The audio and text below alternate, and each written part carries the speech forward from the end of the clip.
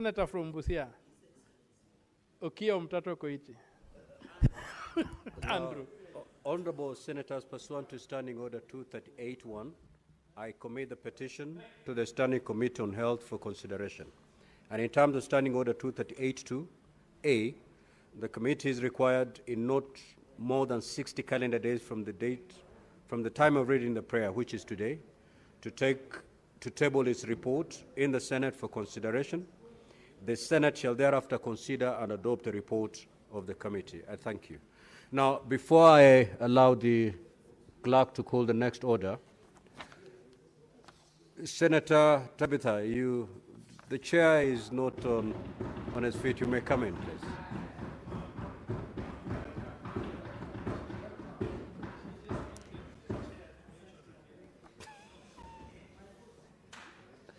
Now, before I allow the clerk to call the next order, I've got this communication to make. Honorable Senators, I would like to acknowledge the presence in the public gallery this afternoon of visiting teachers and students from Kanyombora Boys High School in Embu County. The delegation comprises 4 teachers and 6 students who are in the Senate for a one-day academic exposition. Now, Honorable Senators, in our usual tradition of receiving and welcoming guests to Parliament, I extend a warm welcome to them, and on behalf of the Senate, on my own behalf, wish them a fruitful visit. Also, I'd wish to acknowledge the presence in the public gallery this afternoon of visiting teachers and students from Tangecha Boys High School in Kericho County. The delegation comprises 50 students and 3 teachers who are in the Senate for a one-day academic exposition. Honorable Senators, in our usual tradition of receiving and welcoming guests to Parliament, I extend a warm welcome to them, and on behalf of the Senate, on my own behalf, wish them a fruitful visit. I will call upon the Majority Leader under 1 minute to extend words of welcome to the delegation from Kericho County, and thereafter, the Senator for Embu, whom I had, Senator Mundigi. So the Majority Leader, you will extend a word of welcome to both delegations.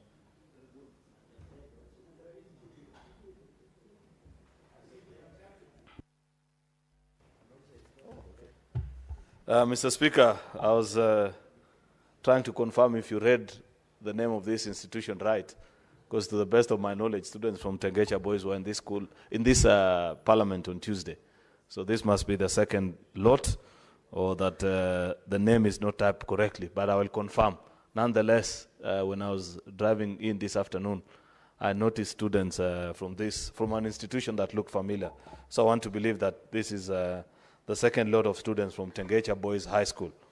Mr. Speaker, I equally welcome the students from Kanyombora Boys High School in Embu County, Mr. Speaker. This locality received notoriety, Mr. Speaker, I think around 2021 or 2022, because of the very unfortunate incidents that happened there. I hope the boys of Kanyombora High School can lift the name of this institution to a level that now that locality will be celebrated for academic excellence and known for other things beyond what may have been mentioned at that particular time. I wish these students well, Mr. Speaker, as they visit the institution of Parliament. These are our leaders of tomorrow. I hope they will enjoy the time that they have here in the Senate, get to learn, observe debate, and interact with their leaders. I thank you, Mr. Speaker. Next order. Order number 5, papers. Majority Leader.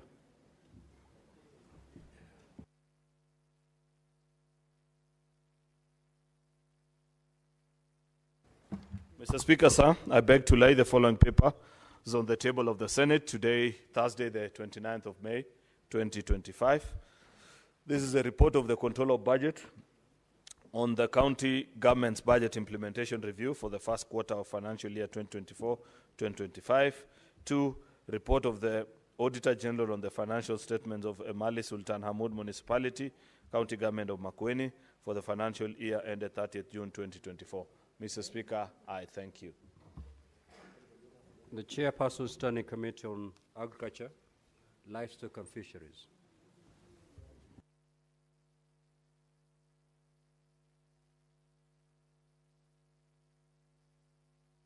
Do we have a member from that committee? Our Majority Leader, then you may wish to table the report.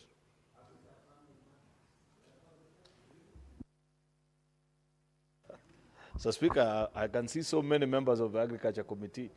I'm wondering why they are not. I don't know who they are, unless you mention one. No. Let me do it, Mr. Speaker. But, yeah. Mr. Speaker, I beg to lay the following paper on the table of the Senate today, Tuesday, the 29th of May, 2025. This is a report on the Standing Committee on Agriculture, Livestock and Fisheries on its consideration of the nuts and oil crops bill, Senate Bill number 47 of 2023. Mr. Speaker, I beg to lay.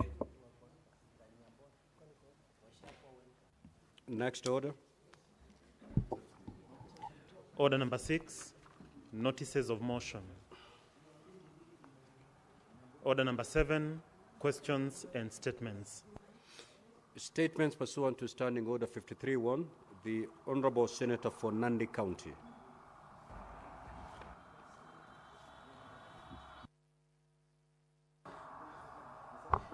Thank you, Mr. Speaker, sir. Request for statement on the matter of Father Alois Cheruiyot Bet and recent increase of banditry activities across the country. Mr. Speaker, sir, I rise pursuant to Standing Order 53-1 to seek a statement from the Standing Committee on National Security, Defense and Foreign Relations on a matter of national concern regarding the murder of Father Alois Cheruiyot Bet on 22nd May 2025 by suspected bandits and the resurgence of banditry activities in the country. Mr. Speaker, sir, Father Alois Cheruiyot Bet from St. Matthias Lumumba Catholic Church in Todd Parish in Elgeyo Marakwet County, who hails from Kilibwani in Nandi County, was ambushed and shot dead after he had just concluded a Jumuiya Mass or a small Christian community meeting at Kabiken village and was headed back to his base in Todd, Elgeyo Marakwet County. So, Speaker, in the statement, the committee should address the following. 1, circumstances that led to the shooting to death of the unarmed priest who was in the company of other people that were unarmed during the incident, including details on the motive behind his murder and the status of investigations. Number 2, Mr. Speaker, the reasons why the police up to today are yet to address any person, yet they had promised by yesterday, Wednesday, involved in the murder of the priest, despite being said to have had an ongoing operation in the area to flush out bandits from their hideout. State of security.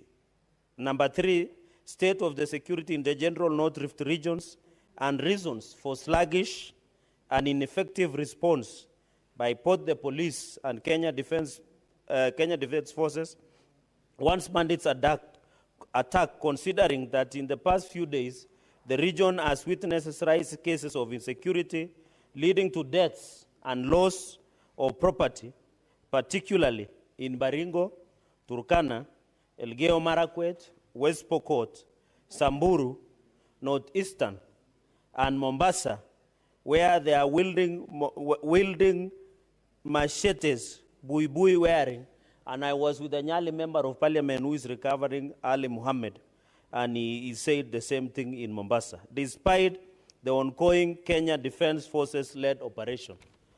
Number 4, Mr. Speaker, the total number of National Police Reservists, NPRs, currently engaged in all these counties, starting from Elgeyo Marakwet County and across the nation, indicating their distribution per county with details on their vetting process during this engagement. Finally, Mr. Speaker, sir, the number of National Police Reservists in custody on claims of aiding banditry activities in the Kerio Valley and across the country, as well as the details on the bandits, financiers, facilitators arrested and arraigned in relation to the recent banditry activities in the entire country. Mr. Speaker, I thank you.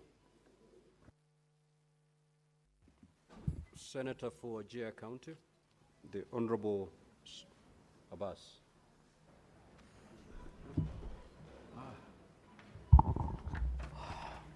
Thank you, Honorable Speaker.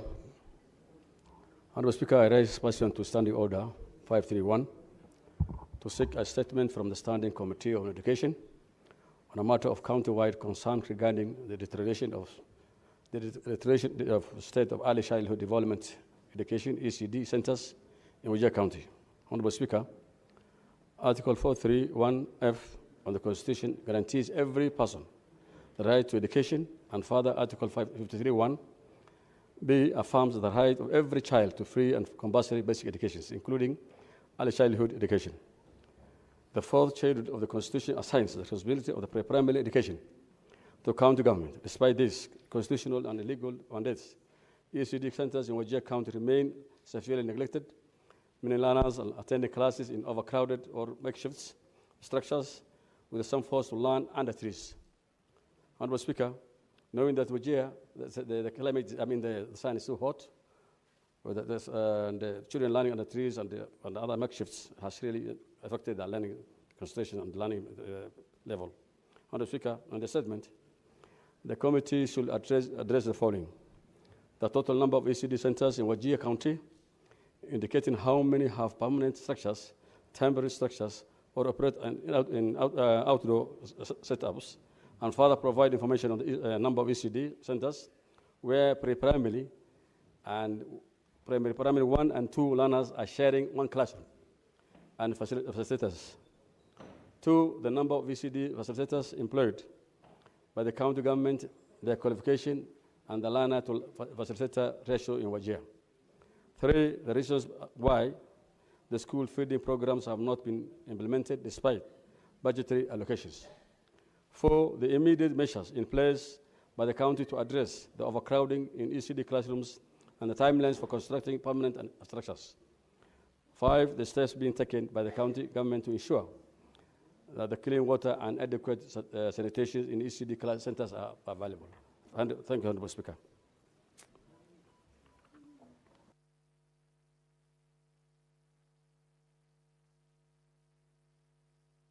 Now, these two statements by the Senator for Kitui are deferred as per the request made by the Senator, and therefore we'll move to statement pursuant to Standing Order 57-1. The Senate, right before the Majority Leader takes the floor, Honorable Eddie, you had your statement reinstated. You may proceed to make your request. Thank you, Mr. Speaker, for the opportunity, as well as thank you for the reinstatement of this statement. Mr. Speaker, this is a request for a statement on fraudulent activities targeting retirees' lump sum pension payouts. Mr. Speaker, sir, I rise pursuant to Standing Order 53-1 to seek a statement from the Standing Committee on Finance and Budget on a matter of national concern regarding fraudulent activities targeting retirees' lump sum pension payouts. Mr. Speaker, sir, we are witnessing a disturbing trend where fraudsters are increasingly targeting retirees and defrauding them of their pension benefits. Concerns are growing on how these criminals are able to access sensitive personal banking details, which enable them to monitor bank transactions and execute the fraud promptly after lump sum pension payouts are deposited in the beneficiary's bank accounts.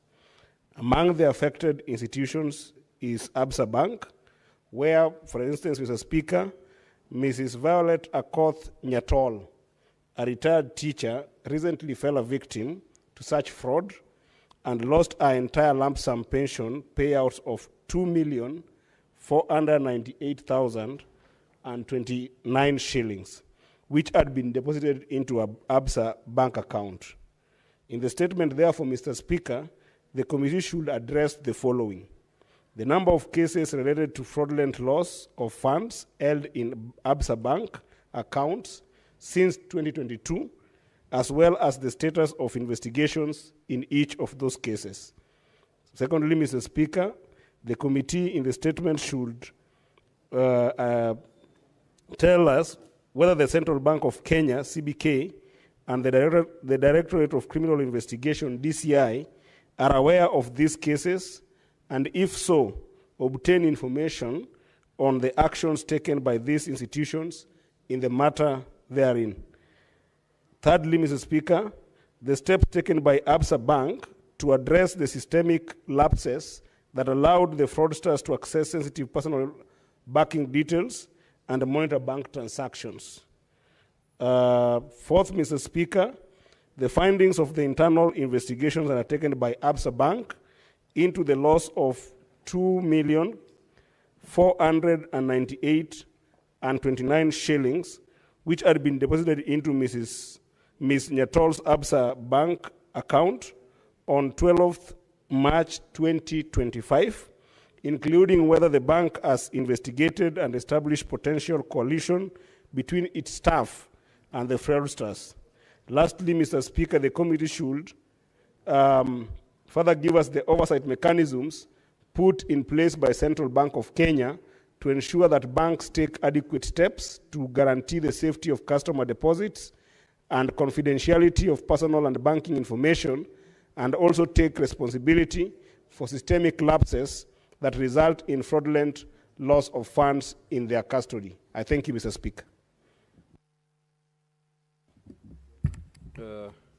Before we take a statement from the majority leader, Senator Tabitha, you had a personal statement to make. Proceed.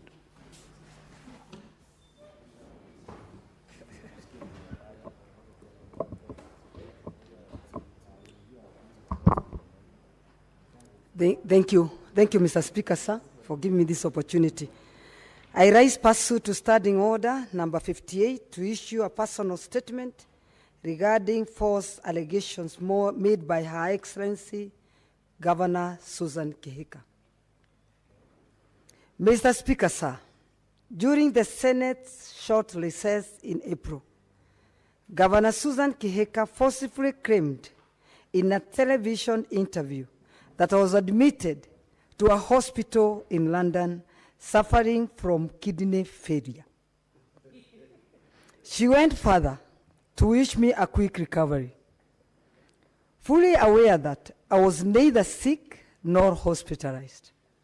This misleading narrative was quickly picked up by mainstream media, newspapers, social media influencers, and bloggers, none of them whom bothered to verify the information with me or my office. Mr. Speaker, sir, this malicious smear campaign was orchestrated under the direction of Susan Kihika. It is regrettable that taxpayers' money from Nakuru County was allegedly used to pay bloggers and influencers to spread misinformation and malign my name. To those who are paid to wish me terminal illness, I urge you to rise up being used as tools of propaganda. Use your literary skills and creativity to earn decent, dignified living. Mr. Speaker, sir, since I was elected by the great people of Nakuru County, I have remained committed to ensuring devolution works effectively by robbing before increased shareable revenue, additional allocations, and conditional grants. These resources were meant to improve the living standards of our people through development. Regrettably, much of these funds have been lost through corruption, dubious procurement practices, and unnecessary foreign travel. Mr. Speaker, sir, as I conclude, I want to assure this House and the people of Nakuru County that I'm in sound health. I was not hospitalized. I've never been admitted to any hospital for kidney-related complications. My commitment to accountability, better health care, and meaningful development for the people of Nakuru remains steadfast and unstoppable. I shall not be intimidated or coward as I execute my constitutional override mandate. God bless you all, and God bless Kenya. Senator Tabitha Keroche. Thank you, Mr. Speaker.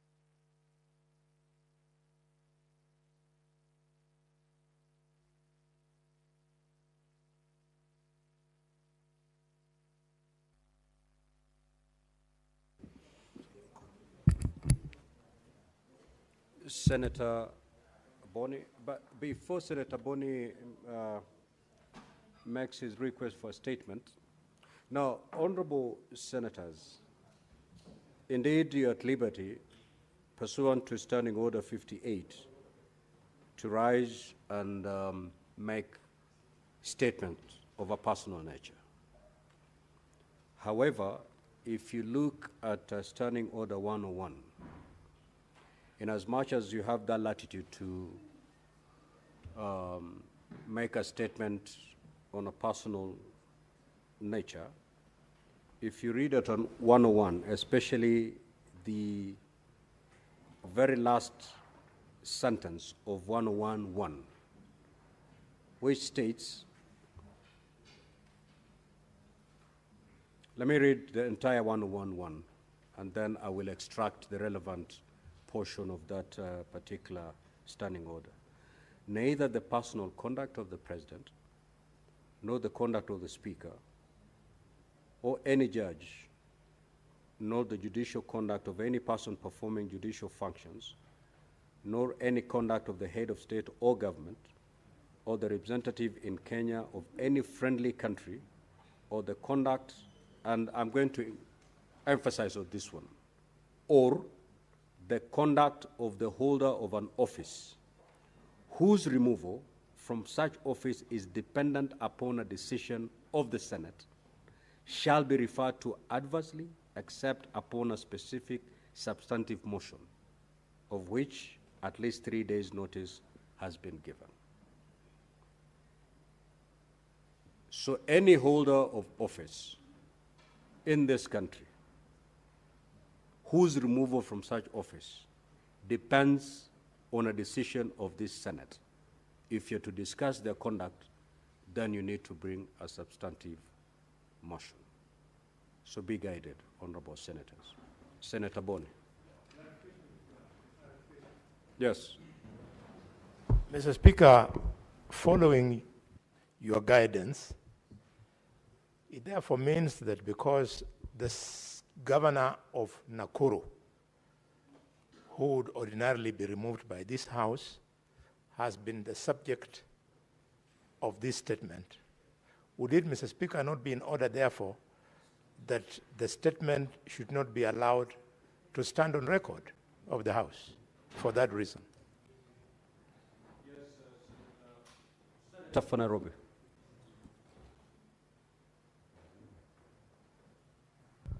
Honorable Speaker, that request by the Senator for Kakamega would entirely depend on what you make of the words adverse reference. Adverse reference. If I brought a statement here paying glowing tributes to the governor of Nairobi, that is not adverse reference.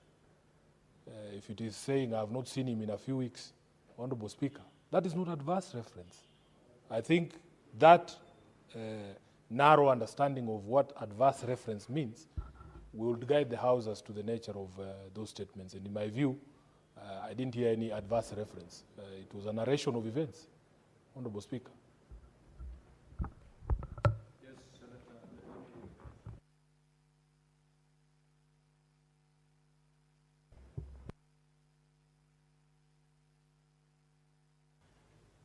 Mr. Speaker, I have read Standing Order 101, and I think that I would actually concur with the Majority Whip on a statement of such nature. Because unless it's proven by a court of law that a holder of a public office who is subject to this House has been the one making such allegation, it would be improper for this House to keep that statement on record. My concern is on the status of this House. If we can be able to discuss other holders of other public offices, where does it put us in terms of our impartiality? So, Mr. Speaker, I would also request that that personal statement be expunged from the record of this House to maintain the integrity of this House. It is not anything personal. I don't have a relationship with the governor of Nakuru, but I've listened carefully to the words of the statement read by the distinguished senator from Nakuru. So, Mr. Speaker, I would concur with the majority whip on the importance of respecting our standing orders. Thank you, Mr. Speaker. Honorable Senators, I lifted the contents of 101 as a general guidance, not specifically targeting the statements by the Honorable Senator from Nakuru. However, having listened to your concern, allow me to give a substantive communication guiding on the application of this particular standing order. I will therefore be guiding the House through our communication next week on this particular matter. Senator Boni, you may proceed. Mr. Honorable Speaker, I rise pursuant to Standing Order number 53-1 to seek a statement from the Standing Committee on Devolution and Intergovernmental Relations on a matter of county-wide concern, namely the stalled projects in Kakamega County.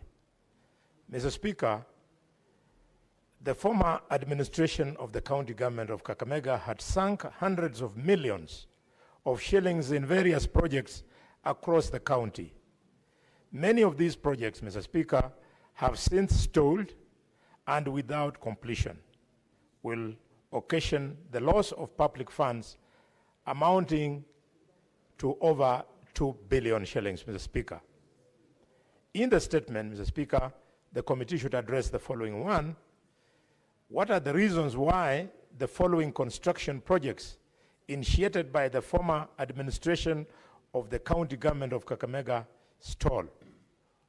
A, Itumbeni Dairy Factory in Malaba constituency, Butali Mareha Road in Malaba constituency, Kubasali Water Project in Malaba constituency, Kakamega Teaching and Referral Hospital in Lurambe constituency, Shamahubu Hospital in Shinyalu constituency, Buhungu Stadium in Lurambe constituency, Bushiangala Eregi Bridge on River Lukose in Ekolomani constituency, Bushiri Nabaholo Road in Nabaholo constituency, Office of the Governor in Lugari constituency, renovations of the Office of the Governor in Kakamega Town in Lurambe constituency, and hundreds of early childhood education centers across the county. 2, give a detailed breakdown of the percentages of works completed in each project, the amount of money already paid out to the respective contractors for the works done, as well as any outstanding balances. 3, give a timeline for the resumption and completion of the said projects, including the reasons why funds for the completion of the project were not factored in the county budgets for the year 2022-23, 2023-24, 2024 and 25 financial years. And finally, Mr. Speaker, state whether the committee, finally, Mr. Speaker, afford the committee a visit to the county of Kakamega to inspect the said projects and ascertain their current status. Thank you, Mr. Speaker, sir. Senate Majority Leader.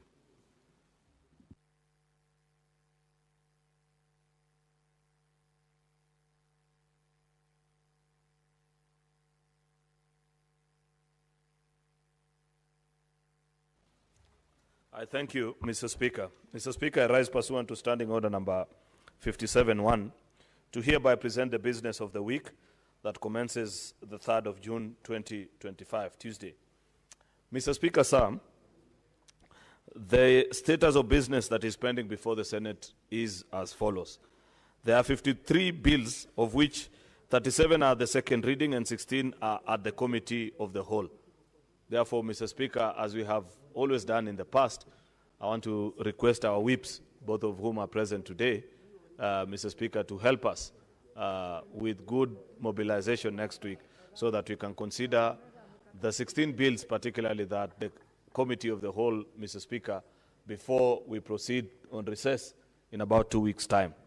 Mr. Speaker, the other 37 that are in second reading, I expect that in the course of time, Mr. Speaker, we shall debate them as well and make our contribution. I want to urge colleagues, Mr. Speaker, to find time to be in the House. Mr. Speaker, it is increasingly becoming a trend in this House where past certain hours you find very few of us around, yet that is the time that you debate this bill. So I want to plead with colleagues that these 37 bills are very important. They are sponsored by each and every one of you, and we need to make contribution, Mr. Speaker. There are 29 motions that are pending conclusion, of which 7 are actually scheduled in today's order paper. I hope after we are done, Mr. Speaker, we shall consider some of them after we are done with the preceding business. There are 478 statements pursuant to Standing Order number 53-1, which is a standing order preceding this statement, Mr. Speaker, that are under consideration by our various committees. As senators will recall, during the afternoon sitting held yesterday, Wednesday, the 28th of May, 2025, the Senate passed the Division of Revenue National Assembly Bill number 10 of 2025. Mr. Speaker, I must say, in my decade plus of being a senator, yesterday was one of my proudest moments. 465 billion to counties, Mr. Speaker, is no mean feat. I know the journey is not yet over because we still have a battle ahead of us, because I am certain our colleagues in the other house, Mr. Speaker, might not view things the way we view them, but even to get it to where it is at the moment, Mr. Speaker, is something that this House needs to be proud of. And I want to appreciate the industry of the Budget and Finance Committee and all the senators that availed themselves yesterday afternoon to consider this particular business. To the team that we shall send, Mr. Speaker, to the mediation, should the National Assembly, and I say should, Mr. Speaker, because I suspect that they may have a visitation, Mr. Speaker, by some good spirit and decide to agree with the Senate. But in the very unlikely event, Mr. Speaker, that they disagree with us, we shall send our best strikers and defenders, Mr. Speaker, from the devolution family to go and put up a good fight and make a good case for devolution, Mr. Speaker. We also passed the cash disbursement schedule, with senators expressing very serious concern, Mr. Speaker, of the delay in disbursement of these funds despite the passage of a disbursement schedule. And we propose to the Budget and Finance Committee as a House, Mr. Speaker, on how this needs to be addressed, Mr. Speaker. I hope the chairperson and the members like the Whip, Senator Alwale, Senator Eddy, I think Senator Onyonka, and all our members who serve in the Budget and Finance Committee will take into consideration the views of members as regards to what needs to happen to solve the mess of delayed disbursement of funds to counties from the National Treasury. With respect to petitions, Mr. Speaker, I'd like to remind the honorable senators that in accordance to Standing Order number 238-3, the Senate is required to consider the reports on petitions within 14 sitting days of their tabling. At present, there are 3 such reports before the Senate, one from one from the Health and 2 from Standing Committee on Justice and Legal Affairs. Mr. Speaker, therefore, I urge the chairpersons to prioritize their presence in the chamber when the motions for those reports are presented. On Tuesday, the 3rd of June, I beg your pardon, Mr. Speaker, the SBC will meet and consider the business for the week. The tentative business for that will include business not concluded from today's order paper, as well as business indicated in the notice paper. As honorable senators may recall, yesterday's morning sitting was suspended by way of motion that was adopted on Tuesday, the 27th of May, to allow senators to participate in the National Prayer Breakfast. Accordingly, business that was scheduled for Wednesday, the 28th of May 2025, morning sitting, has now been rescheduled to actually Wednesday, the 4th of June 2025. The summary of questions are as follows. Question number 1 to the Ministry of Energy. Question number 68 to the CS for Energy and Petroleum. Question number 31 by Senator Professor Ojenda to the CS for Blue Economy. Question number 47 to the CS for Mining and Blue Economy. Question number 34 to the CS for National Treasury. 35, 48, and 79, all of them by various senators to the CS in charge of the National Treasury. The tentative business for the afternoon sitting on Wednesday, 4th June 2025, will include business that will not have been concluded in the order paper on Tuesday. There are various bills that are in the second reading stage, which I want to draw the attention of members to. The county government, state officers removal from office procedure, county government's amendment, labor migration, street naming and property addressing bill, Mr. Speaker, and so many bills that are in the third reading stage. Cooperatives, public fundraisings, heritage, and so many others, Mr. Speaker, that are in the third reading stage. The projected business for Thursday, 5th June, Mr. Speaker, will include business not concluded from Wednesday paper. There are various important motions as well, which is one, a report from the Liaison Committee on the activities and operation of select committees during the third session. We normally present this report, Mr. Speaker, as we draw near to the end of a session. Like I have already mentioned, Mr. Speaker, on the 12th of June, this House will rise for a short recess, Mr. Speaker, as per our calendar that we passed here. There's a report also from Devolution and Intergovernmental Relations into the inquiry on the state of governance in the county government of Garissa, arising from a statement sought by Senator Abdul Haji. There's a report from the Standing Committee on Devolution on its inquiry into the state of markets in Vihiga and Bungoma counties, arising from Senator Godfrey Zosotsi and Senator David Wakoli's statements. Mr. Speaker, there are reports from the Standing Committee on National Cohesion, Equal Opportunities, Regional Integration into inquiry of diversity and inclusivity in the staff composition of state agencies. This is a very important statement, Mr. Speaker, and I hope members will be at hand to hear and peruse through this report. Why do I say this, Mr. Speaker? If you recall, after the June 25th protest, we passed a motion in this House, and part of the requirements that we mentioned in that particular motion was inclusivity in state agencies. And I have seen various state agencies appearing before our Committee on National Cohesion. I hope they will eventually present that report to just give a glimpse or a highlight of which are the dominant communities in these parastatals, and more importantly, Mr. Speaker, what measures are being put in place to ensure that there is inclusivity in job opportunities in public sector, Mr. Speaker. That's a very important assignment, which I hope this committee is undertaking with all the seriousness that they can. I look forward to that. There is also a report that will be presented here on the welfare of interns that are working under Public Service Commission. I think a statement that was sought by one of us. Therefore, Mr. Speaker, the next 2 weeks are extremely busy with very important business. So, Mr. Speaker, I know you have the powers to ensure that people stay within the precincts of Parliament, Mr. Speaker, by reducing what you know you need to reduce, Mr. Speaker. I need not mention.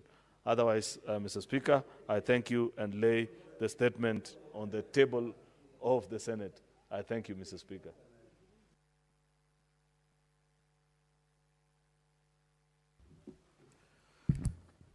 Now, honorable senators, I have a communication to make regarding the conduct of senators while transacting business in the Senate.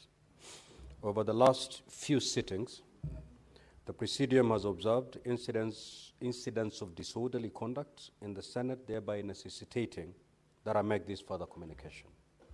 Honorable senators, I have previously cautioned senators on the matter of maintenance of order and decorum in the Senate. The standing orders provide a framework for debate and order in the Senate.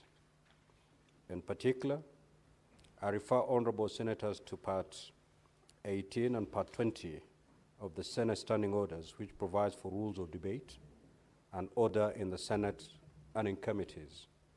Allow me, for the benefit of all honorable senators, to reiterate what these parts provide. Para 18 provides for, among others, speaking twice to a question, point of order, anticipating debate, contents of speeches, comments on proceedings of select committees, and responsibility for statement of fact. On the other hand, Part 20, which contains Standing Orders 121 and 122, provide for acts which constitute disorderly conduct and gross disorderly conduct. These standing orders provide that a senator is disorderly if the senator inter alia creates disorder, knowingly raises a false point of order, and necessarily interrupts proceedings or consults in a disruptive manner, makes allegation without, in the Speaker's opinion, adequate substantiation, or defies a ruling or direction of the Speaker or chairperson of committees, demonstrates or makes disruptive utterances against the suspension of a named senator, disrupts or attempts to disrupt the Speaker's procession, commits any other breach of these standing orders that, in the opinion of the Speaker, constitutes gross disorderly conduct. Honorable Senators, Standing Orders 121-2 and 122-2 further provide for the consequences of creating disorder and gross disorder in the Senate. In the instance of disorderly conduct, the Speaker may call a senator whose conduct is disorderly and to caution the senator or order the senator to withdraw from the premises of Parliament of the Senate for the remainder of that day's sitting. In the instance of gross disorderly conduct, the Speaker shall order the senator to withdraw immediately from the premises of Parliament. On the first occasion, for a maximum of 3 sitting days, including the sitting day of suspension, and on the second or subsequent occasion during the same session, for a minimum of 7 sitting days and a maximum of 21 days, including the day of suspension. Honorable Senators, the above provisions are in place to ensure that debates in plenary proceed in a respectful and constructive manner and allows all senators the opportunity to contribute meaningfully in the process, facilitating the Senate to fulfill its constitutional mandate in an orderly, systematic, and predictable manner. I must once again caution honorable senators that the Presidium will not hesitate to invoke and apply the provisions of the standing orders on a senator who is disorderly. I therefore urge all honorable senators to abide by the standing orders and uphold the dignity of the Senate. I reaffirm that the rules will be applied fairly, firmly, and without exception. Now, honorable senators, what I have witnessed in the past few weeks is when a member of the Presidium makes a ruling on a matter and honorable senators engage in a verbal exchange with the chair. That will not be tolerated. And therefore, honorable senators, I urge you to abide by these rules so that we have decorum as we debate our business in the Senate. Thank you. Next order.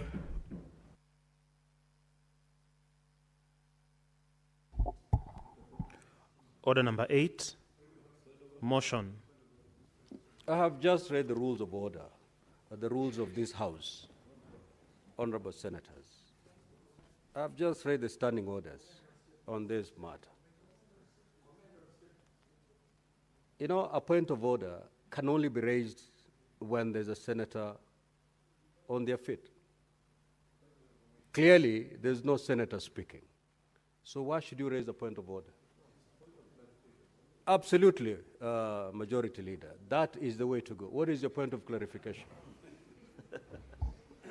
Mr. Speaker, I don't know who has wronged you today, but I want to apologize on behalf of those who have who may have caused you great distress. But I hope colleagues can abide by what you have guided. I want to humbly plead, if it pleases the Speaker, to allow us this afternoon to make comments, Mr. Speaker, on the statements that have been read before this House.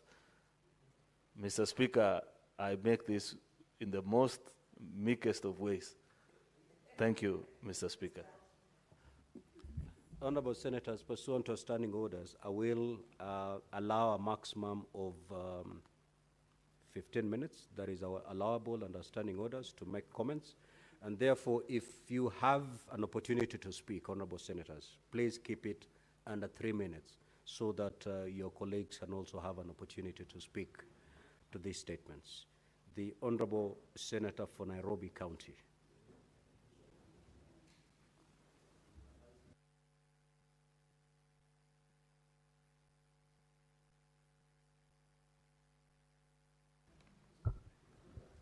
Speaker, I happen to know who the offending party that precipitated that communication is, but because I've been asked to be nicer, I will not mention them. Honorable Speaker, I rise to comment on the statement that has been brought by the Senator for Nandi on the murder of Catholic priest, Father Alois Cheruiyot Bet, in very, very tragic circumstances, Honorable Speaker. As a Catholic myself, we as a church have had very traumatic experiences over the past 20 or so years. Honorable Speaker, we will all remember, Honorable Speaker, the tragic deaths of Father Kaiser in 2000. We had Father John Muhia, who was shot dead near Kino in 2018. We have had Father Martin Masharian Njoroge. In 2003, Honorable Speaker, when I was a student at the Parklands Law Campus, this father actually presided over the St. Francis Xavier's Church, which we used to go to in Parklands as students. And then, of course, there was Luigi Lucati in 2005 in Isiolo.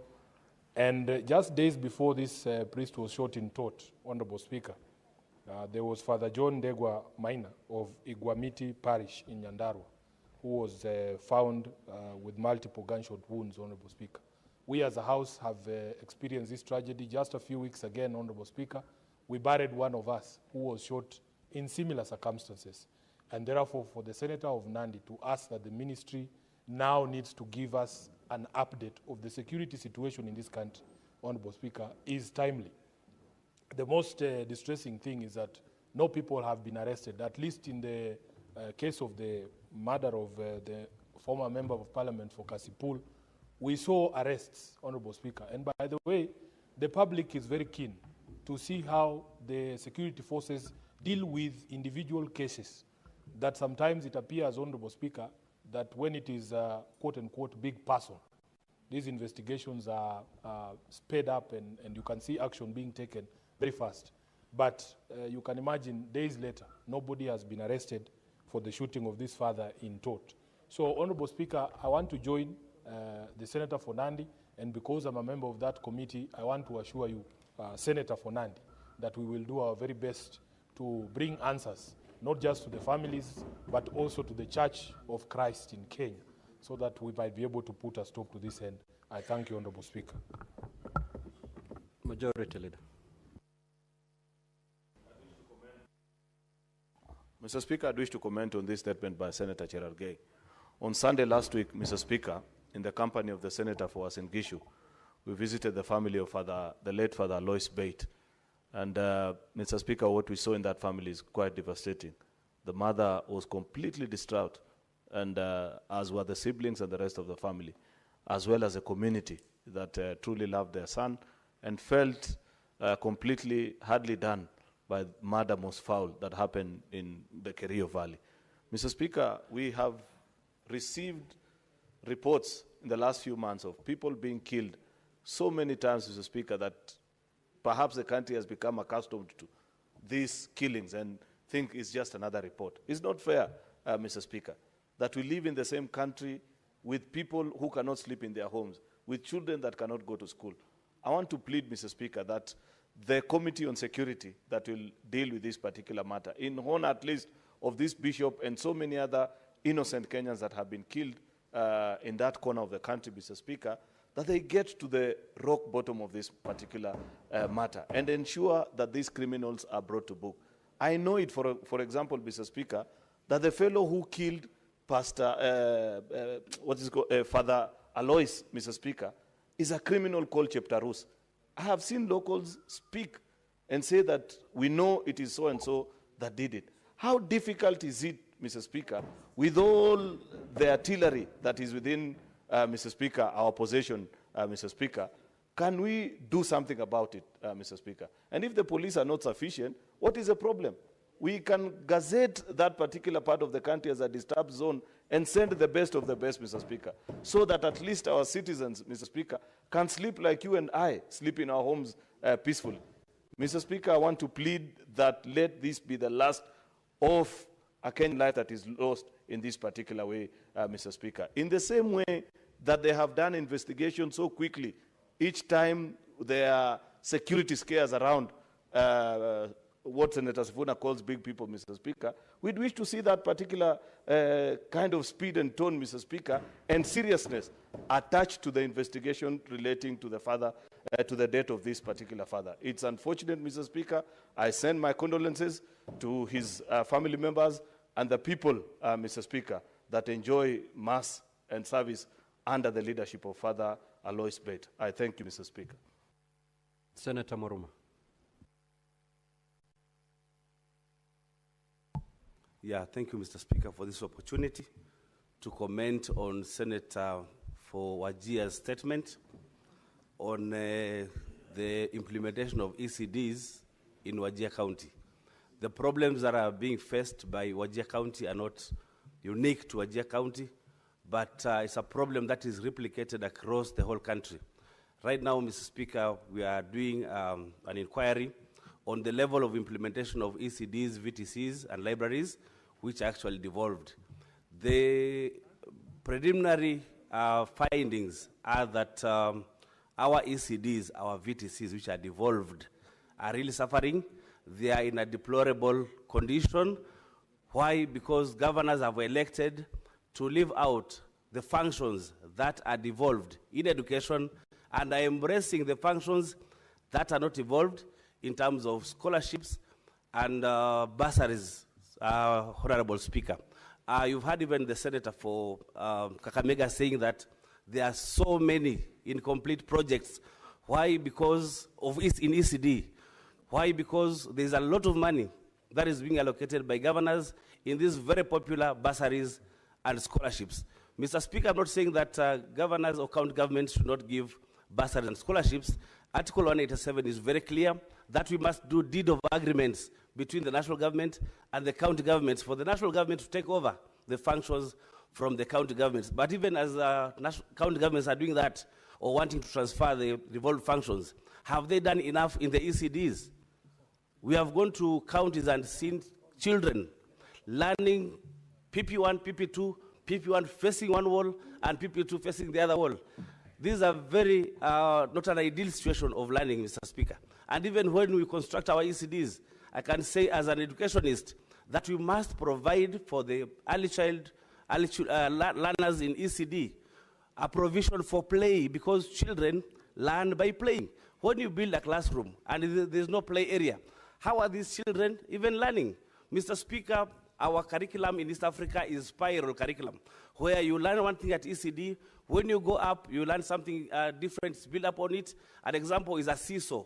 You can see a seesaw as a very enjoyable game, but in terms of learning, that is really physics, because when you do a seesaw, when you go to secondary school, you learn about moments. When you go to the university, you learn about torque or turning effect of two coplanar forces which are in different directions. So, Mr. Speaker, we need really to insist that let county governments do what is devolved, let them leave what is not devolved to the national government. After all, Mr. Speaker, only 15% has gone to the county or is going to the counties. A whole 85% is remaining at the national level.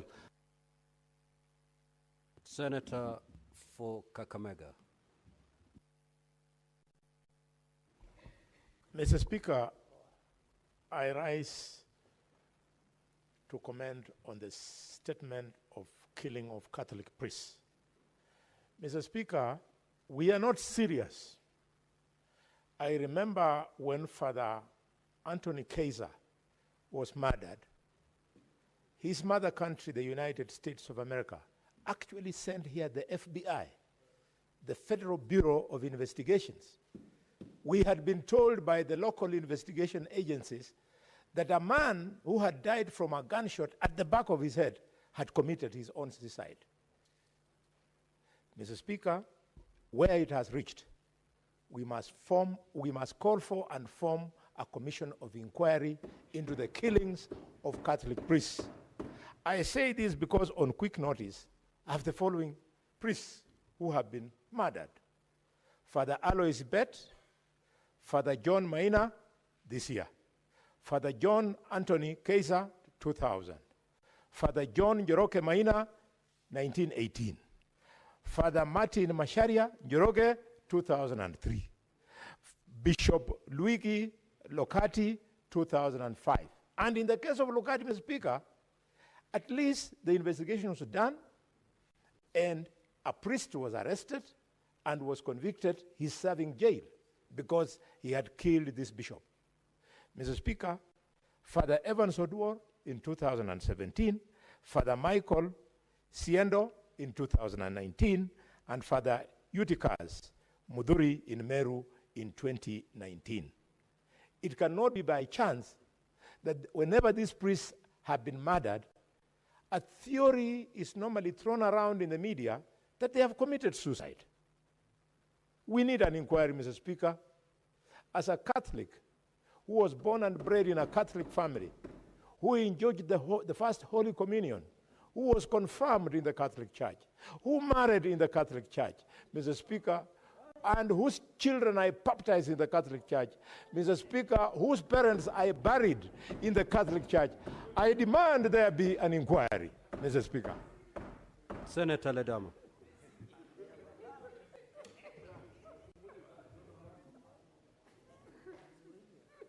Thank you, Mr. Speaker. Mr. Speaker, I rise to make some brief comments on the statement brought by Senator Eddy on consumer protection. Mr. Speaker, it is disheartening to hear that senior citizens are now falling prey of fraudsters who are targeting their retired income. Mr. Speaker, when I heard that statement being read by Senator Eddy, I asked myself, where is the competition authority of Kenya?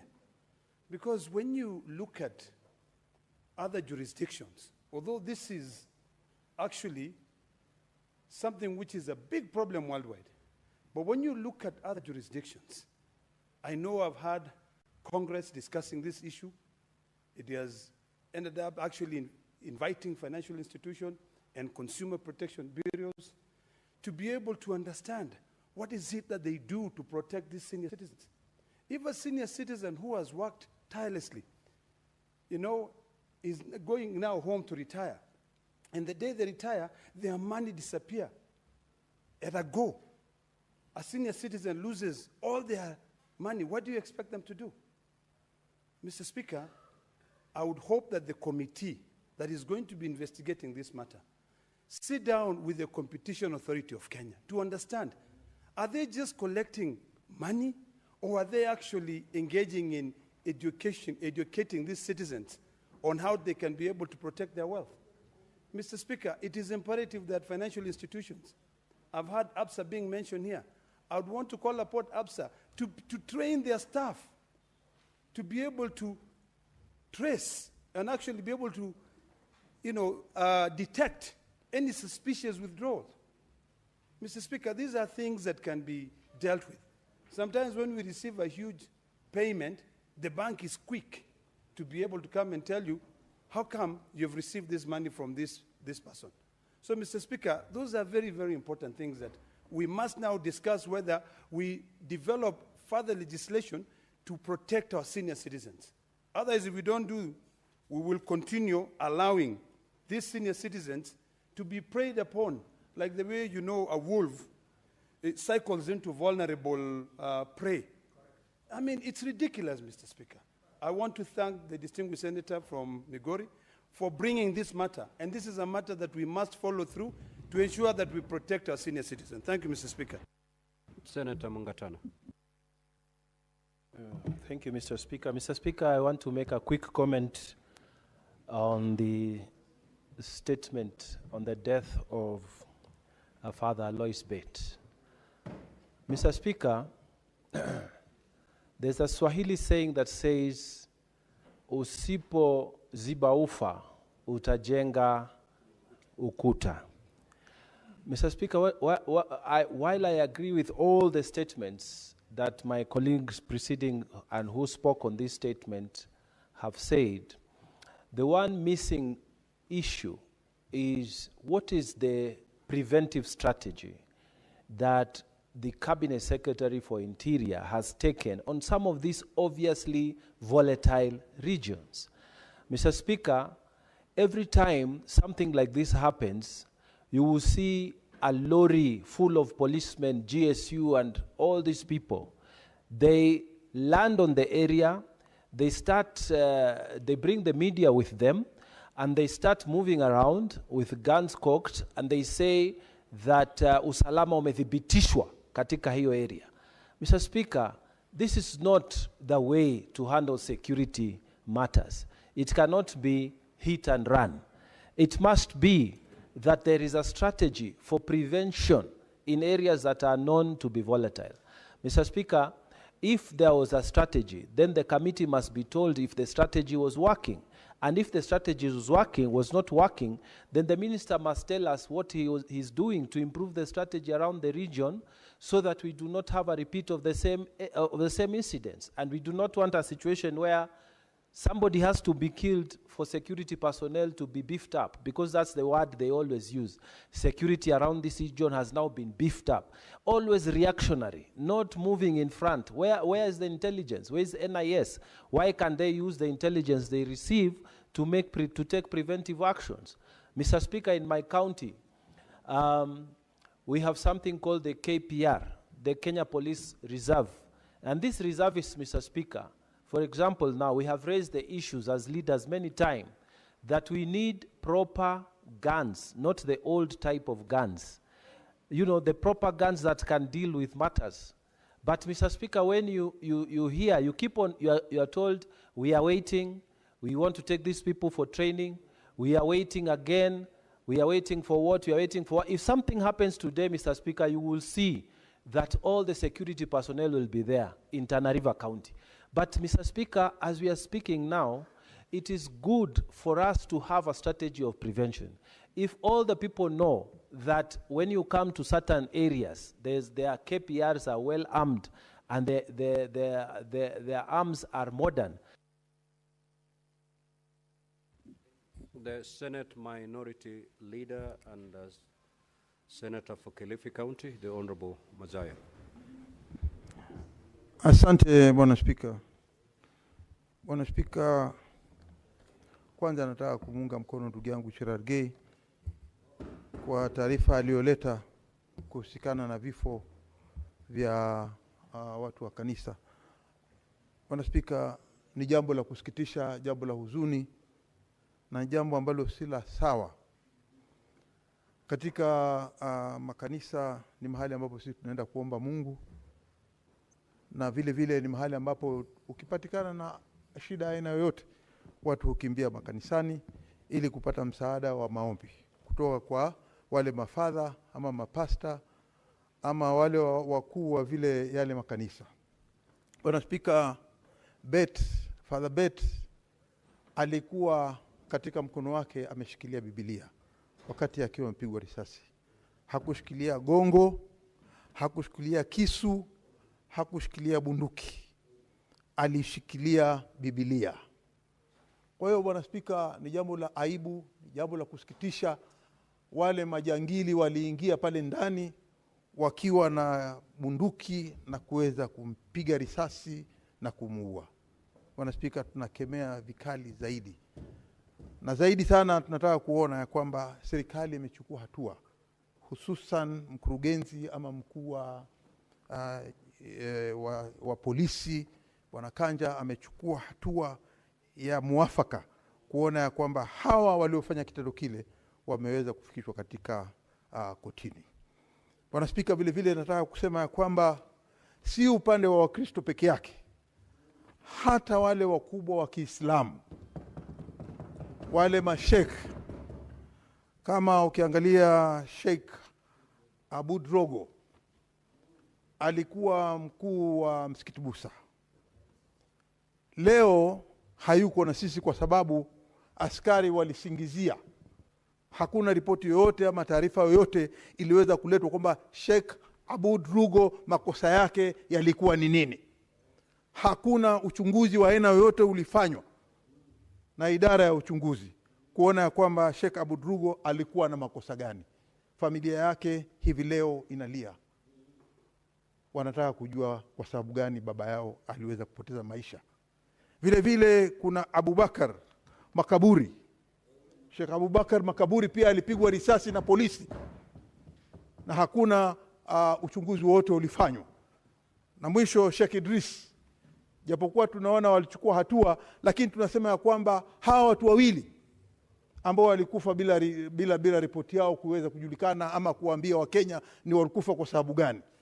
Hili ni hatua ambayo ni mbaya na ni mbovu, na tunataka kuijua kwa sababu mpaka hivi leo hatujajua kilichomuua Sheikh Aboud Rugo nini, na pia vile vile Abubakar Makaburi wa familia yake na watu wa Mombasa na watu wa Pwani kwa ujumla wanauliza mpaka leo ni sababu gani aliweza kuwa. Bwana Spika, mimi naunga mkono.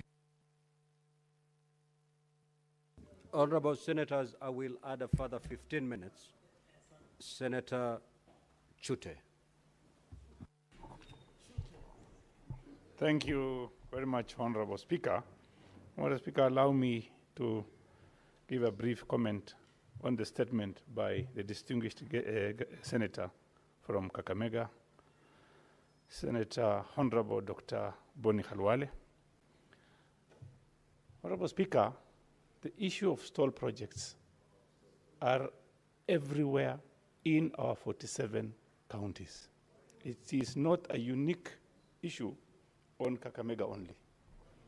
Honorable Speaker, we need, as a Senate, we need to have a committee like devolution to be moving around to inspect projects that have stalled or that have not even been completed or that have been finished but not been commissioned. Honorable Speaker, I went to Somaliland last week, and surprisingly, I wish Senator Sifuna will hear this. When they did the election, Honorable Sifuna was there.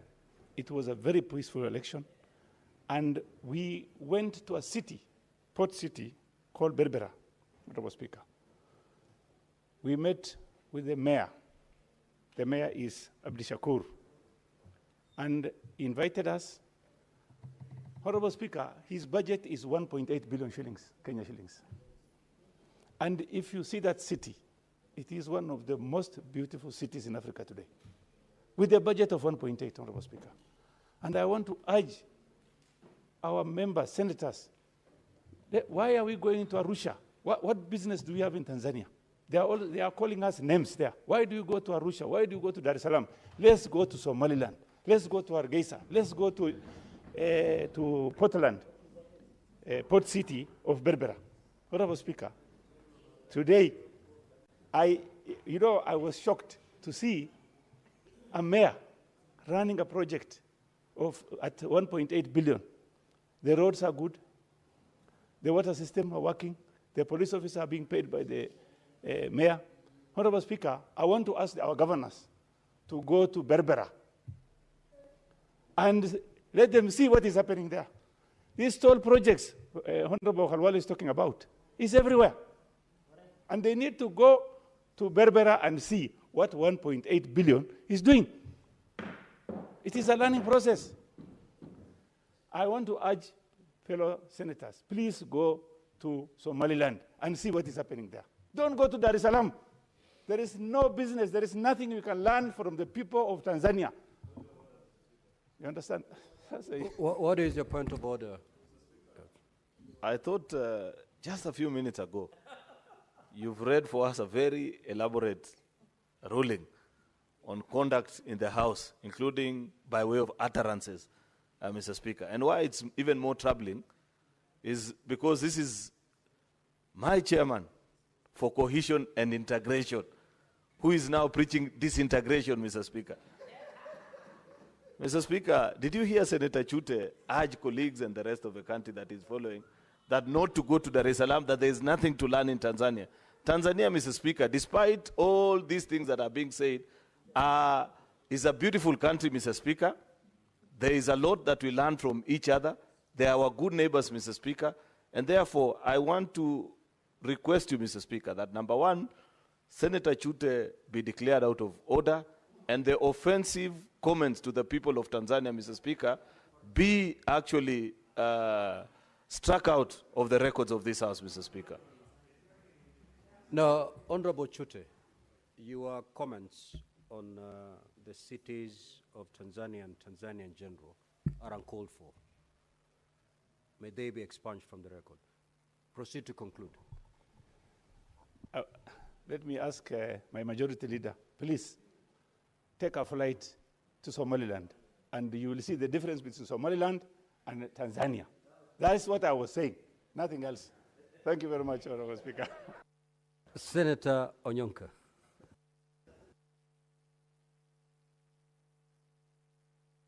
Ndugu Spika, ni heshima sana kupata hii nafasi kuzungumzia jambo ambalo ni jambo nimekuwa nikilizungumzia kwa muda mrefu sana. Na swala ambalo limeletwa hili jumba ni swala ambalo Mheshimiwa Boni Halwale, rafiki yangu amelichambua sana. Ukweli ni kuwa hili jumba la Senate, kazi yetu ni kuhakikisha kuwa sisi ni nyapara, watu ambao wamepewa jukumu na wananchi, kuhakikisha kuwa hela za wananchi wa Kenya ambazo zinatakiwa zifanye kazi kwa mashinani zifanye, kuhakikisha kuwa serikali kuu ikishachukua ushuru wetu tunagawa hizo pesa alafu zinaenda kule mashinani. Lakini vile ndugu yangu Halwala imesema, ndugu Spika, ukitembea Kenya mzima kwa maeneo gatuzi 47 yote kuna miradi haijafanyika, fedha zinafujwa. Ukiangalia ile miradi mingine ambayo imepewa fedha nyingi, utapata hata juzi nimepata ujumbe kuwa kuna maeneo mengine miradi iko kwa karatasi ya serikali, lakini ukienda pale ukiangalia kama hiyo miradi ipo haipo. Ndugu Spika, ningependa kukusihi kama yule ambaye anatusimamia kwa hili jumba, ni wajibu wetu kama viongozi ambao tumepewa jukumu la kuhakikisha tumechunga na kulinda hela za wananchi wale maskini nchi yetu. Tuondoke hapa Nairobi, tuende tukatembee mashinani, ndugu zanguni. Hata kikao cha Senate ambao tunafanyia hapa, wakati huu teknolojia inatukubali, ndugu Boni, tuende kule Kakamega, tuketi kwa jumba la County Assembly, tuzungumzie maneno ambao ni yetu kama Senate, lakini tutembee mashinani, tuone vile wananchi wa Kakamega pesa zao zinatumika. Tumetembea Garissa, tumeenda Wajir, na ndugu zangu hapa tumetembea, tumeenda mpaka Kisii, tumeenda Marsabit. Tukifika pale unaona ndio sasa magavana wanaanza kujishughulisha, wengine wanaanza kutuzungumzia, wengine wanasema haya mambo tutayafanya. Ningependa kusii wale ambao mko hapa kwa hili jumba, hakikisha kuwa kama tunatembea na tumeenda haswa kwa jimbo fulani, tuseme kama hivi juzi tulikuwa kule Machakos, tuhakikishe isizidi zaidi ya mwezi mmoja, tuwe tunaenda kuona kule yale ambao tulikubaliana na gavana na maofisa wa kaunti yake yametendeka na yamefanyika. Lazima tuhakikishe kama viongozi, mimi nawasihi tena la pili, tujiondoe hapa Nairobi, ndugu zanguni, tutembee mashinani ili tujaribu kusaidia viongozi wengine na tujaribu kusaidia wananchi.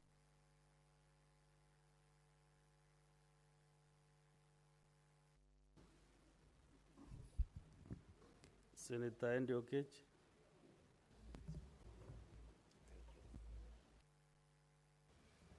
Mr. Speaker, I want to comment on the statement by Senator Chirargei. Mr. Speaker, the person we are talking about here is a man who lived by faith. A man, Mr. Speaker, that if you had the opportunity to grow up in a Sunday school or in a madrasa, you would know that when our kids go to these places of worship and a man of God steps in, it's like life has just arrived, Mr. Speaker. It's painful, Mr. Speaker, that even at times of war or at times of violence that we experience in this country, Mr. Speaker, for instance, in 2007, Mr. Speaker, the places of worship is the places our children and ourselves run to get refuge.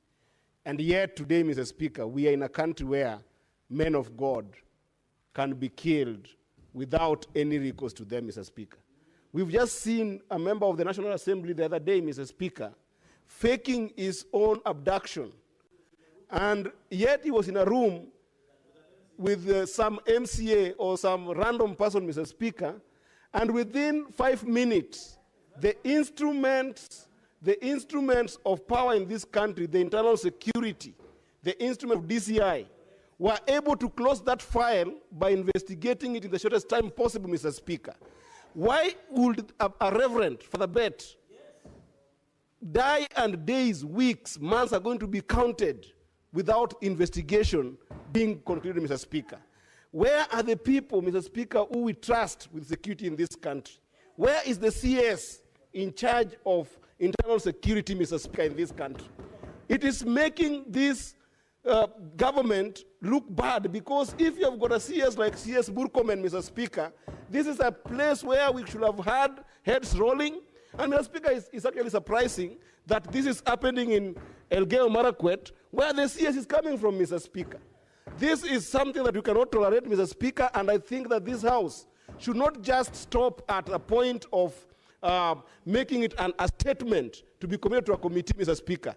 This should be something that we form a team from the Senate to do a proper inquiry of why is it that men of God, whether from the Muslim faith or whether from the Christian faith, whether from the Baha'i faith, whether from the Jews' faith, why is it that they're being targeted, Mr. Speaker? Can't we form a proper team from the Senate, a committee to do a proper inquiry and make sure that there's justice? We cannot allow, Mr. Speaker, our institution of faith to start being targeted. We will collapse as a country, because these are the places that we run to when the country is confused. These are the places that we run to when there is violence in the country. These are the No, that's enough. Senator Mariam Sheikh.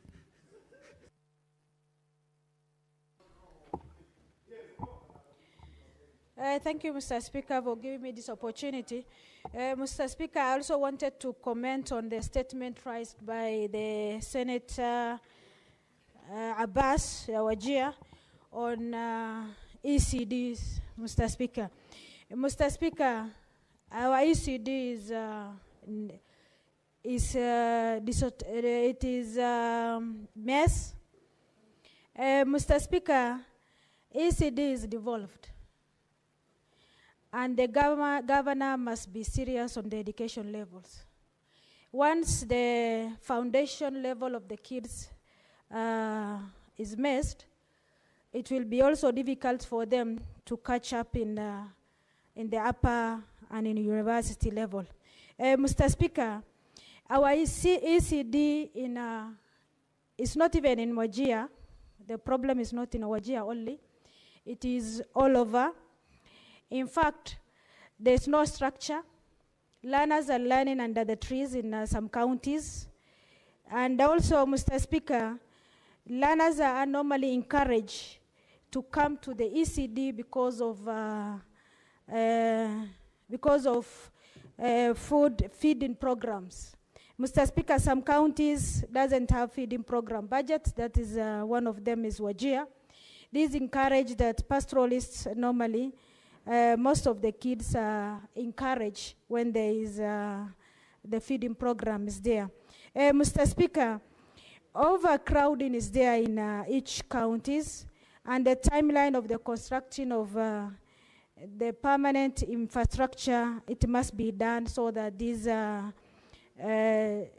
educational level will be higher level. Mr. Speaker, also as a country, even are we ready for accommodating the grade 9 in each public schools, Mr. Speaker?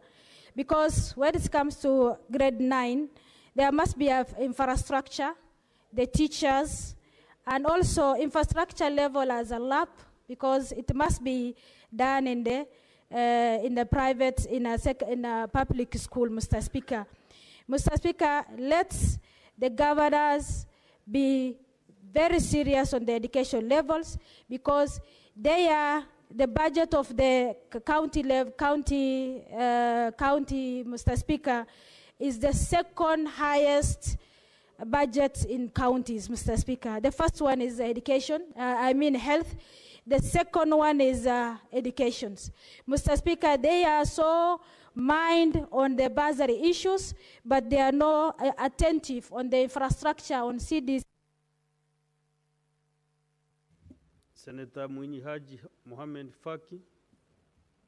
Asante Mheshimiwa Spika kwa kunipa fursa hii kuchangia taarifa ambayo imeletwa bungeni na Senator Khalwale kuhusiana na kucheleweshwa kwa kumalizika kwa miradi kadha wa kadha katika kaunti ya Bungoma. Mheshimiwa Spika, hili sasa limekuwa ni donora sugu katika kaunti nyingi, ambapo utapata magavana wanaoingia ofisini wanapuuza miradi ambayo ilianzwa na magavana waliotangulia. Kwa mfano Mheshimiwa Spika, kule kwetu Mombasa kuna miradi kadha wa kadha, mingine ya ECD ambayo hivi majuzi tuliizuru tukiwa na mwenyekiti wa kamati ya elimu ya bunge hili. Tulizuru ECD ya Kengeleni Mheshimiwa Spika, ambayo ilianzwa kutoka mwaka 2016. Tukazuru ECD ya Chaani, pia ilianzwa mwaka huo wa 2016, na nyingine nyingi Mheshimiwa Spika, ambazo zote zimekwama, na hivi sasa wananchi wanalalamika kwamba hakuna huduma zinazotolewa katika majengo hayo, wakati wale wanakandarasi pia wanaendelea kupata shida kuweza kulipwa pesa zao kwa sababu miradi haijafanyika. Mheshimiwa Spika, tuliona pia katika maeneo ya Likoni Shonda kuna hospitali ambayo ilianzishwa na ikakamilika kabisa, lakini mpaka sasa Mheshimiwa Spika haijafanya chochote, wakati wananchi wanapata shida maeneo ya Likoni kupata huduma za afya kwa sababu zahanati na hospitali zilizoko pale hazitoshi. Lakini tuna hospitali mpya ambayo haijakamilika Mheshimiwa Spika, ambayo ingeweza kutoa huduma muhimu kwa wananchi wa sehemu zile katika maeneo ya Likoni. Kwa hiyo Mheshimiwa Spika, ningesema kwamba hii kamati ya ugatuzi, yani devolution, isikomee Kakamega, ivae njuga na itembelee kaunti zote ili kuweza kuzuru miradi ambayo imekwama, ambayo fedha nyingi Mheshimiwa Spika zimeweza kuingizwa katika miradi ile, wakati hakuna chochote kimeweza kupatikana kwa muda wote huu. Asante sana Mheshimiwa Spika.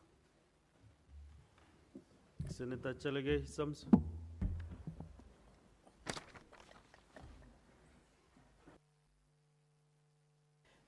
Mr. Speaker, thank you. Let me comment on few things by Senator Eddy on the issue of consumables under Competition Authority.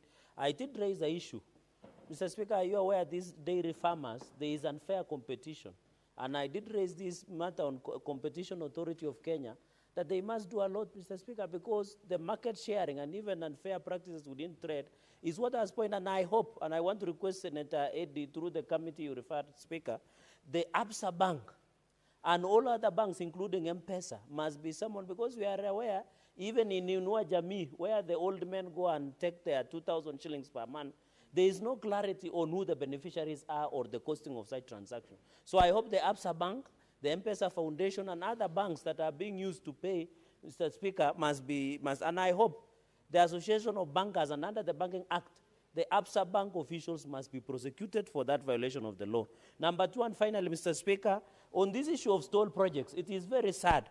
Because, for example, in Nandi, Kabiyet, Nandi Creameries are stalled, Kobujoy Hospital are stalled, Chepterwai Hospital are stalled, Newborn Unit, Mother and Baby, Kapsabet Hospital is stalled, Kobujoy Hospital is stalled, Kapkeringon ECD is stalled, Kabikwen ECD is not even there, VTC like Sigilai, Cheptarit, Mr. Speaker, and others are stalled, Mr. Speaker. Even roads, I cannot name vocational training centers, I cannot even, all ECD centers are dysfunctional, Mr. Speaker. A number of projects, and I want to request the following as a progress. Mr. Speaker, is it possible as a House especially on stall projects in Nyamira, in Migori, in Kericho, in Kakamega, in Taita Taveta, where you find they have a pending bill of over 1.5 billion. Yes, it is a small county like Taita Taveta. Is it possible as a house to form a select committee to audit stall projects, or allow the county public accounts committee jointly with the finance and budget to look at the stall projects, including Meru County, Mr. Speaker? That is only the time we'll get value for money. I remember Oparanya tried to build an hospital, Kakamega County Referral Hospital, worth 6 billion. In 10 years, it could not succeed. The national government was supposed to pick it up, Mr. Speaker. Is there a possibility of doing an audit of stall projects, especially by county government? And I hope the majority leader, who sits in Senate Business Committee, can provide us with a way forward on how we can handle stall projects in Bomet County, Mr. Speaker, for example, or even in Embu County, Mr. Speaker. So on this, even Kidundu Stadium in Vihiga, where Vihiga Queens, Mr. Speaker, Vihiga Queens, who are known, Mr. Speaker, are training, it must be looked into. I support. Senator Mogeni Elek Okongo. Mheshimiwa Spika, nasimama kuunga mkono hoja iliyowasilishwa na seneta wa jimbo la Migori, Seneta Eddie Okech, kuhusu visa vya ulaghai kutoka mabenki, hasa hii benki ya Absa.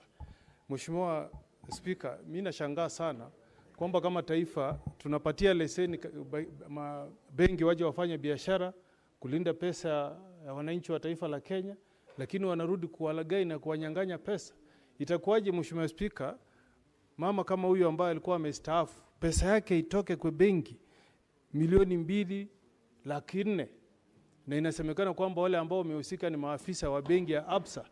Mheshimiwa Spika, mimi ningeomba sisi kama nyumba ambayo inawakilisha wananchi wa taifa la Kenya, tuite huyu mkurugenzi aje hapa atueleze hivi visa ambavyo tumeanza kushuhudia, kwamba mtu akienda kwenye benki akitoa pesa, wale maafisa wanaofanya kwenye benki ndio wanapigia simu wakora.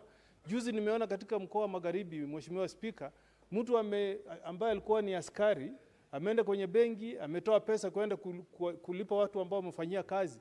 Akitoka hivi watu wenye benki wanapiga simu na yeye anapata wakora njiani kabla afike kula anaenda. Hatuwezi kubali, Mheshimiwa Spika, wale ambao tumepewa jukumu la kutulindia pesa yetu warudi kwamba hao ndio walaghai wanatunyang'anya. Mheshimiwa Spika, mimi ningetaka nione sura ya huyu mkurugenzi mkuu wa hii benki. Mheshimiwa Spika, atasimamia haje pesa na yeye arudi kusema kwamba yeye ndiye atakuwa mstari wa mbele kuhakikisha kwamba wafanyikazi wale wamewaajiri pale ni wakora.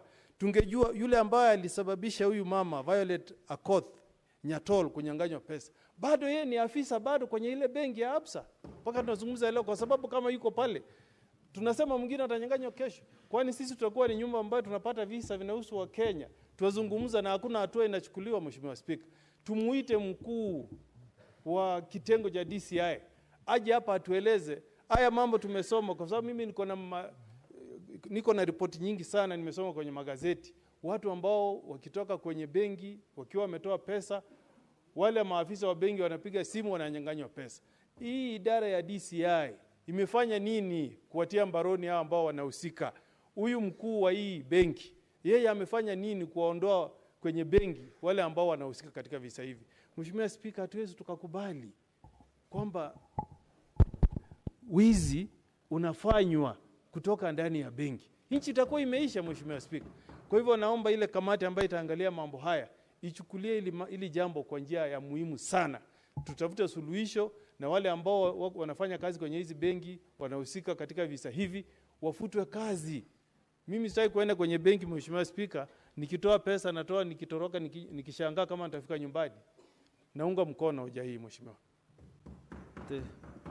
Senator Veronica Duarte. Thank you, Honorable Speaker, for this opportunity. I want to support the statement by Senator Abbas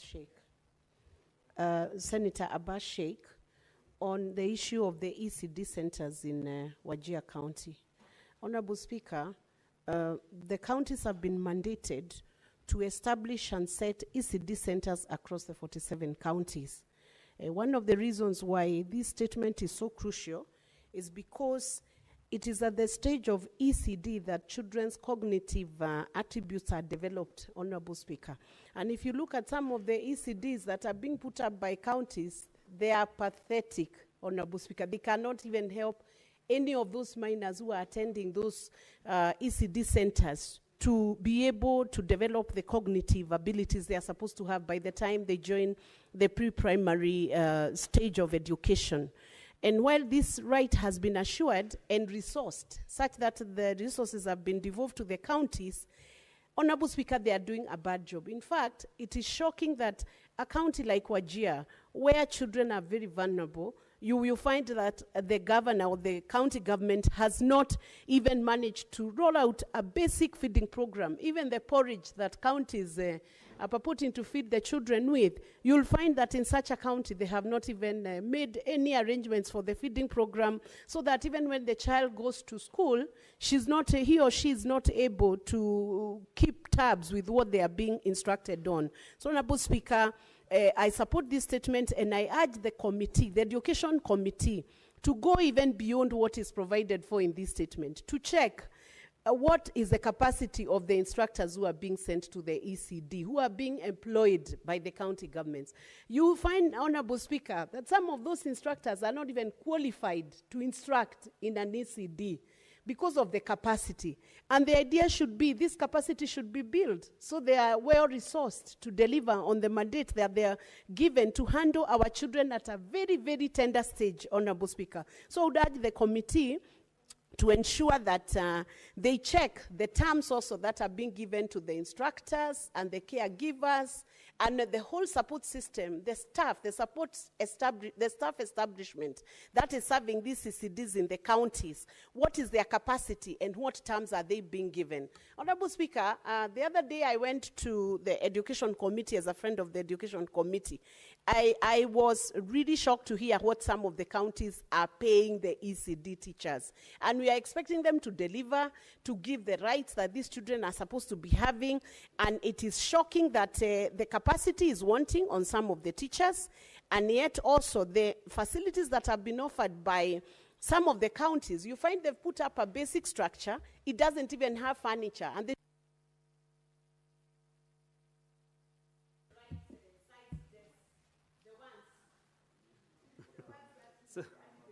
Okay, thank you.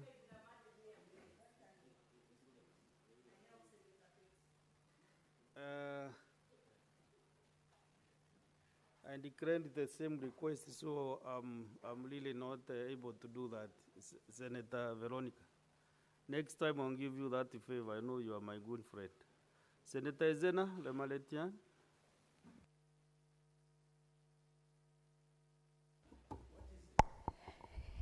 It's security. Thank you, Mr. Speaker. And I rise to support, to make my contributions on the statement on the killing of the Catholic bishop in Elgeyo Marakwet. Mr. Speaker, I first of all want to convey my condolences to the family and to the people of Elgeyo Marakwet. I also convey my sincerest condolences to my fellow members of the Catholic Church. And I know that there's a prerequisite for the Catholic priests and leaders of the church, having been proudly a member of the Catholic Church, and I honor them for being responsible for my education since attending boarding in Standard 3 up to high school, where I almost became a nun. I deeply honor them in my heart and in high regard. Mr. Speaker, for one, I want to applaud the Ministry of Interior for trying their best to silence the gun in the valleys in the north. I know I have been a loud voice in this house as far as security is concerned in the northern parts of the country. And for once, our people are trying to sleep in peace. But all is not done yet. There is a lot of work that still needs to be done. And it must have taken them a lot to be able to silence the guns in the side of Samburu. I have no doubt that it's the same criminals that have moved southwards. And so, I am not asking the Ministry of Interior to remove the security apparatus and personnel in Samburu County, but to continue strengthening and thoroughly dealing with these criminals across every county in the northern parts of Kenya and the northern part of Rift Valley. I know that the security in that region is a very tough business, but tough business is meant for tough people. And we are not exactly talking about security here. The fact that the Catholic Church was a target, it means that there is a team of people there who do not want to liberate their minds from the darkness. They said education is the movement from darkness, as alleged by one Alan Bloom, and I want to agree. And we know that the Catholic Church has been one of the largest non-government provider of education and healthcare globally. And many humanitarian organizations are also under the Catholic Church. We know that the Catholic Church has had a reputation for giving rise to individuals and communities.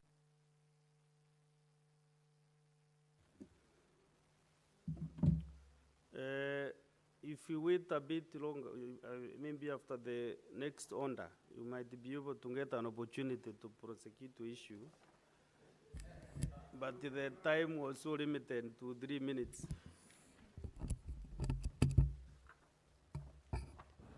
Honorable Senators, this communication was learned earlier, but unfortunately the teachers and the students were not sitting in the public gallery at that time. I've confirmed now they are well settled, and I would want to acknowledge them in this manner.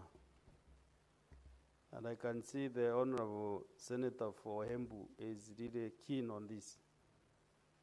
I would like to acknowledge in the presence, in the public gallery, this afternoon, the presence of visiting teachers and students from Kanywambora Boys High School in Embu County. The delegation comprises 4 teachers and 96 students who are in the Senate for a one-day academic exposition. Honorable Senators, in our issued tradition of receiving and welcoming visitors to Parliament, I extend a warm welcome to them, and on behalf of the Senate and on my own behalf, wish them a fruitful visit. Thank you. Senator Mudigi, 1 minute is enough. Asante Bwana Spika kwa kunipa ruhusa niweza kuchangia na kukaribisha watoto wa Kanywambora Secondary School. Kanywambora Secondary School iko katika Embu County, Mbeere North, na ni pahali na nataka niseme Senate hii wakati wa by election tutakuwa huko, na kwa sababu Bwana Spika majority alikuwa amewakaribisha, ningeomba wakati wa siasa itakayokuja wakati ule Bwana Spika majority utapitia kwa hiyo shule. Ni shule nzuri ambaye katika Kenya Embu County iko na mambo ya kielimu ambaye inaendelea vizuri sana. Ya pili Bwana Spika, ile shule imetoka katika Mbeere North, pahali hakuna maji, hakuna hospitali, hakuna nini, na ndio tumekuwa mara mingi tukisema mambo ya competition iweze kupelekwa kwa shule, ndio watoto kama hawa wanajikakamua. Mali hakuna hospitali, hakuna dawa, waweze kupata zile pesa, waweze kuisaidia. Pia nikimalizia Bwana Spika, ile shule iko pahali hakuna chochote, hata walimu wakienda shule ni sinda, na ndio tumekuwa tukisema tukichangia mambo ya handship isitolewe katika Embu County, Mbeere North na Mbeere South, ndio walimu kama wale waweze kucherekea na watoto wetu wa Embu County waweze kuendelea vizuri.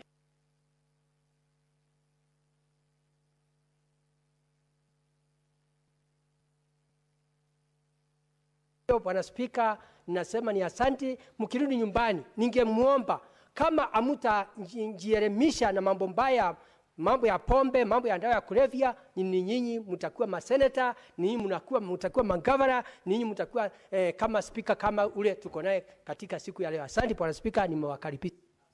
Senator Mundigi, umetangaza kwamba kuna marundio ya uchaguzi huko na hakuna taarifa imeletwa hapa kama kuna kiti ambacho kiko wazi. Kama umejiuzuru ama unapanga namna gani? Spika, hakutangazwa, lakini unajua kuna waziri alipatiwa kiti na kuna siku ile ambaye IMBC itatangazwa kutakuwa na by election. Asante sana. na ninajua majority atakuwa kule na ninakuwa wewe majority, kwa sababu uliongea mambo ya hii shule. Kama masaa 2 imepita utahudhuria ile shule. Asante. Next on the clerk. Order number 8, motion, consideration of the report of the Standing Committee on Health on a petition to the Senate by Ms. Mercy Jepchirchir regarding alleged medical negligence and staff incompetence which led to the death of Ms. Anita Jepkorir at the Moi Teaching and Referral Hospital. Resumption of debate interrupted on Wednesday, 28th May 2025, afternoon sitting. Yeah, this is a resumption of debate, and last time, Senator Dr. Mboni Karware, CBS MP, has a balance of 13 minutes. So if you want to utilize them, well and good. If we exhausted your points, then you can move on to any other senator interested to contribute. Honourable Speaker, I thank you for that latitude. But before I proceed from where I left, allow me also to join Senator Mundiki in welcoming these young people from Embu. Mr. Speaker, it pays respect to remind these young people that they come from a unique county, the county of Jeremiah Nyaga, one of the 15 members of the cabinet of President Kenyatta in 1963, who served this country without stealing a cent from public coffers. And it was therefore not by accident that he was inherited by his 2 sons, both of them who are my colleagues in this House, Senator Honorable John Nyaga and Honorable Norman Nyaga.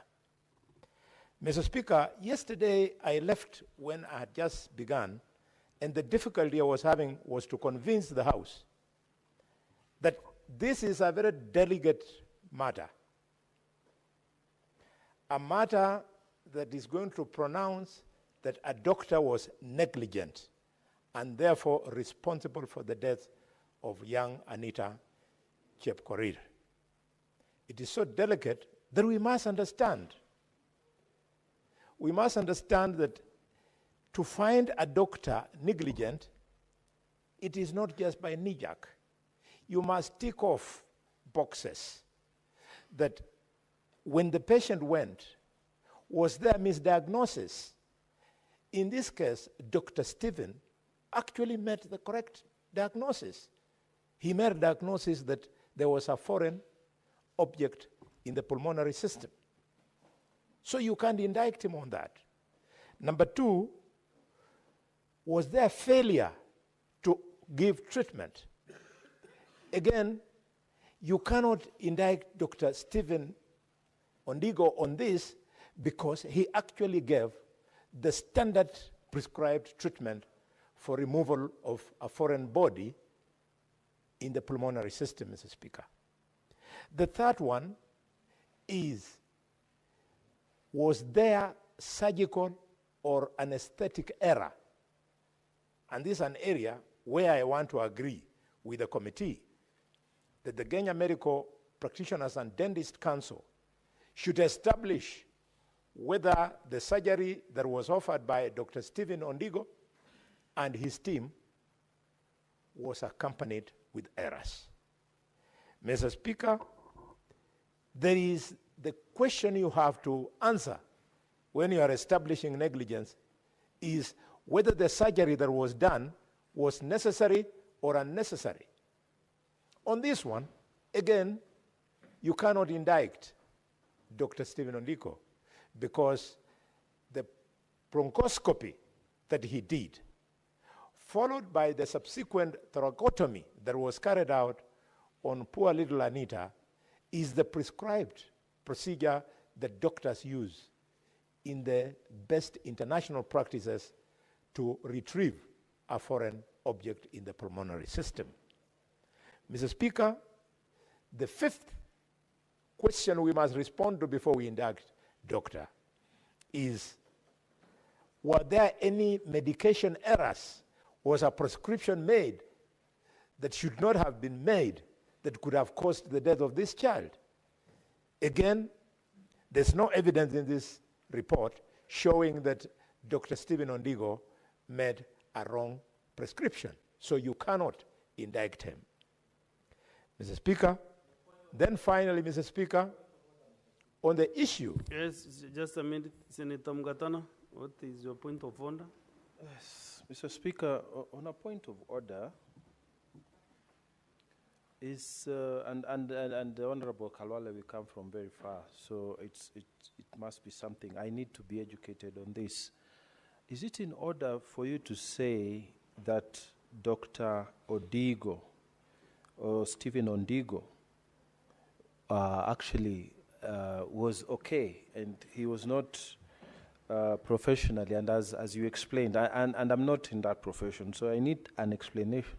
Is it really correct to tell the House that he was competently performing these duties when in page 14 of the report, paragraph 19, if you look at it, Mheshimiwa, you see it say, consequently, the KMPDC directed MTHR and the medical doctor mentioned to with immediate effect to mediate with the estate of the late Miss Anita Jepkorir jointly with a view to making restitution and inform the council within 90 days. Further, the MTRH and Dr. Stephen Ondigo were fined 350,000 and 200,000 respectively. I mean, if they were fined by their own professional bodies and also told to mediate so that they can pay the estate of the child who passed away, I'm struggling to follow, and I'm listening very carefully, but I'm struggling to follow your submissions vis-a-vis the finding that is contained in the Committee of Health. So, Senator Mgatana, So what is it in order for the minister, for the Honorable, actually he has served as a minister also, for the Honorable Senator Kalwale to assert that the doctor performed his professional duties in an appropriate way, while the report has stated clearly the findings that are to the contrary? I submit, Mr. Speaker. maybe he is disagreeing with the report of the committee, which is also allowable in our standing orders. So, Senator Boni, Senator Mgatana wanted to be educated how you are now exonerating Dr. Stephen from that negligence which led to the death of Jepkorir. Thank you, Mr. Speaker. Mr. Speaker, my colleague with whom we joined this parliament the same day is running ahead of me. I'm building a case of giving Senate the stature of being a house of justice.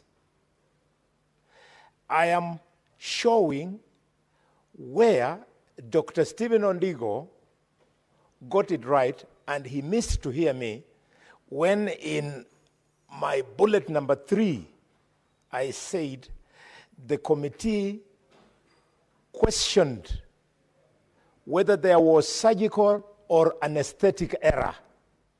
And if he had heard me, I said that I congratulate the Kenya Medical Practitioners and Dentist Council for giving the answer that suggests that Dr. Stephen Ondigo should be indicted on this score.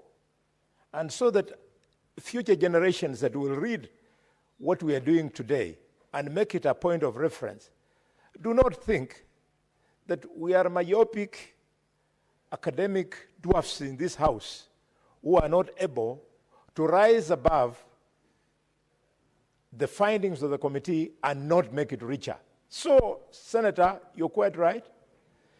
I have exonerated him on several boxes, but indicted him on the box of the possible surgical and an aesthetic error.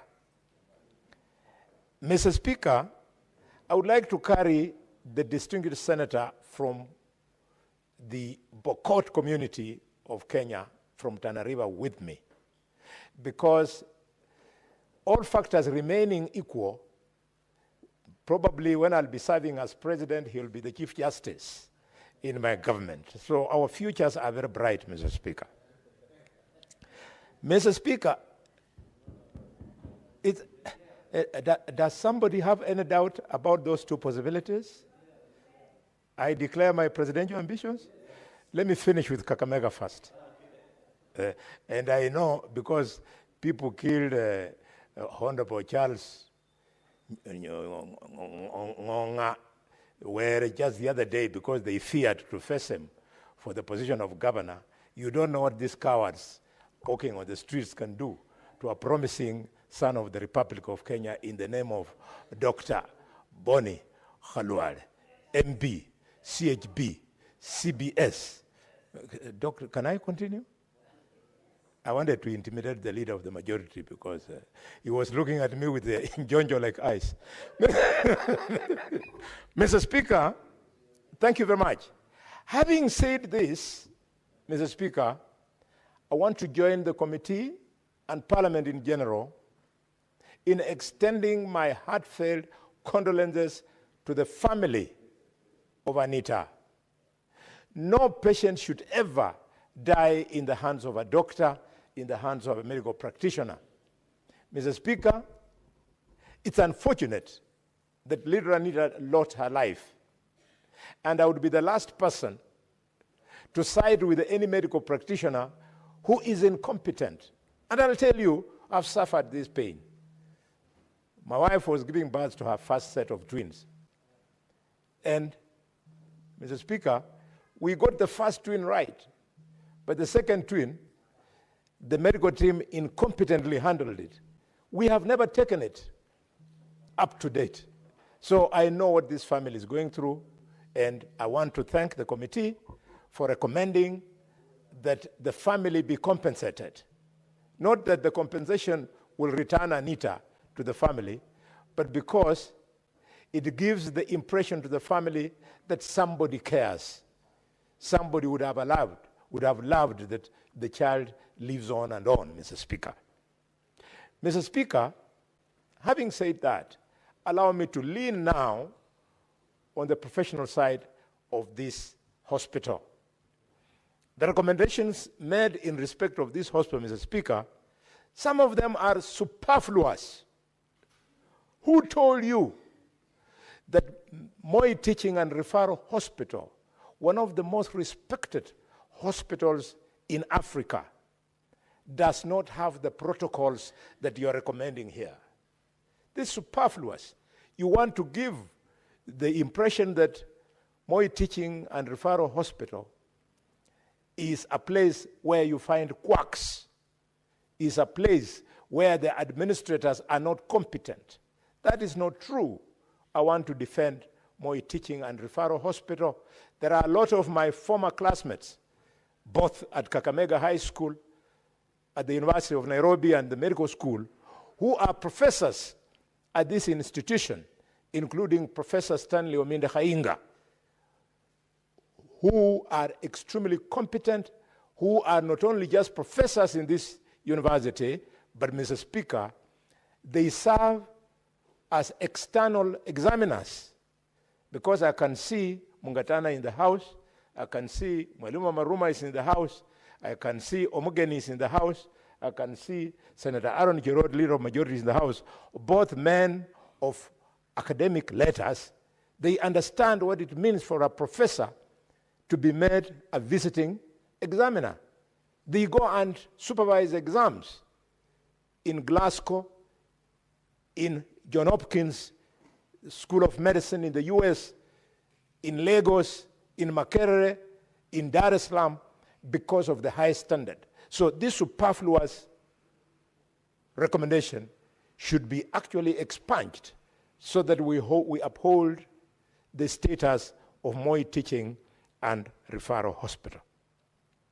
Mr. Speaker, as I appeal to the family to struggle with the grieving that they are going on and bear with the medical profession. The first thing that we do before we are released as doctors is we take the Hippocratic Oath. Mr. Speaker, the Hippocratic Oath makes sure that thou shalt not knowingly cause the death of a patient. And therefore, any patient dying is not usually because of malice on the part of the doctor or incompetence, because as they say in medical schools, doctors treat, but the Lord Almighty cures the patient. Mr. Speaker, I tell you, I have seen things in my 30 years plus of practice of medicine.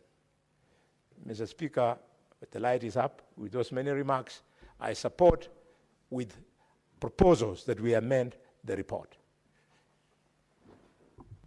Next is Senator Mariam Sheikh Omar. Thank you, Mr. Speaker, for giving me this opportunity. Mr. Speaker, I also rise to support the reports, consideration of the report of the Standing Committee of Health on petition of the Senate by the Mercy regarding the alleged medical negligence and staff incompetency which leads to the death of the Anita at Moi Teaching Referral Hospital. Mr. Speaker, these are the petitions which we handle in the committee. I'm a vice chair. Mr. Speaker, this is emotional petition of a baby, Anita, a girl of 6 years, to lose her life because of negligence of a doctor. Mr. Speaker, the key issues raised in the petitions is it's a failure to allocate and removal of the foreign body from the body, despite so many procedures done. Mr. Speaker, that shows that is an incompetency of the doctors. Mr. Speaker, as a committee also, we undertook thorough inquiry on the matter raised with the hospital, that is Moi Teaching Referral Hospital, and the KMDPU, so that at least we come up with these reports. Mr. Speaker, in the petition, the committee faced frustrations, and the petitioner informs us that she faced frustrations from the hospital, that is Moi Referral Hospital, when she was sorted an information about the procedures and also the missing teeth, Mr. Speaker. She narrated how she was being asked to tore down her tone down so that the medical staffs and her daughter will be attended to. If not, if you don't tear your lower town, your daughter will not be attended to. Mr. Speaker, this shows that collaboration, there is the collaboration between the hospitals and the KNDPU. It violates the principal confidentiality of the patient, Mr. Speaker. I'm saying this because KMDPU shared the information of the patients to another person, so that there is enhancement and mishandling by the KMDPU for the investigation of this when we are doing this investigation. Mr. Speaker, with this we also find that, Mr. Speaker, when things happen, when this negligence happen, the patient normally goes to KMDPU for investigations. Mr. Speaker, if the KMDPU allegedly, which is they support the medical negligence, and also they also mismanage and fail to also to follow up the case, Mr. Speaker, very illegally. That showed that the subject of humiliations and harassment and intimidation by the individual of KMDPU. Mr. Speaker, in this case, the Mama Mercy also identified, even she has named those people in the KMDPU that that humiliate her and harass her. So I am calling upon the KMDPU to deal with those individuals so that these things will not come back again. Mr. Speaker, we also find out that there is also a review of our medical education, Mr. Speaker. Why I'm saying that, Mr. Speaker, since we have dealt with so many negligence, one is Mama Lucy, the other one is Kiambu, there is also one in Kenyatta National Hospital. Mr. Speaker, there is one of Kirinyaga, baby Ridwan, who was misdiagnosed and his fingers was amputated. Later on, he's passed away. Mr. Speaker, this shows that we need to review the professional ethics, our medical professional ethics, Mr. Speaker. Because what we are taught in our education level on medicals is not what is happening on the ground, Mr. Speaker. If at all, we have such kind of professionals and ethics education properly, these will have not happened, these issues of negligence, Mr. Speaker.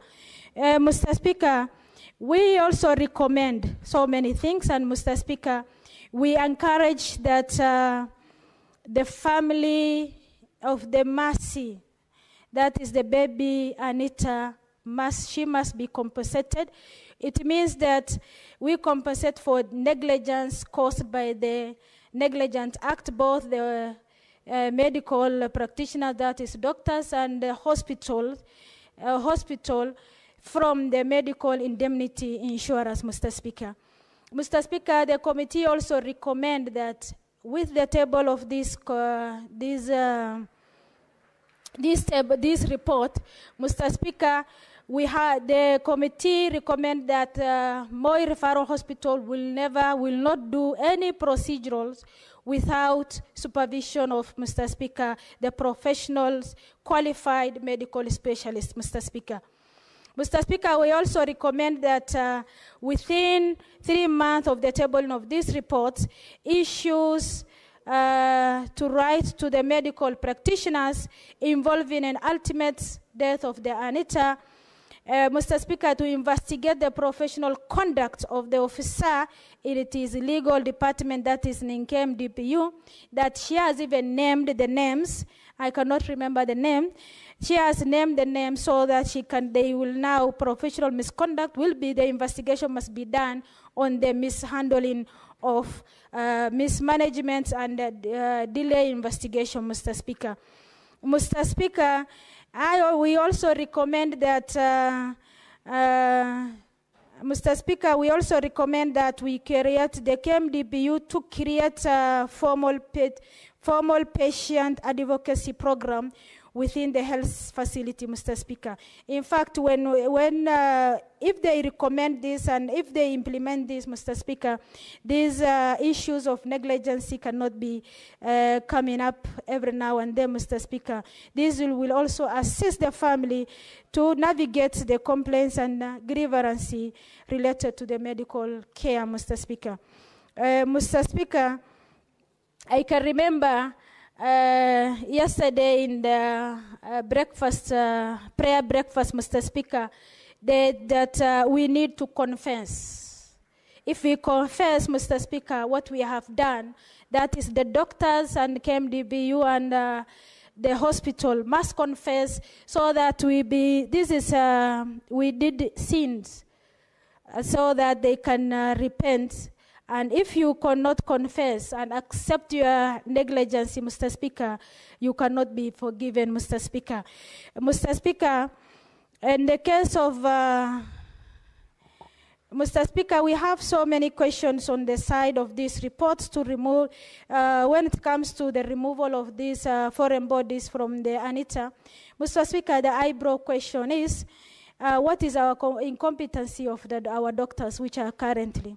What is also the reliability, the value, as also I've raised, the value of our education system, Mr. Speaker, when it comes to the ethical of handling the patient, Mr. Speaker. Mr. Speaker, we need also for the implementation, Mr. Speaker, we realized that we dealt with almost 5 of the negligence and we tabled the reports on the implementation, Mr. Speaker. When it comes to follow-up, it will be made very difficult by the committee. Mr. Speaker, I urge the House to have an implementing committee to follow up. Mr. Speaker, I am saying that when we table the reports, because of the workload of the committees handling statements and many other things. And again, also we have committed ourselves that we do networking to do county visits. Mr. Speaker, going back to the recommendation and follow up and to see if the implementation has been done, it will be delayance to the Mr. Speaker, to the practitioner, to the petitioners. Mr. Speaker, I urge that there must be also an implementing committees to follow up the recommendation, Mr. Speaker. There are so many reports which has been tabled to this Honorable House, which is supposed to be implemented, Mr. Speaker. And all committees are committed and overloaded with the work. So we urge that that is my humble request, to have a committee of implementation. Mr. Speaker, with that all remarks, I support the report. Thank you, Mr. Speaker. Okay, Senator Okongo Mogeni.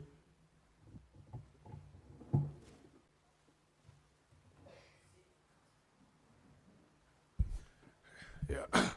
Yes, Mr. Speaker, this is one of those sad cases that ever land on the floor of the House. When you listen to the Orendia's story of this young girl, 6-year-old Anita Jebkoril, you feel for her, you feel for the parents. When you go to a hospital, especially a hospital of repute like Moi Teaching Referral Hospital, you expect nothing but to receive the best professional care you can ever receive. So I first want to really pass my condolences to the mother and the other family members of this young girl who lost her life in circumstances that, even though I'm not a doctor, should not have led to a loss of life. But as it were, it happened, and the best we can do is to say our condolences to the family and thank the committee for what they have done, at least to give some little comfort to the family. If not for anything else, but to demonstrate that the Senate of the Republic of Kenya cares and that we have gone to the root of this matter just to see what may have gone wrong. I also want to believe that whatever may have happened, Dr. Stephen Ondigo did all that he could to try and save the life of this young girl. So I really hope that the recommendations that the committee has put forth will be followed by Moi Teaching and Referral Hospital, so that in future, Mr. Speaker, we don't witness loss of life. Because I've gone through the report, Mr. Speaker, and at some stage, the negligence is attributed to the fact that lead consultants were not called in to assist the team of doctors that were trying to save this young girl. Mr. Speaker, this hospital serves a big catchment area, including the catchment of Nyamira. We have many of our patients who get referrals to Moi Teaching and Referral Hospital. So I really hope that this is kind of a wake-up call to the hospital to try and up the game and give the best professional care it can. Having said that, Mr. Speaker, there are a few observations I want to make. I've read, Mr. Speaker, that the committee is recommending that the family should mediate with the hospital so that there is compensation and restitution. Mr. Speaker, if you have read through the report, the committee it's saying that there was even an attempt by KMPDU to sabotage the commencement of investigations. In fact, Mr. Speaker, a very adverse recommendation has been made that administrative and disciplinary action should be taken to some professionals in the legal department. Now, I'm wondering, when you compare the positions of the two parties, one is from a very weak bargaining point.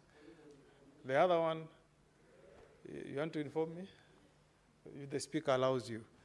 The other one, I have no problem. Actually, the Speaker has no issue with the information. Okay. It is you to allow to accept the. This is a solemn matter, and I hope you will inform me on a serious, serious issues. Mr. Speaker, I heard the senior counsel talking about KMPDU as under Section 20 on medical dentists and practicing union. The people who listen to the disciplinary measures are Kenya Medical Practicing and Dentist Council. The other one union is the union. So that is the information I want just to share with the sovereign of Nyamira County.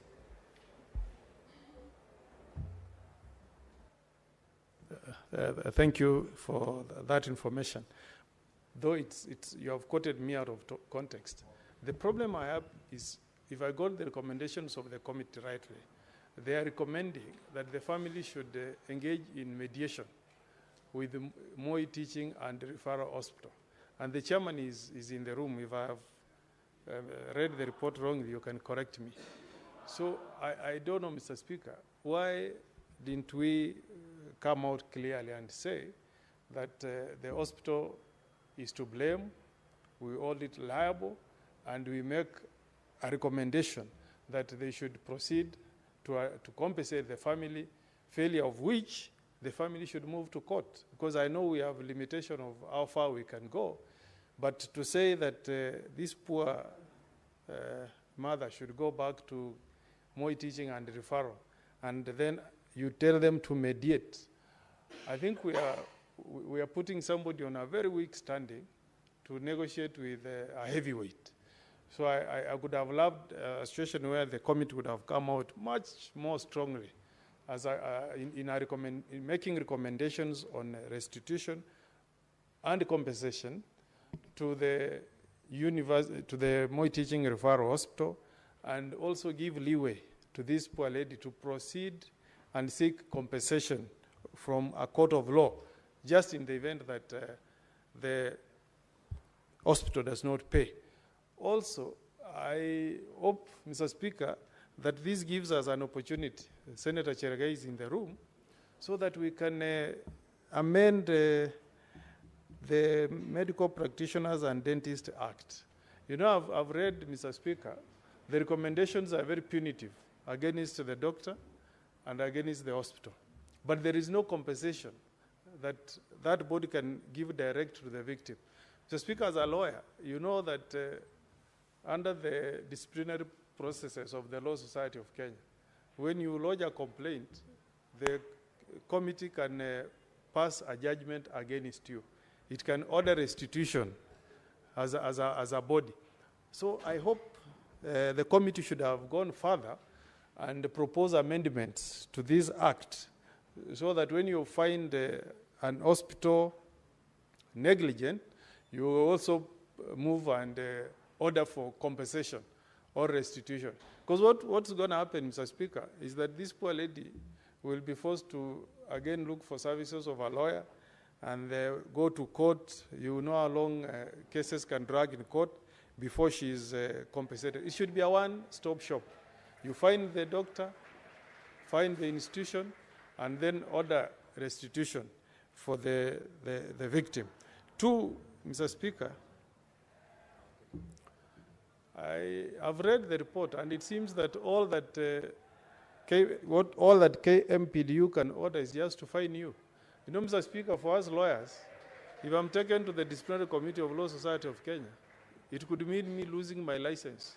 Or it could mean that I'm struck off the roll and I'll never practice in any court of law for the entire of my life. I mean, so feared is that process, Mr. Speaker, that when you get a summon from the Disciplinary Committee of Law Society of Kenya, you take it seriously. But it seems with the doctor, and I have nothing with the doctors, they take care of us every day. But if at all, there are a few of them who are rotten within the profession, I would propose that the committee looks on the provisions in the Act and maybe make a proposal to amend the law to make it more punitive to those who may be culprits. Thirdly, Mr. Speaker, times taken for investigations, Mr. Speaker. The committee has taken issue with the duration that it took to take up this matter, commence investigations. In fact, some officers within the legal department, I hope they were not lawyers, tried to block the investigations. Maybe this is a wake-up call that we need to provide timelines. If somebody files a complaint with this body, they should look into the matter and close it as quickly as possible. You know, somebody has died. You don't want to keep the matter pending there for eternity, so that the matter is resolved quickly, and then there is closure. This do not make me very popular with the doctors, but I hope we can find somebody like an ombudsman. You know, the best way to regulate within the profession is to have self-regulating mechanisms, where if you have a complaint against your fellow colleagues, it's your peers who should actually pass a verdict on you. Mr. Speaker, you saw yesterday a speech by, I think, a deputy registrar of the judiciary, writing to the senior bar, you know, drawing the attention to the senior bar of the Law Society of Kenya on issues they have against a certain member of society, and also writing to the Law Society of Kenya, asking them to look into the conduct of a certain lawyer. I may not pass any verdict here, but what I'm saying is that it shows you that the disciplinary mechanism within the Law Society of Kenya acknowledges that the best way to deal with any negligence or professional misconduct within a profession is to involve members of that profession themselves. So let us strengthen the mechanism that is there for the doctors, allow them to be in charge of the process, but make it friendly to the consumers of the services, who are we, the citizens. Then, Mr. Speaker, this thing we call continuous quality improvement for doctors. Chairman of Health Committee, I saw you mentioned, but you know, for lawyers, unless I've logged in up to 5 units, now I'm lucky as a senator, I don't need to attain the units. But you know, Mr. Speaker, in the legal profession, unless in that year, let's say 2025, if you don't attain 5 CPD, continuous professional development units, your license will not be renewed in the following year. So you must ensure that you attend some trainings in that particular year, log in up to 5 units, then you will be eligible for renewal of your license the next year. Here you have just mentioned that this program for continuous quality improvement for doctors should be run efficiently. But I thought we should be more firm and say that the doctors should come up with a mechanism where they ensure that their doctors every year they attend trainings that should be a prerequisite for their license in the following year. Finally, Mr. Speaker, I really hope that our governors in our counties can improve facilities. You can see, Mr. Speaker, that if you run through this report, though it is fairly soft in terms of the equipping of our hospitals, you can see that the committee is drawing it to attention that maybe if Moi Teaching Referral Hospital had better facilities, we may not have lost this life. Now you can imagine, this is a county where people from Nandi or Singishu can reach the hospital in a year. Within an hour. Now, Mr. Speaker, imagine a referral from Nyamira to Moi, because that the closest we have been having of a referral hospital for that region is Moi. Now, because of broad-based, I'm told Jaramogi Oginga Odinga is also going to be a referral, Mr. Speaker. We have been pitching for Kisii Teaching Referral Hospital to also get an upgrade, Mr. Speaker, so that if you have cases like this, we don't have to travel all the way to Eldoret, all the way. Senator Kongo Mugeni, there is a point of order from Senator Mandago. Senator? Honorable Speaker, actually I wanted to say point of information. Jaramogi Oginga Odinga Referral Hospital is not being upgraded because of broad-based, but they actually made an application, and this committee, after visiting Kisumu County, Vihiga County, and Siaya, Honorable Speaker, plus Kisii, we recommended on the motion of the county government of Kisumu. I would urge the Senator for Nyamira to ask the governor for Kisii and Nyamira to actually make an application so that Kisii can also be upgraded to a national referral hospital. And I agree with Senator Mogeni. Kisii should be upgraded to a national referral facility. Thank you, Honorable Speaker. Okay, Senator Mogeni. Yeah, thank you, Mr. Speaker. That's good information from Senator Mandago, but he's not also well informed on the happenings. Mr. Speaker, the Kisii County government made this request ahead of Jaramogi Oginga Odinga. I was with the chair of health as a member of the committee when that request was made in Kisumu. But somehow, Mr. Speaker, we have been bypassed. I just saw the other day that Jaramogi Oginga Odinga has been given those status, and Kisii region has been left behind. I hope, Mr. Speaker, I want to plead with my brothers who are in leadership from the Gusii region, Honorable Osoro, Honorable Japheth, there is Jair Zianda, who is very close to the president. Mr. Speaker, they should also know how to talk these things. You know, my good friend, Party Leader Baba, knows how to talk. When they come with the president, we had the president in Kisii the other day in December, Mr. Speaker. They did not raise these issues, Mr. Speaker.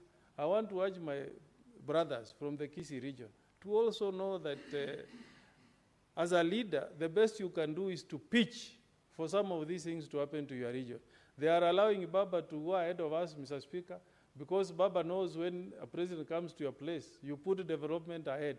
Mr. Speaker, at times you can be mesmerized with a chopper. I think my colleagues from Kisii, they get into choppers and then they forget. You know, the people will benefit most. As a majority leader, it is your point of order.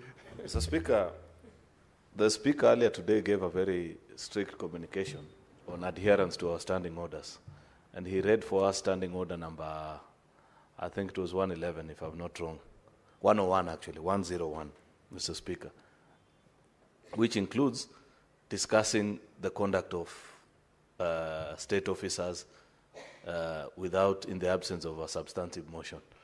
Senator Mogeni, my good friend and neighbor from Nyamira, wants to discuss the conduct of our colleagues from the National Assembly, including making remarks that, in my opinion, are actually disparaging them when you say they get mesmerized by choppers. But I will recall, Mr. Speaker, that in the days of the handshake, Senator Omogeni had close proximity to power, perhaps even closer than what Akina Japheth and Osoro have, Mr. Speaker. Why didn't he do what he's asking them to do now during the days of the handshake, Mr. Speaker, especially knowing that his friend was very powerful, a man that he knows? He was the one in chairing cabinet committees. Therefore, I think before criticizing Osoro and company, you should first apologize to the Omogusi nation and say that don't be like me. I forgot last time. Do better than myself. Then, Mr. Speaker, maybe we can have a conversation. Yes, Mr. Speaker, Senator Jeriot should not there is mislead. another point of order from Senator Chalgi. Mr. Speaker, I rise as per Standing Order 101 on the Senate Standing Orders on the content of speech.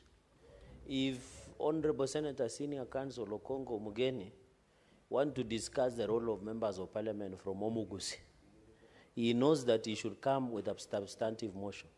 And even if it was a fair comment, Mr. Speaker, he has made it in bad faith. Even if it was a fair comment by saying they are being mesmerized by a chopper or helicopters, Mr. Speaker, is it fair to the members of parliament? And we know very well that... That's the same point of order that was raised by the majority leader. Yes, I just want to finish, Speaker, just 30 seconds. So is it, and also is it fair, Mr. Speaker, on accuracy of fact, that to get development in this country, it should be behaved like handouts where you go and pitch? I thought he knows as a member of parliament, he's the one doing budget. Has he done budget under the budgeting process to allocate money of upgrading of Kisii referral, teaching and referral hospital? Because no one else will get the resources to build an hospital. Senator Oelik Momugeni, Yes. can you conclude? Yes, first, You Mr. are now on Speaker, the end. First, I want to correct Senator Chiragei. I don't do budget. You know this house, Mr. Speaker, all I do is to give money to the county of Nyamira. So you should know, like as a lawyer, that this house has got no mandate to make budgets. True, Mr. Speaker. Senator Jeriot knows. I've always been a member of opposition, Mr. Speaker. I've never been in government. But I'm telling my colleagues, and I'm doing this in good faith. I'm telling my colleagues, Honorable Soro, Honorable Japheth, to borrow notes from my party leader, Raila Amolo Odinga, so that, Mr. Speaker, when you bring a leader to your region, you should, before you come, ask yourself also, what can I do to ensure that my people are benefiting, Mr. Speaker? And that's why we're here. We should not make this like a morning house. We are here, Mr. Speaker, to challenge each other for the benefit of our people, Mr. Speaker. And I'm sure, Mr. Speaker, the people of Kisii who are listening to me, if I go to Kisii, to Suneka tomorrow, I'll be given free bananas because I'm saying the right thing. That hospital, Mr. Speaker, needs to be upgraded to be a referral hospital. And that obligation is on the leaders. In fact, me, I'm from the neighboring county. The people who should be in the forefront in pushing for that agenda should be Honorable Osoro, Honorable Japheth, Honorable Jaira Zianda, Honorable Alpha Miruka. Me, I'm just stepping in, Mr. Speaker, as a senior counsel to advise. I don't think, Mr. Speaker, any of those leaders will take offense. In fact, when I leave here, Mr. Speaker, they will thank me for reminding them. I have no ill feelings, Mr. Speaker, but we want to see results, Mr. Speaker, because every time they come to Kisii, they tell us, now we are in government, we are going to milk this cow. The best way to milk that cow is to show results to the people of Kisii, Mr. Speaker. That's what we want, Mr. Speaker, to see from our leaders from Kisii region. Why should we be traveling all the way to Moi Teaching Referral Hospital, Mr. Speaker? Why? And we have, Osoro is our whip. He can whip members of National Assembly to put enough budget to upgrade that hospital, Mr. Speaker. Japheth Nyakundi is the treasurer of UDA, a very senior position, Mr. Speaker. He sits in the Committee of Budget, Mr. Speaker. So,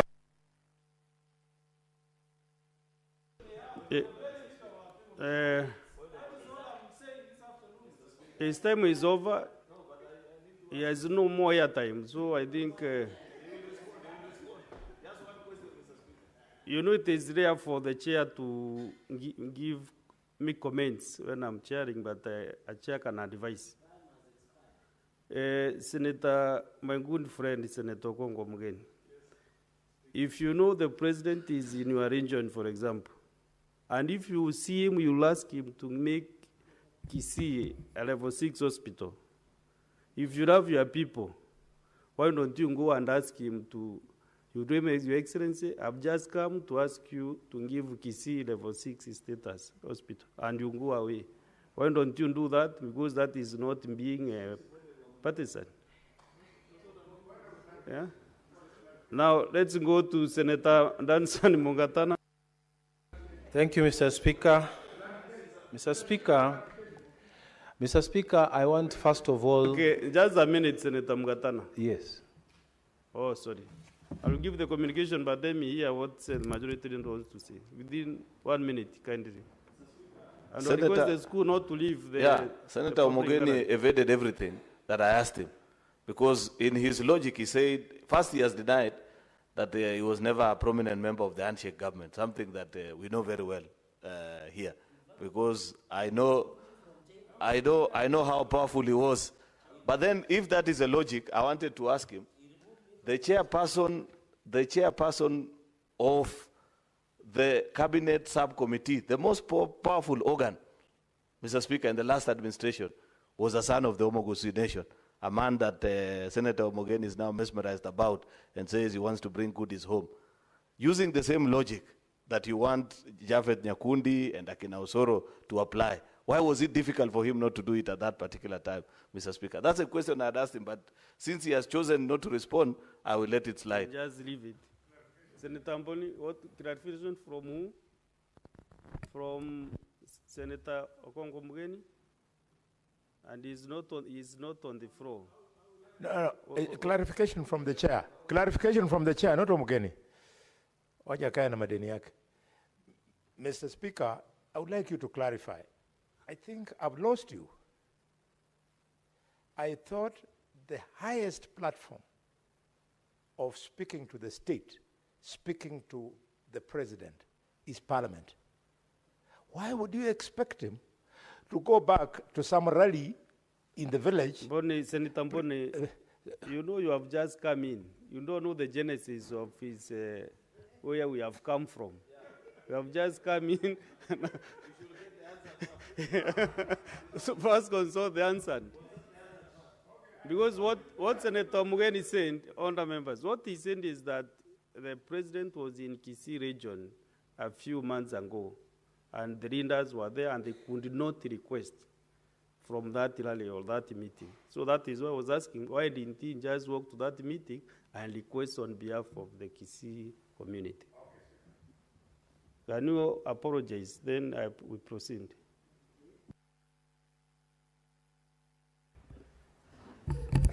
Mr. Speaker, I apologize for what? No, let us proceed. You know, this afternoon we are a bit easy so that we can get some good business here. There is a communication on visiting teachers and students from Taito KTGA, Nandi Hills Secondary School in Nandi County. I would like to, honorable senators, I would like to acknowledge the presence in the public gallery this afternoon of visiting teachers and students from Taito KTGA, Nandi Hills Secondary School in Nandi County. The delegation comprises of 7 teachers and 153 students who are in the Senate for a one-day academic exposition. Honorable senators, in our ancient tradition of receiving and welcoming visitors to Parliament, I extend a warm welcome to them, and on behalf of the Senate and on my own behalf, wish them a fruitful visit. Thank you. Senator Chalage, is it maybe under 1 minute? Mr. Speaker, I want to join you and my colleagues to welcome wonderful schools, one of the best performing schools in Nandi Hills Sub-County, Taito KTGA Secondary School in Nandi Hills constituency in Nandi County. I'm told they are here on one-day learning experience. I'm happy that they have watched the real debate. I know sometimes they do pseudo debate, Mr. Speaker. Mr. Speaker, coincidentally, this is the school my late uncle, Kiryongi, Principal Kiryongi, taught until he passed on. So we have a special attachment to this school as a family, because this is where my uncle taught for very long. And I want to wish them all the best as you go back to the school, continue working hard. This, in the near future, you'll be the leaders of this house. You'll be the senators, governors, and I hope the visiting of this place, Mr. Speaker, in conclusion, will inspire them to be better leaders than all of us, and wish them safe journey home. And God bless you, and say hi to your parents and teachers, and tell them I'm working hard. I'm going for bigger things in future. Thank you. And maybe you have noted the numbers, 153. That's a very serious school. That can fill 153 students to the Senate. Senator Mugatana, you have Thank you, the Mr. mic. Speaker. Mr. Speaker, first I want to take this opportunity to thank the chair of the Health Committee of the Senate, the Honorable Senator Mandago, together with his team for the great work they have done in dealing with this matter that was very, very, very emotional to all of us. Mr. Speaker, I want to agree with the recommendation in support of this motion. Mr. Speaker, the one thing that has struck me about the death of Anita Jepkorir, first, before I proceed, I would want to give my heartfelt condolences to the family for losing their child at such a tender age. Mr. Speaker, the first thing I wanted to say that struck me is the fact that the hospital system in Moi referral did not have psychological support for the patient and the family during their suffering and their tribulations. Mr. Speaker, the doctors are on this line, but there's nobody to support the family, nobody to support the relatives who are affected directly by decisions that you have to make at the theater and at the hospital. Mr. Speaker, something needs to be done, and I hope Honorable Senator, Chair for the committee will look into this. Something needs to be done about how patients are treated in hospitals. Something needs to be done about how people are handled, especially when emergency exists. Mr. Speaker, even myself, and I know I'm speaking for many Kenyans, when you have taken your loved one to the hospital and there's no explanation that is given to you, but you are desperate for a solution, and somebody is telling you, I think we have reached a point where you need to sign here. When you ask, you are told it's a consent form. You are not told anything about what the details of that surgery is supposed to be, what are the effects, what are the possible side effects, what can happen, what may not happen. All you are told is sign here because you are the person who has come with this patient, so that we can have the consent to operate. Mr. Speaker, no explanation is given to Kenyans that you need to know this can happen, this can go wrong, this can go right. All the time, and it's repeated, and I'm sure even as I'm talking to you now, Mr. Speaker, somebody is rushing into an emergency room. There is nobody at the reception to explain to them what are the possibilities of this surgery. They're just told, sign here, and then a surgery takes place. And Mr. Speaker, I wish that the country would adapt other types of medical procedures where patients are explained to what is supposed to happen to them in detail. And this is not supposed to be done by a doctor. All these surgeons, Mr. Speaker, most of them are very tired people. Some of them stand for as long as 5, 6, 7 hours performing surgeries. And the only thing they have is tiredness. And then the same person is supposed to explain to a distraught relative that, you know, we have lost your patient. In fact, they don't say he has died. They say we have lost them, like something that just went away. Mr. Speaker, when somebody has died, There's need for a way to handle people in hospital. That is why we are saying this Anita Jepkorir should be an opportunity for us, should be an opportunity for the Ministry of Health to give guidance on what ought to happen when we lose a child, when we lose a person through medical procedure. Mr. Speaker, some of the patients are people who have been in the hospital for a long time, so maybe you have reasonable expectation that something, it could go either way. But some of the people, they walk into hospital fine, and then you are told, no, you have lost your relative. So, Mr. Speaker, there's need for serious support systems within all our hospitals, including our public and private hospitals. I think the ministry needs to give guidance and regulations, and this should be named the Anita Jepkorir guidelines to hospitals in terms of managing situations, managing the psychological side of how we should treat patients and their relatives. Mr. Speaker, I remember many years ago when people were very afraid of being diagnosed with HIV, because at that time, if you are told you have HIV, then it was like a death sentence. And what used to happen, and I still think it still happens nowadays, to date, people are told, before we take the HIV tests, we need to take you for counseling. And it's a standard guideline that was set up by the Ministry of Health. And now it is normalized. It is very normal that before you do your test for HIV, you are told, we need to give you some counseling. And if you don't need it because maybe you know you can reasonably suspect your status, you tell them, no, I don't need to go through the counseling. I can take my test and go home.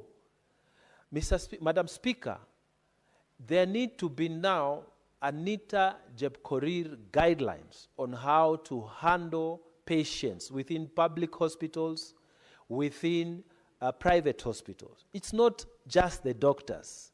The doctors should be the last people who should come to meet the patients when they have lost their loved ones, when they have to make difficult decisions. There's got to be someone who is trained in counseling, somebody trained in psychology, who can sit with the patients and advise them before they make decision on whether this person needs to take the surgery or not. And if the surgery has been acceded to and something has gone wrong, there need to be the Anita Jepkorir guidelines in all public hospitals, in all private hospitals in Kenya, that will be telling the doctors and the hospital management that when somebody has lost someone, the relatives must be taken through a certain process. It must not be doctors who just come out and say, we have lost someone. Mr. Speaker, that is a specialty, and most doctors are not trained in that specialty. Most doctors are not taken to, they just take the Hippocratic oath. They preserve life, and they do their best. When their best doesn't work, they just tell you, we have lost the life, we have lost. We had hoped for this and this, but this has gone. And they leave you crushed when you are just right there in the hospital. And they don't know how to handle. Mr. Speaker, I still remember the time I was very early in the morning, and we had a bad situation about my late wife, my first wife. Mr. Speaker, nobody explained anything to me right there in the theater. And it was a good hospital. Nobody handles your psychology. Nobody tells you what you need to do, what you need. In fact, Mr. Speaker, as soon as we saw that there is multiple organ failure, the thing they did in that theater is to light up, and then they put some music that is heavenly, about heaven being our home, this earth is not our home, and so on. And I felt like it's so premeditated. They don't know what you're going through. They just put on music and they tell you, this world is not your home. Who told you I wanted to go home at that time? Mr. Speaker, who told you that we as a relatives wanted to let go of that person at that time? And then, Mr. Speaker, you are a relative. You don't know now how to face your children and tell them that actually mom is not going to come back. And you know, they were going to hospital every evening to go and check. And Mr. Speaker, there is no, and this is a very good hospital, Mr. Speaker. There's no counseling procedures. There's nobody who tells you how to handle yourself. So, Mr. Speaker, although in our family we have, people in this medicine, and I have my younger brother is a very serious doctor of many, many years and many standing, I still feel that the ministry needs to come up with the Anita Jepkorir guidelines. Because the parents here suffered serious psychological problems. Serious when they lost their child and nobody was there talking to them. When they were struggling to find what they can do, nobody was helping them. Nobody was there to advise them. There ought to be a desk, Mr. Speaker, in every hospital in this country, from Tana River all the way to Nairobi, that says, here is how you lodge a complaint. If you feel a nurse has mishandled you, if you feel a doctor has mishandled you, if you feel a clinical officer has mishandled you. In the entire country, there is nothing like that. The boxes that are there across the country in all ministries is to tell you, if you have a problem with corruption, put your complaint here anonymously. Those are the things that are there.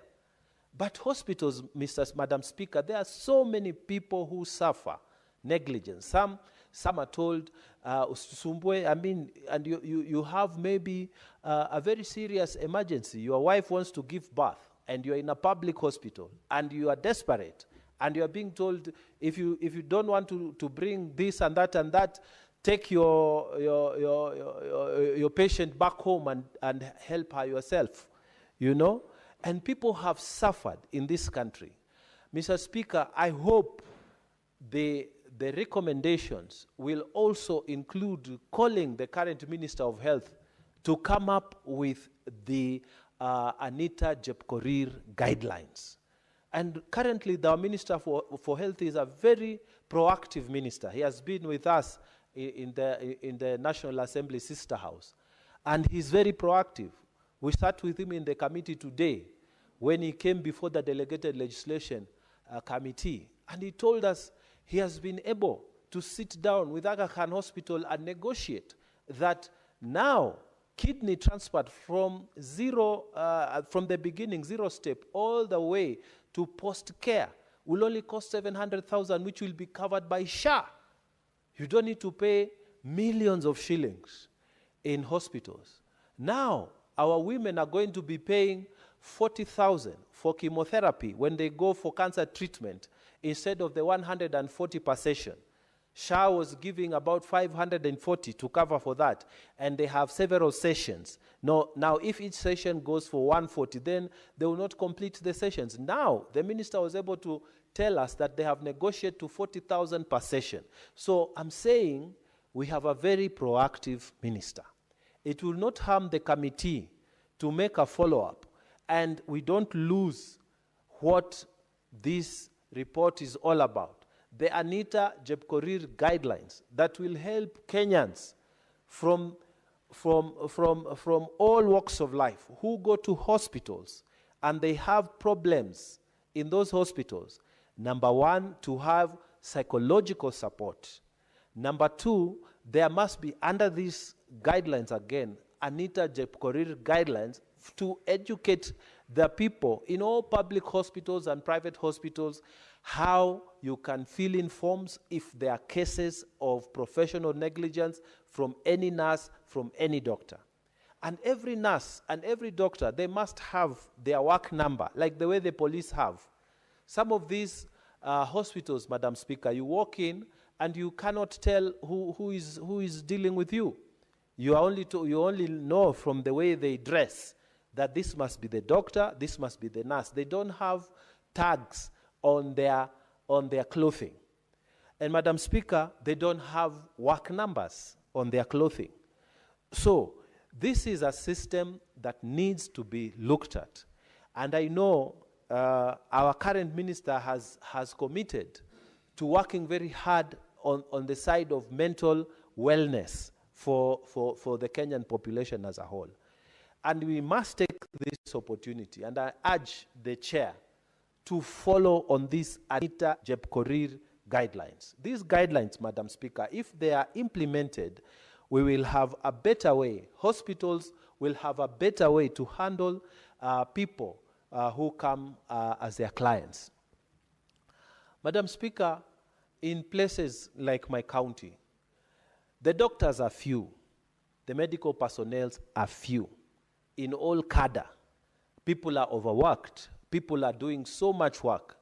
To expect the same tired surgeon, the same tired nurse who is doing maybe morning and evening shift, by the time they are having their break, they are so tired, to then come and explain to you, okay, this is how your father died, your cousin died, your uncle died, your auntie died, your grandfather.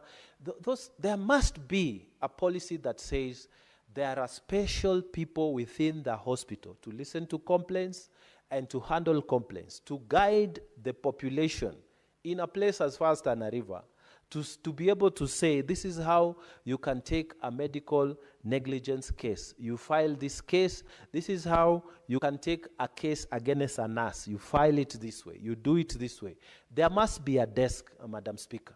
If we have desks in the police centers where people are dealing with women issues, complaints, GBV, why not have desks within the hospitals that says this person is specifically to talk to patients and explain to them? If you want now details, is when now you are referred to the doctor who performed the surgery. Madam Speaker, many years ago, when we were in university, we had a huge problem there, and one of the girls called Stella Awinja passed away. When the University of Nairobi put up a building, they called it Stella Awinja in memory of that girl. Now, in this one, we are saying, let us create guidelines called Anita Jepkorir guidelines. And if the committee is listening, please write to the minister. I know the minister is proactive. If you won't do it, I'll do it, because I know he will listen. And this report, I know if it lands in his desk and you tell him to work on it, I know Honorable Duale will work on it, because we need to have a change. And also the director of medical services is not a very old person. He has been there now, I think it's maybe 1 year, if at most. So people who are new in ministry, they bring a lot of vigor. They want to make a mark. They want to make changes. And I think we have the right atmosphere to create the Anita Jepkorir guidelines to help patients to manage the results of whatever happens in the hospitals, and also to be able to file complaints to the medical bodies.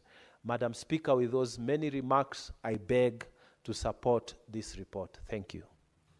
Thank you, Senator Danson Mungatana. And sorry once again for the loss of your first wife, Mrs. Violet Wairimu Mungatana, whose mom also comes from my village. May she continue resting in peace. Senator Madago Jackson. Sorry, Senator Joyce Chepkoech. Asante sana Mheshimiwa Spika kwa kunipa nafasi hii pia kuchangia ripoti ya kamiti ya afya. Nikisema pongezi sana kwa kamiti kwa kazi nzuri ambayo wamefanya. Tukiongozwa na Mheshimiwa Mandego ambaye amekuwa governor la jimbo la Ukatuzi, na ningependa kusema anaielewa kwa undani kazi ya afya, kwa sababu hii ni moja ya ile kazi ambayo imepelekwa pale ukatuzi. Ningependa kusema Mheshimiwa Spika ya kwamba watu wanapohudhuria hospitali wanaenda kwa sababu yao na wako na haki ya kupewa matibabu inayofaa. Wako na haki kuangaliliwa shida zote kwa njia inayofaa na kutumia teknolojia inayofaa. Mheshimiwa Spika, sio haki kupoteza maisha. Na Chepkorir ni moja wa wale ambao wamepoteza maisha kwa njia isiyoeleweka. Ndiposa nimeamuka Mheshimiwa Spika kuweza kusema ya kwamba ni vizuri tuangalie changamoto ambayo tunapata kule mahospitali zetu za kaunti. Mheshimiwa Spika, tunajua changamoto kubwa ambayo tuko nayo ni uhaba ya madaktari, kuna madawa, kuna vifaa ambayo zinaweza kutusaidia kwa kuchunguza magonjwa mbalimbali. Na itakuwa ni kera kubwa sana wakati tunapoenda kutafuta matibabu na tunakoza ama tunaweza kupoteza maisha kwa njia isiyoeleweka. Mheshimiwa Spika, ningependa pia kuomba kamiti ya afya waweze kusunguka makaunti zetu wakiangalia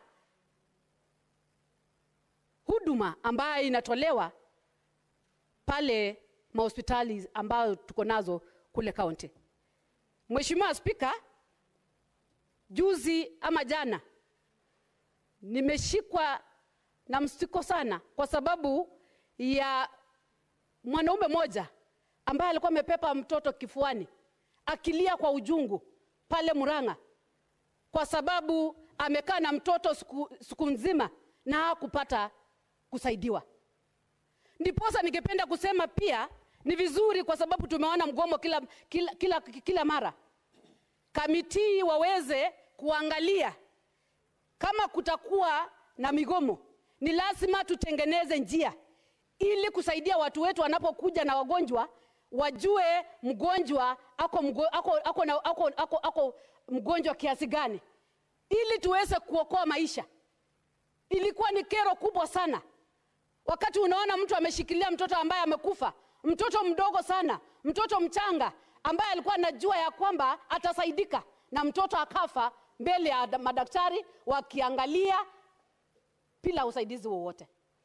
Ningependa kusema kuungana na Mheshimiwa Mungatana ya kwamba tuwe na taratibu ya vile tunafanya kazi yetu. Kama kuna mahali ambayo unaweza kutoa maono yako ama kuripoti kesi yoyote ambayo unaona itoshi, ama wapatikane pale kwa hospitali watu wa kusaidia, hata kama wako kwa mgomo, ijulikane huyu mtoto ni mgonjwa sana na hatuwezi mtipu, wacha apelekwe kwa hospitali zingine, kuliko kumwangalia mtoto hadi mtoto apoteze maisha. Najua hii ripoti ya Chepkorir ilitoka mwanzo before ile imefanyika jana. Kuna zingine zimefanyika ambayo hata haijaweza kuwekwa kwa mtandao. Na ningependa kusema imefika kiwango ambayo tunafaa sisi kama kamiti ya Senate tuweze kuweka taratibu ya vile tunaweza fuatilia ili watu wetu waweze kusaidika. Mheshimiwa Spika, itakuwa ni maajabu sana. Tunatengeneza pesa, tunapitisha pesa hapa, inaenda kwa katuzi, inasemekana ni ya pesa ya mahospitali, na ufike pale hakuna hata madawa zile za kutuliza hata mauchungu. Mheshimiwa Spika, itakuwa ni aibu sana tukuwe na mahospitali ambaye madaktari nao hawalipi pesa kulingana na kazi yao. Ni lazima tuangalie upande zote mbili. Saa zingine tunaegemea upande wa madaktari tukisema ya kwamba wao wameachilia mtoto ama ameachilia mtu hadi akafa, na labda sisi wenyewe ama mahospitali ama viongozi ambao wanaongoza hizo counties hawajaleta vifaa ambao zinaweza kusaidia madaktari ili watoe huduma zao, ama hawajaweza kulipwa pesa ambayo inawasaidia kuwapea motisha ili waendelee kutoa huduma yao. So ni lazima tuangalie, lazima tutilie maanani, ingawa hata kama hujalipwa vizuri, hakuna mtu ako na right ya kupoteza maisha ya binadamu. Hivyo basi, Mheshimiwa Spika, ningependa kusema maneno mengi ambayo yameandikwa na ripoti ya kwamba familia waweze kulipwa hiyo na kubaliana nayo, ingawa hata pesa yenye italipwa kwa hiyo familia itatoshana na uhai ya binadamu. Haitatoshana, Mheshimiwa Spika. Naona kamiti wamesema pia ripoti iletwe hapa bungeni vile wameweza kuwasiliana na familia. Pia bado itatosha, Mheshimiwa Spika, kwa sababu washapoteza mtu yao. Lakini ni ile tu njia ambayo itatusaidia kuhakikisha ya kwamba kuna utaratibu katika makaunti zetu, Mheshimiwa Spika. So singependa kusema mengi, ningependa tu kusema ya kwamba wacha tuendelee kuangalia kwa undani mambo ambayo yanatukumba kama serikali za ukatuzi, ili tuweze kushughulikia na kusaidia watu wetu wasiweze kupoteza maisha yao. Asanteni, Mheshimiwa Spika. I now call upon the mover of this motion, Senator Madego, to reply.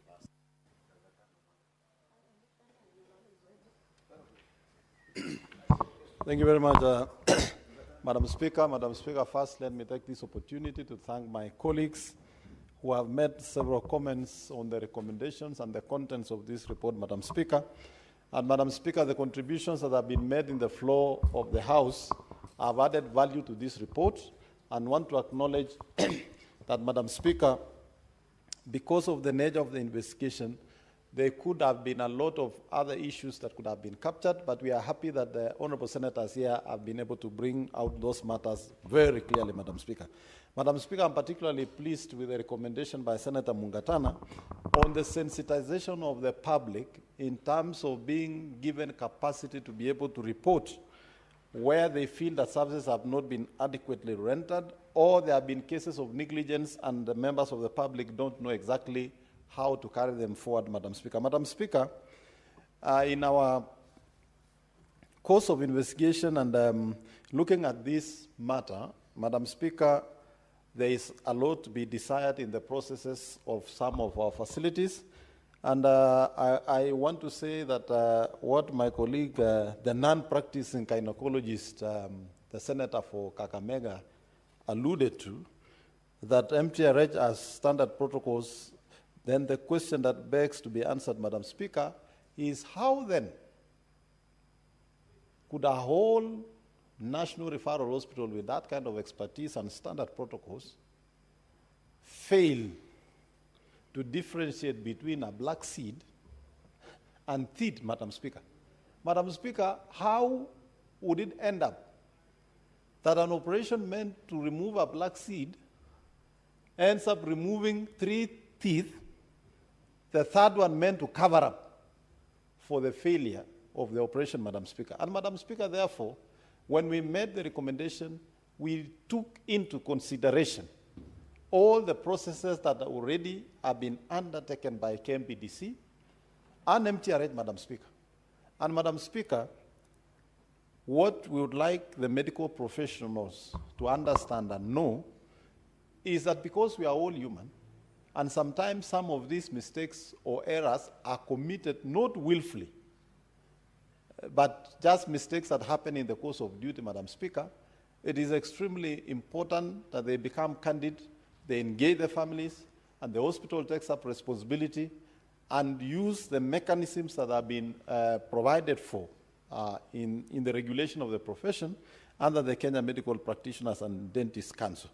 Madam Speaker, it is also good to let my colleagues know that KMPDC, other than the fines that are imposed, there are other disciplinary measures that can also be taken, including the suspension or total cancellation of the license, Madam Speaker. Madam Speaker, all these procedures are in place. What we want to urge the Kenya Medical Dentists and Practitioner Council and all other regulating agencies for medical practitioners or health workers, workforce, Madam Speaker, is to make sure that they have regular supervision, inspection, to assure the quality and the standards and the procedures that needs to be followed in all medical procedures, Madam Speaker. And Madam Speaker, I want to agree with my colleagues that we also make follow-up as a Committee for Health with the Cabinet Secretary for Health so that some of these matters can be averted. Madam Speaker, I was so saddened to see a mother carrying a child in an hospital where she had rushed to seek medical treatment, only for the doctors to ignore until we lost the child in the hands of the mother, Madam Speaker. I think it should also be made known to the public that even in an event where medical workers are on strike, the law requires that they maintain a certain minimum workforce to address the emergencies that arise, Madam Speaker, in those facilities. And I therefore want to assure the Senator Joyce Korir and the other colleagues that as a committee, we are going to look into that matter with a view of taking action on the workforce, the minimum workforce that was supposed to be at work in that facility, Madam Speaker, to avert losses of life, even as the doctors and the medical workers seek justice for their fair compensation in the work they do, Madam Speaker. And Madam Speaker, health workers, even as they push for fair compensation for the work they do, they must also remain true to their oath, to the oath they took, Madam Speaker, in their practice, so that we don't lose lives and we make sure that work continues even as we see compensation. And I also want to say and let the medical workers know that the Senate Committee of Health, together with the National Assembly Committee of Health, Madam Speaker, have had serious engagements on looking at the issues that touch on the human resource for health, Madam Speaker. And Madam Speaker, this government is very proactive in terms of addressing all those welfare issues. Madam Speaker, you realize we had a problem with interns doctors. That matter now has been resolved. And all the other matters will be resolved progressively, Madam Speaker. And we also want to seek the indulgence of the medical workers, that they also become patient with government even as we address, and not to congest the system with so many demands every other day, but allow the processes to be concluded for each and every activity. This was a very unfortunate incident that should not occur again, Madam Speaker. And Madam Speaker, in our recommendation for compensation of the family, Madam Speaker, we made it very clear that there is culpability in the part of MTRH and that of the doctors that were responsible, Madam Speaker, during the operation.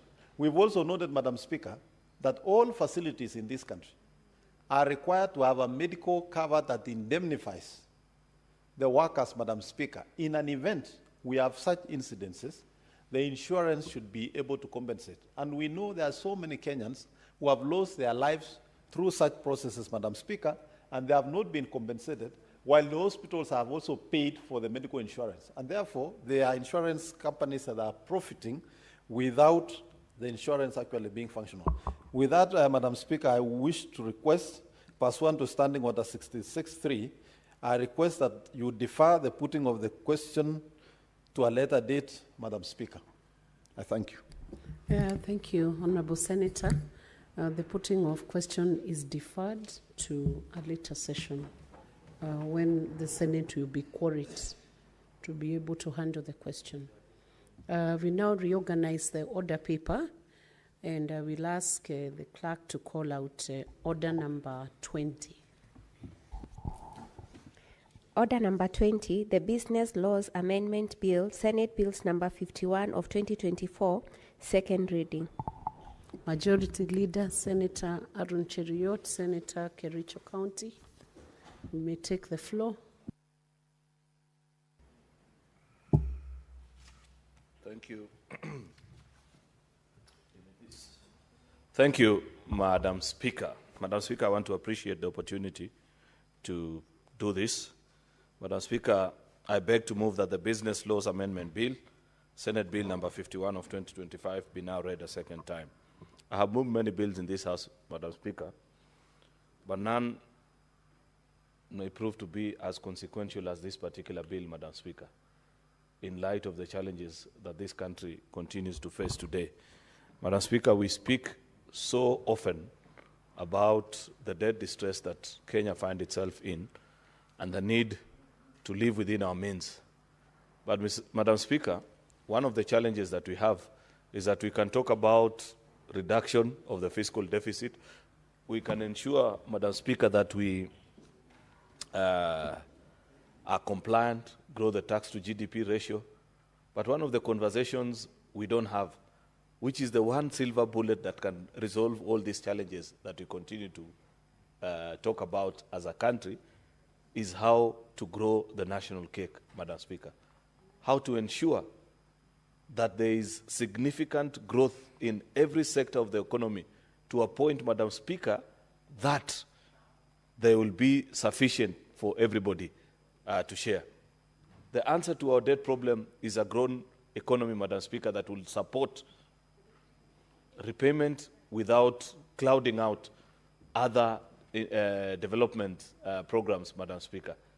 The answer, Madam Speaker, to the high taxation that many members of the public continue to complain about is because we are over-reliant on a very small population, Madam Speaker, while the significant part of this country, perhaps maybe 70, or I don't know what exact figures would be, perhaps I may need to check, is that there is a very small population that carries a huger part of the tax burden in the country. And therefore, we must continue to think and find ways in which we are going to grow the national cake, Madam Speaker, to make our country more competitive. The World Bank did release a report this week, and I don't know how many people found time to follow that particular discussion.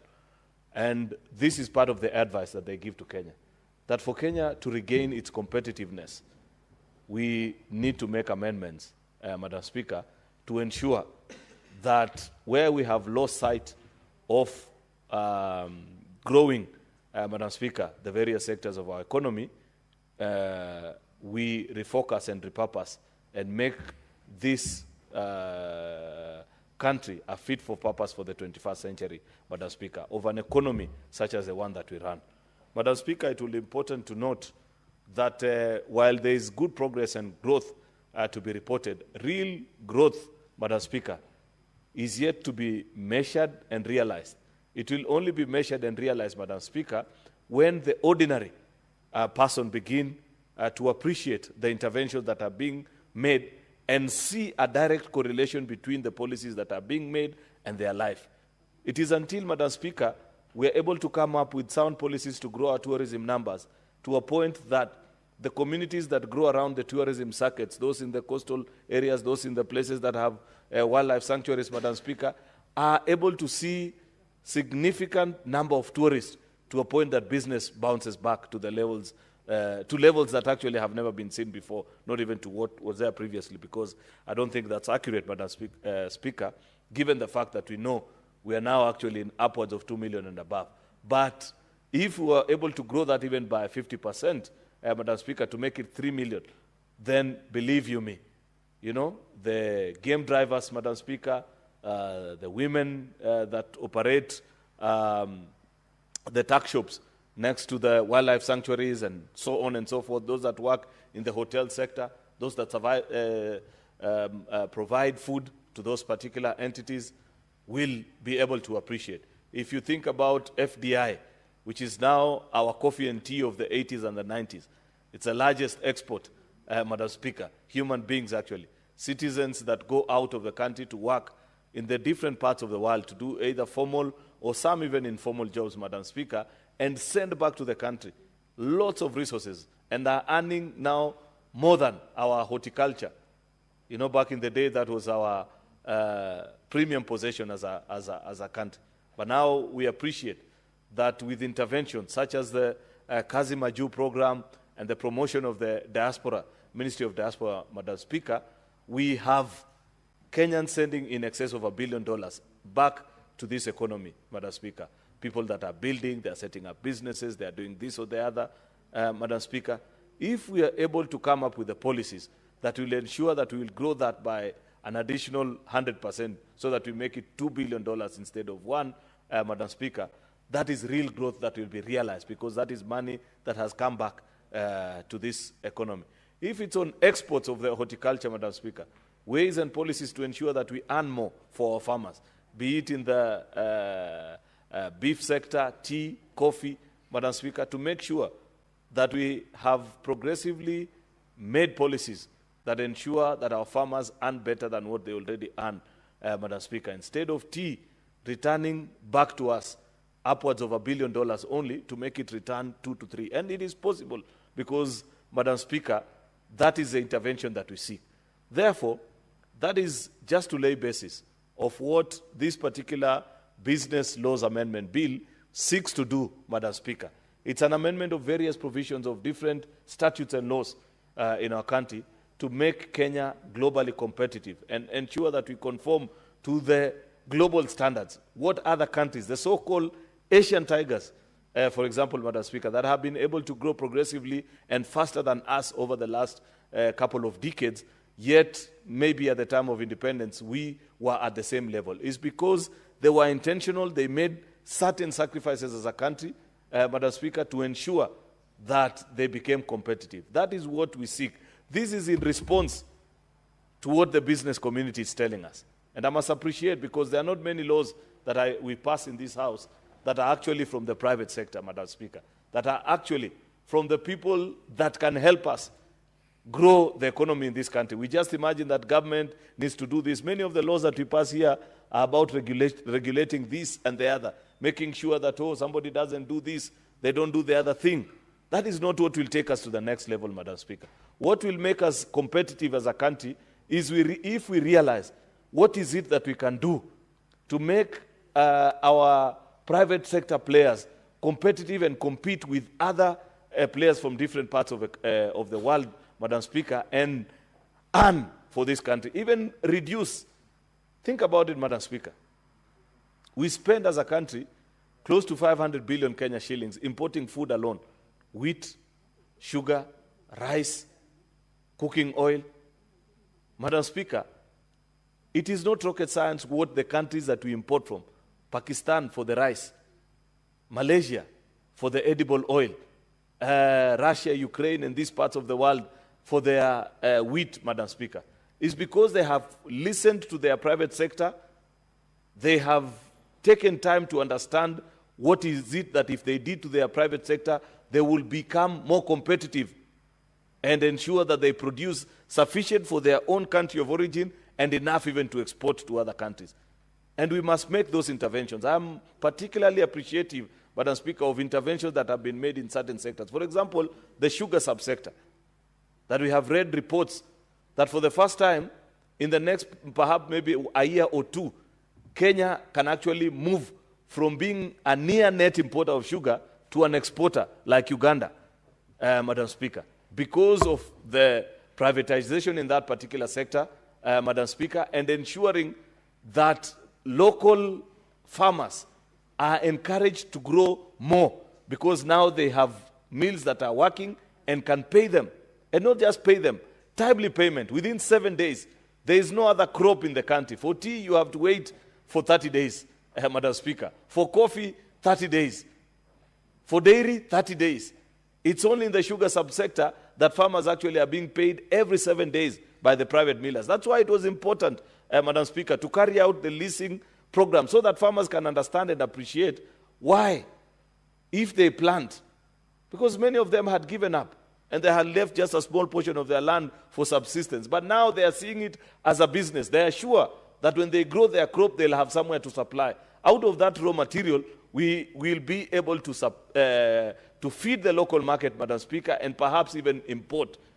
It is a reaction to that reality, Madam Speaker, that is being proposed by the various laws and amendments that are being done. Therefore, like I have mentioned, Madam Speaker, it's even about occupational safety, ensuring that the multinationals that set up camp in this country, you know, this is a very difficult country to do business in.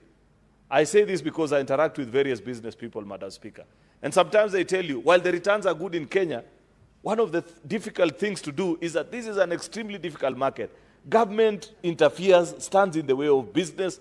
Apart from government, Madam Speaker, there is litigation. Employees always take you to court, and out of the court issues, Madam Speaker, you will never be heard. 9 out of 10 times, if an employee takes an employer to court, you're almost certain that you will lose.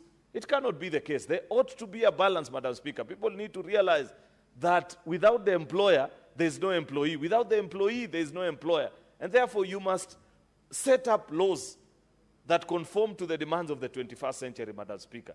We were doing so well, for example, in the business processing outsourcing space, Madam Speaker, until certain decisions were made in our courts, for example, that let people disappear out of this country, people that had already projected to invest significant amounts. You come from Muranga, Madam Deputy Speaker. On your way home, pass by Tatu City and see that, I forget the name of that particular company, the BPO station that has thousands of young people working in that part of the country.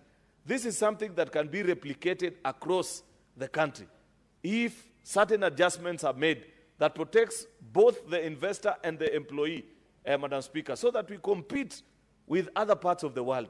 It doesn't make sense to many of the players in that particular industry, and I've taken time to watch and listen to them. They tell you Kenyans speak better English than the Indians, than the Philippines, who are the dominant players in that particular space, Madam Speaker.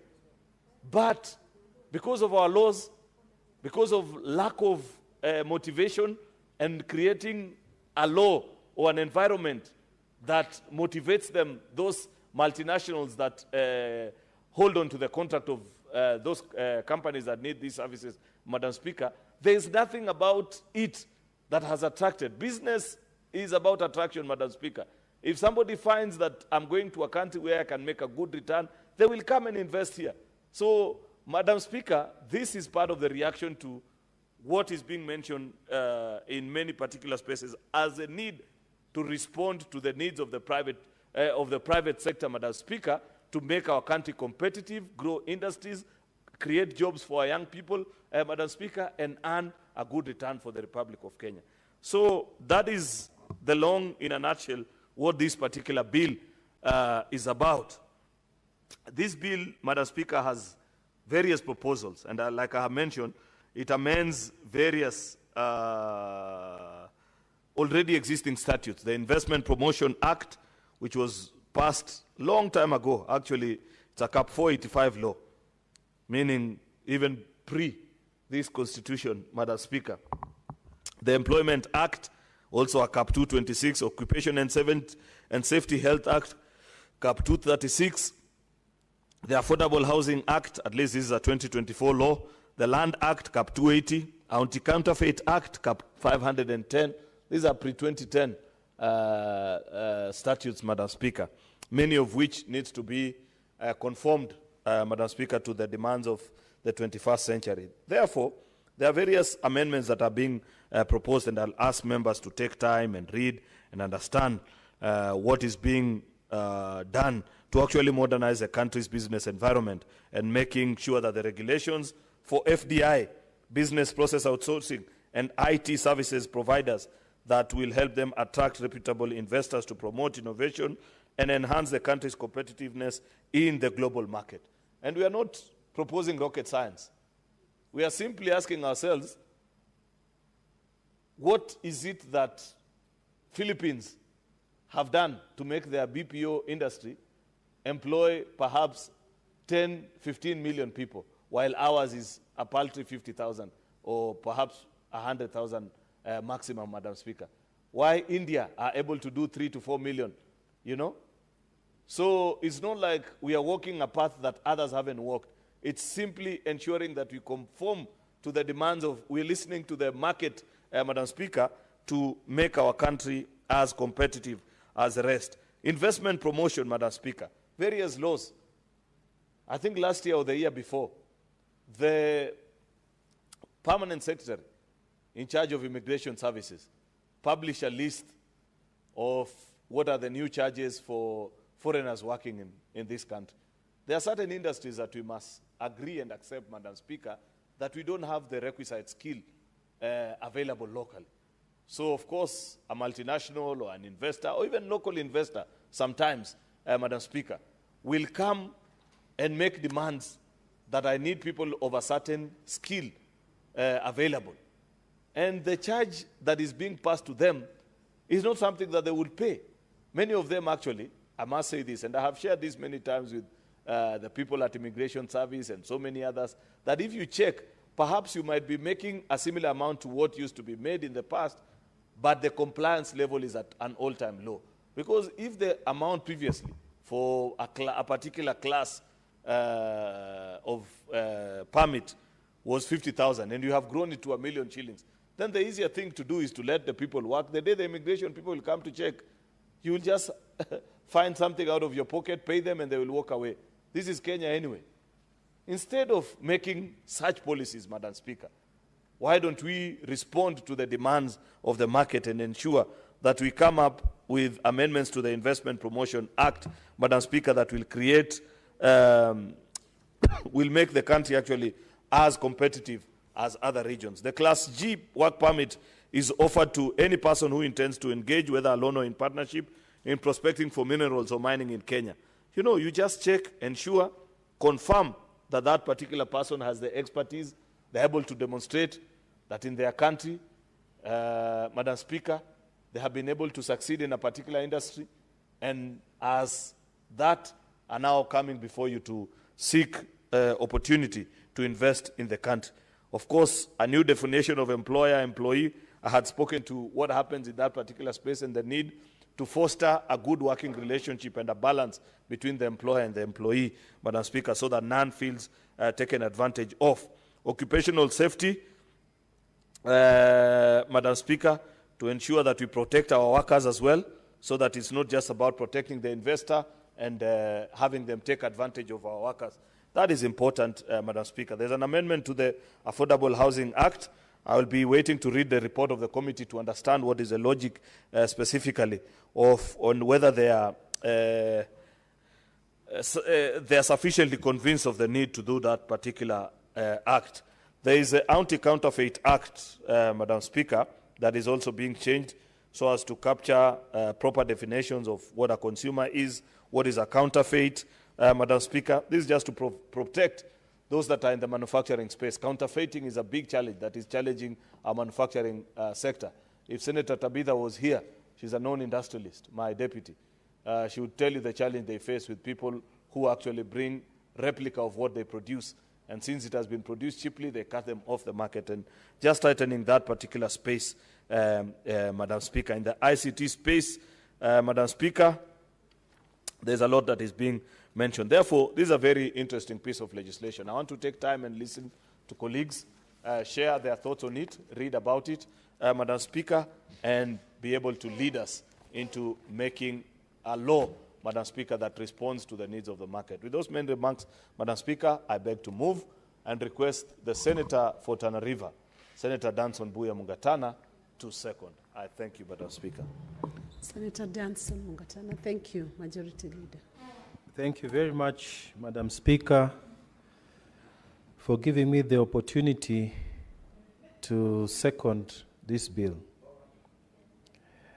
Madam Speaker, I want to thank the mover of this bill, our very able Majority Leader, for moving the Business Laws Amendment Bill 2024. Madam Speaker, I may not be the most qualified person, but I am amongst the qualified people to look at business laws because, Madam Speaker, I did at some point lecture on various business laws in the Nazarene University and also at the cooperative universities in Kenya. So some of these issues that I am going to discuss here are issues that we have discussed at the academic level, and I'm glad they have found their way into lawmaking and therefore solving some of the academic quagmires that existed before the amendment of the Business Laws Amendment Bill 2024. Madam Speaker, this bill intends to bring amendments to various laws that help us in the running of business. And the most important thing that I need to say is that it's a positive step towards creating a very good business environment for those who wish to invest in this country. Madam Speaker, the first law that it is dealing with is the Investment Promotion Act that is being amended. Madam Speaker, I really second the amendments that are proposed under the Investment Promotion Act. And Madam Speaker, I would also ask the committee to look very carefully into these amendments. And if there's a place they can support at the third ring, we can even make them better. But the first thing, Madam Speaker, there are now certificates that facilitators for foreign investors must be given by the government. Madam Speaker, a lot of people have lost money. Foreigners come to this country with the aim of starting putting in their money.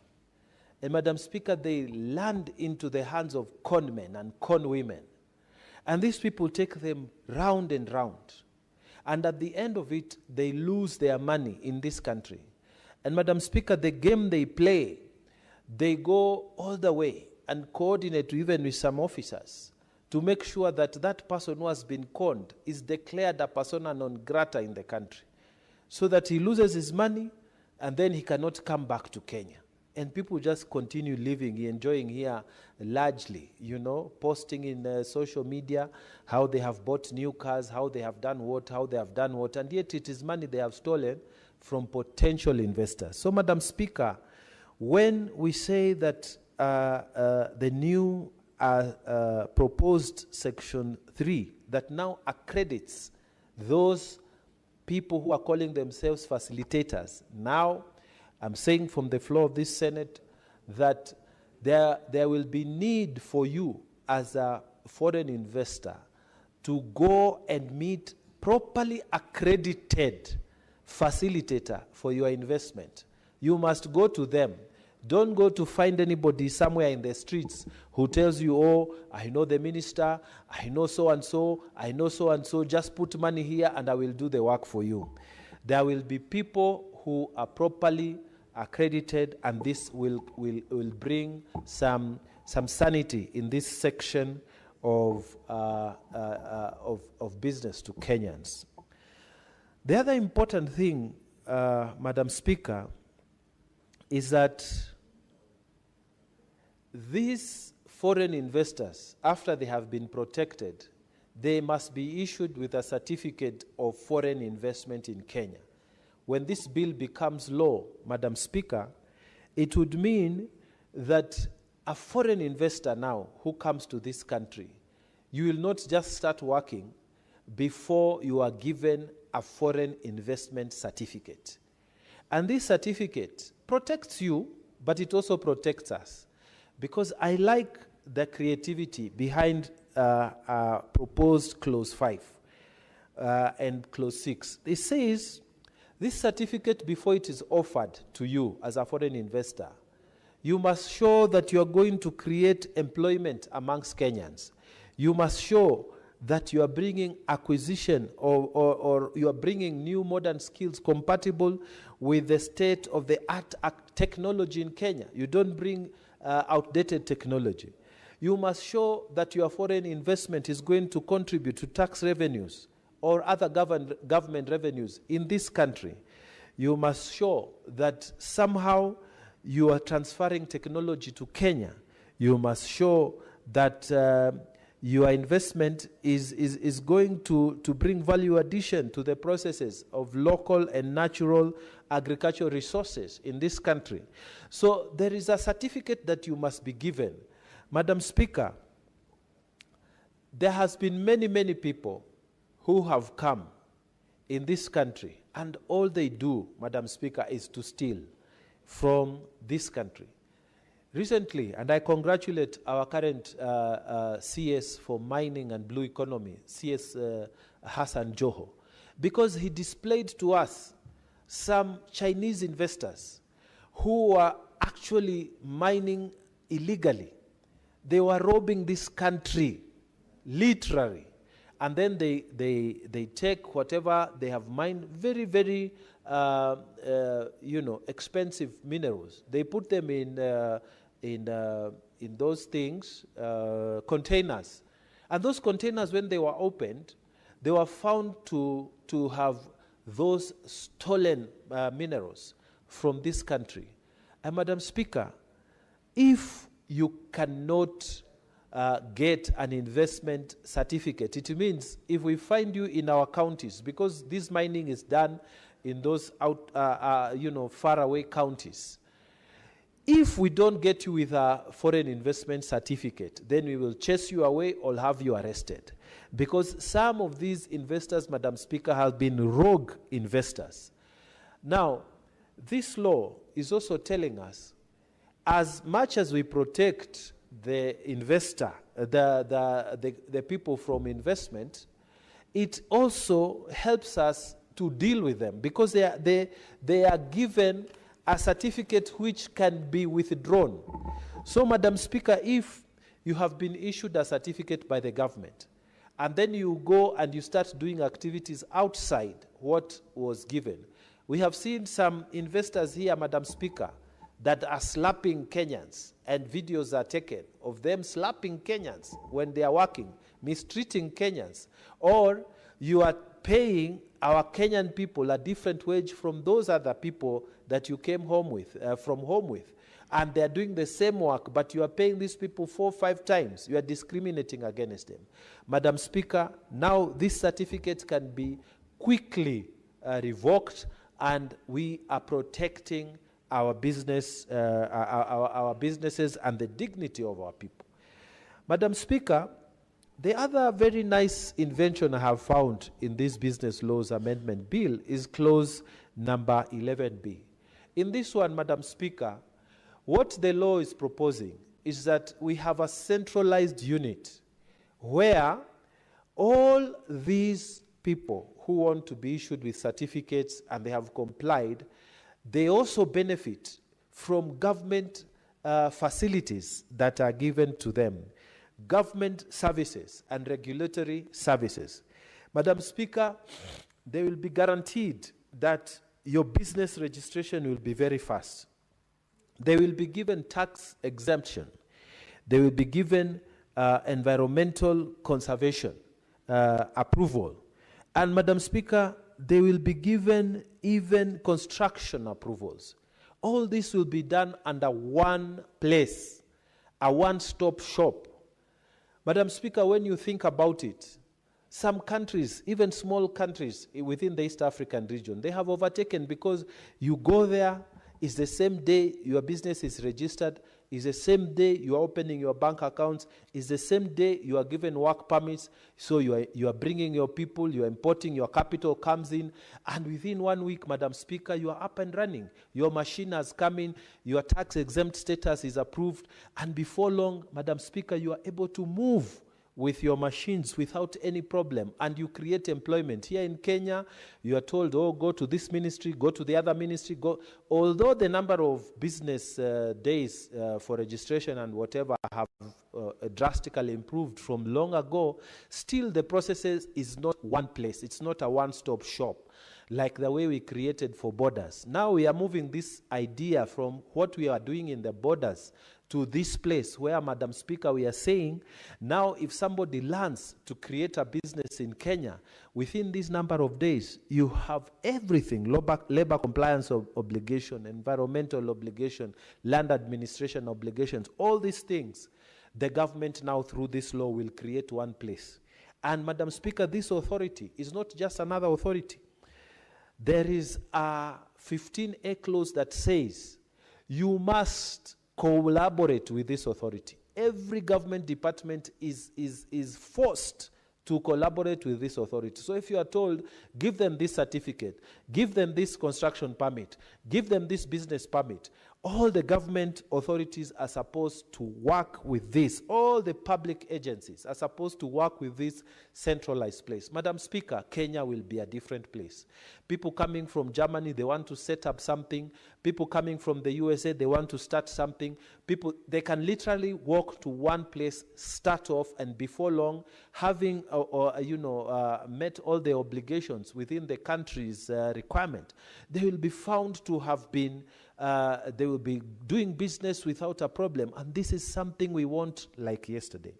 Madam Speaker, I am very happy with these business laws, and I could say a lot, but time is running out, so I will stop there and say that I beg to second and urge all members to now move out of lamenting, move out of saying, oh, other countries are overtaking us within the region. They move out of talking and come here, vote for this bill. And if there are problems within these business laws, please come and bring amendments. Let us move from lamenting and make the law that will help this country move from where it is to another level. Madam Speaker, this is probably one of the best laws that we are putting at actually actualizing our thinking that Kenya must industrialize. Kenya must move forward. I beg to second. Thank you.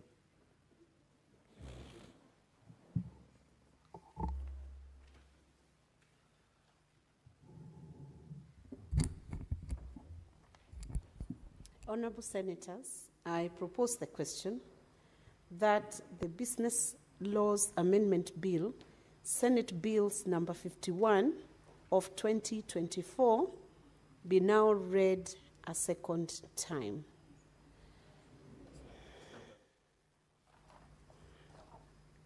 Honorable Senators, it is now 6:30, time to adjourn the House, and the Senate therefore stands adjourned until Tuesday, 3rd June 2025 at 2:30 p.m. Thank you.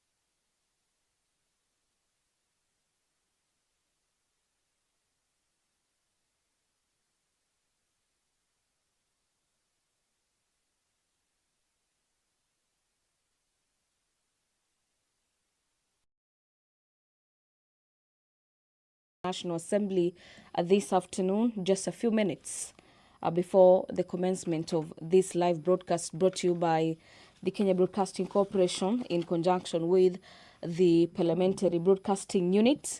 In the highlights in the order of business this afternoon will be the resumption of debate that was interrupted on Wednesday, May 28th, during the House afternoon sitting that was yesterday on the report, this being the third report on the consideration of the audited accounts of specified corporations. This is a motion by the Chairperson, Public Investments Committee on Social Services, Administration and Agriculture. It is a motion that is being debated by members of the National Assembly for the better part of yesterday's sitting.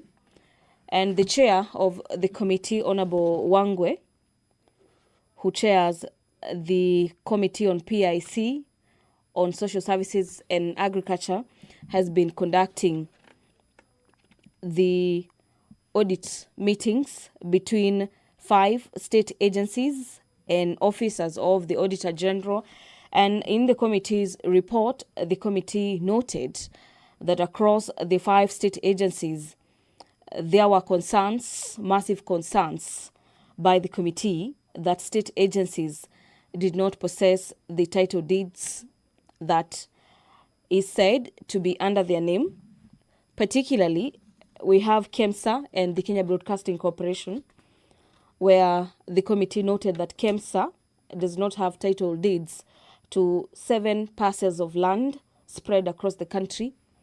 The same for KBC, with 32 parcels of land spread across the country, and the committee has recommended that within 3 to 6 months, the accounting officers must liaise with the Ministry of Lands as well as the National Lands Commission, put caveats on the pieces of land, as well as ensure that title deeds are acquired by the state agencies, and the progress of that move should be reported to the National Assembly. The committee also noted in its report that there has been delay in the provision of documents to the Office of the Auditor General, and thereby bringing a hitch to matters audit a function of the Auditor General. So those are just some of the findings and recommendations by the PIC committee that was auditing 5 state agencies across the country and made its recommendation for the National Assembly to adopt in its report. The National Assembly will this afternoon be considering, under the Committee of the Whole, the consideration of the President's reservation on the Conflict of Interest Bill. This is National Assembly Bills number 12 of the year 2023 by the Leader of the Majority Party. Equally, a bill by the Leader of the Majority Party, this being a government bill on the consideration of the President's memoranda on the Anti-Money Laundering and Combating of Terrorism Financing Laws Amendment Bill, a bill from the National Assembly, Bill number 5 of the year 2025. President William Ruto has expressed reservations in his memo to Parliament over the 2 bills. And to just take you through the reservations by the President on the anti-money laundering bill, the President expressed just a reservation. On the bill seeking to amend laws relating to anti-money laundering and combating of terrorism financing and proliferation financing. This is a bill that seeks to combat and curb, or technically bring to an end, the issue of money laundering in the country, this being among the financial laws of the country. Allow me to hand over for this live broadcast of the National Assembly as the Speaker of the House, Honorable Dr. Moses Wetangula, has stepped into the chamber this afternoon, ready to preside over the business. Enjoy your viewing and have yourself a great afternoon.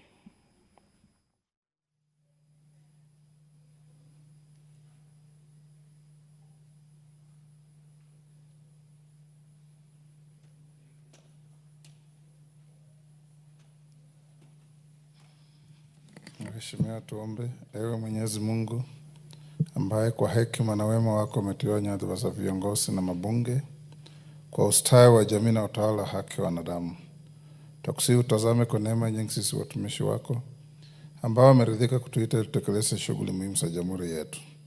Tukuomba uteremshie baraka zako sisi tuliokutanika hapa, na utujalie tuyatende na kufikiria mambo yote yatakayofikishwa mbele yetu kwa njia ya haki na uaminifu, ili utukufu na sifa zako siendelezwe, na ili kustawisha amani, ufanisi na heri ya nchi yetu na wale ambao haja zao wamesikabidhi mikononi mwetu. Amen.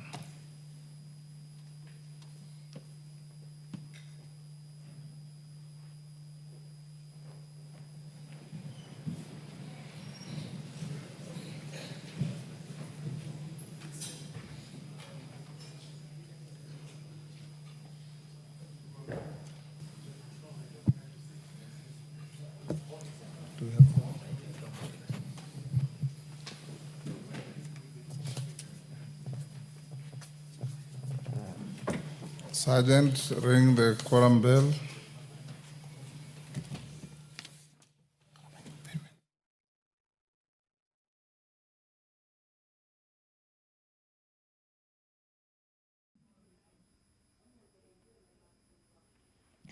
The quorum bell is ringing at the National Assembly following the directives by the Speaker that the Sergeant terms do exactly that, to allow the House raise quorum for the next 5 or 10 minutes. But as you wait for that quorum to be attained, the other bill that the House is set to consider in the Committee of the Whole House is the bill on the conflict of interest bill that the President of the Republic of Kenya has expressed some reservations on it, this being a number of them.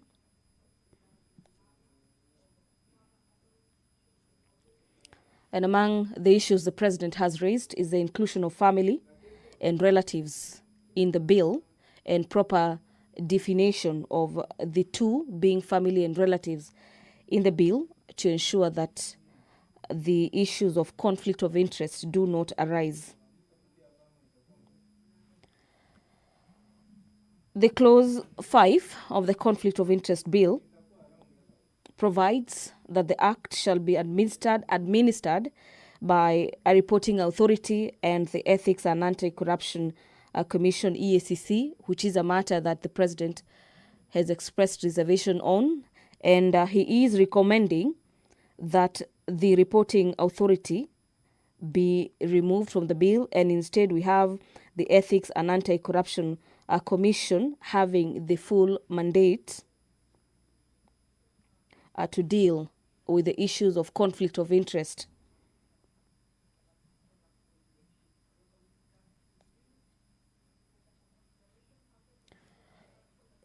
Clause number 6 of the bill provides for the functions of the Commission under the Act, and in the President's memoranda to Parliament, President William Ruto recommends that, in the view of the foregoing, that Clause 6 of the bill be amended by of proceedings for forfeiture of undeclared and unexplained assets. So basically, these recommendations, so to speak, set to seal loopholes under which public monies may be misappropriated. When we speak of undisclosed assets,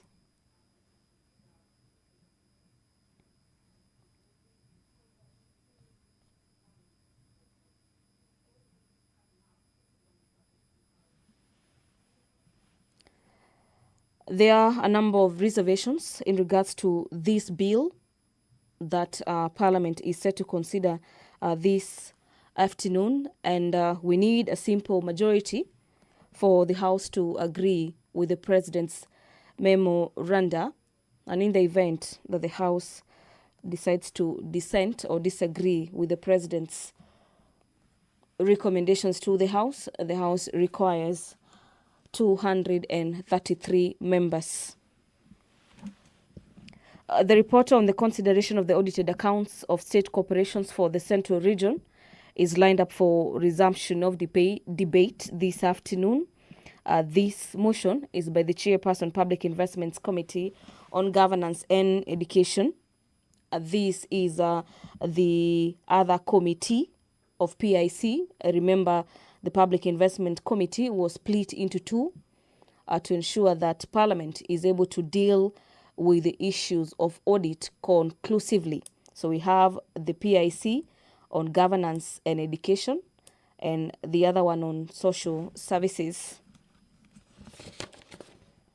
administration and agriculture. The Political Parties Amendment Bill, Bill number 2, this being Political Amendments Bill number 2, and this is a bill from the Senate, Bill number 26 of the year 2024, is lined up for debate this afternoon. I gather that the quorum has been attained, so kindly allow me to hand over for this live broadcast. Enjoy your viewing and have a great afternoon.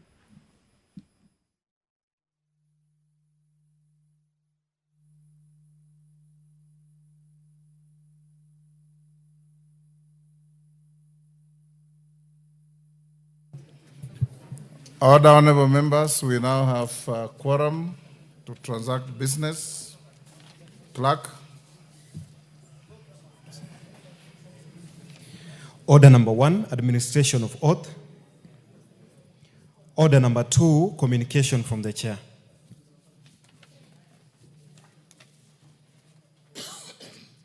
Clerk, the communication is not here yet. Where is it? Yes. Order, members on their feet, take your seats. Take your seats. Wamurata, take the nearest seat. Yes. Order, honorable members, as you are aware, yesterday, this country lost one of its greatest sons in the literary world, Professor Ngugi wa Thiong'o, a prolific writer from this country who played in the league of Chinua Achebe, Aikwe Ama, Eleki Amadi, Flora Nwapa, and many other African writers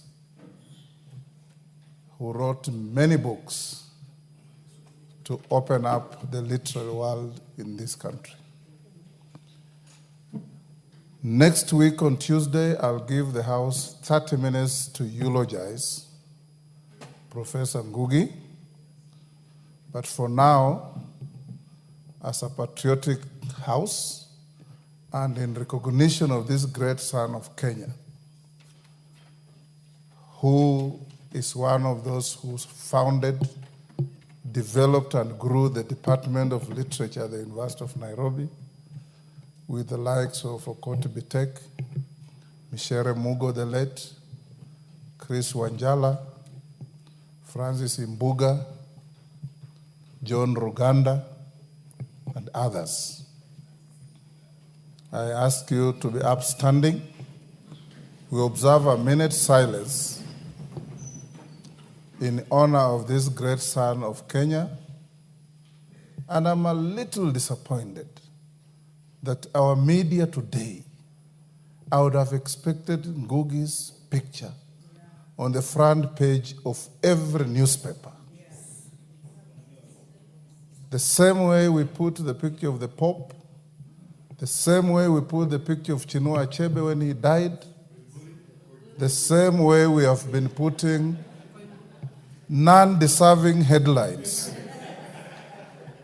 Chinua Ngugi wa Thiong'o should have been the headline in each and every newspaper today. And as a House, I think you can join your Speaker in recording this disappointment. So let's observe a minute's silence.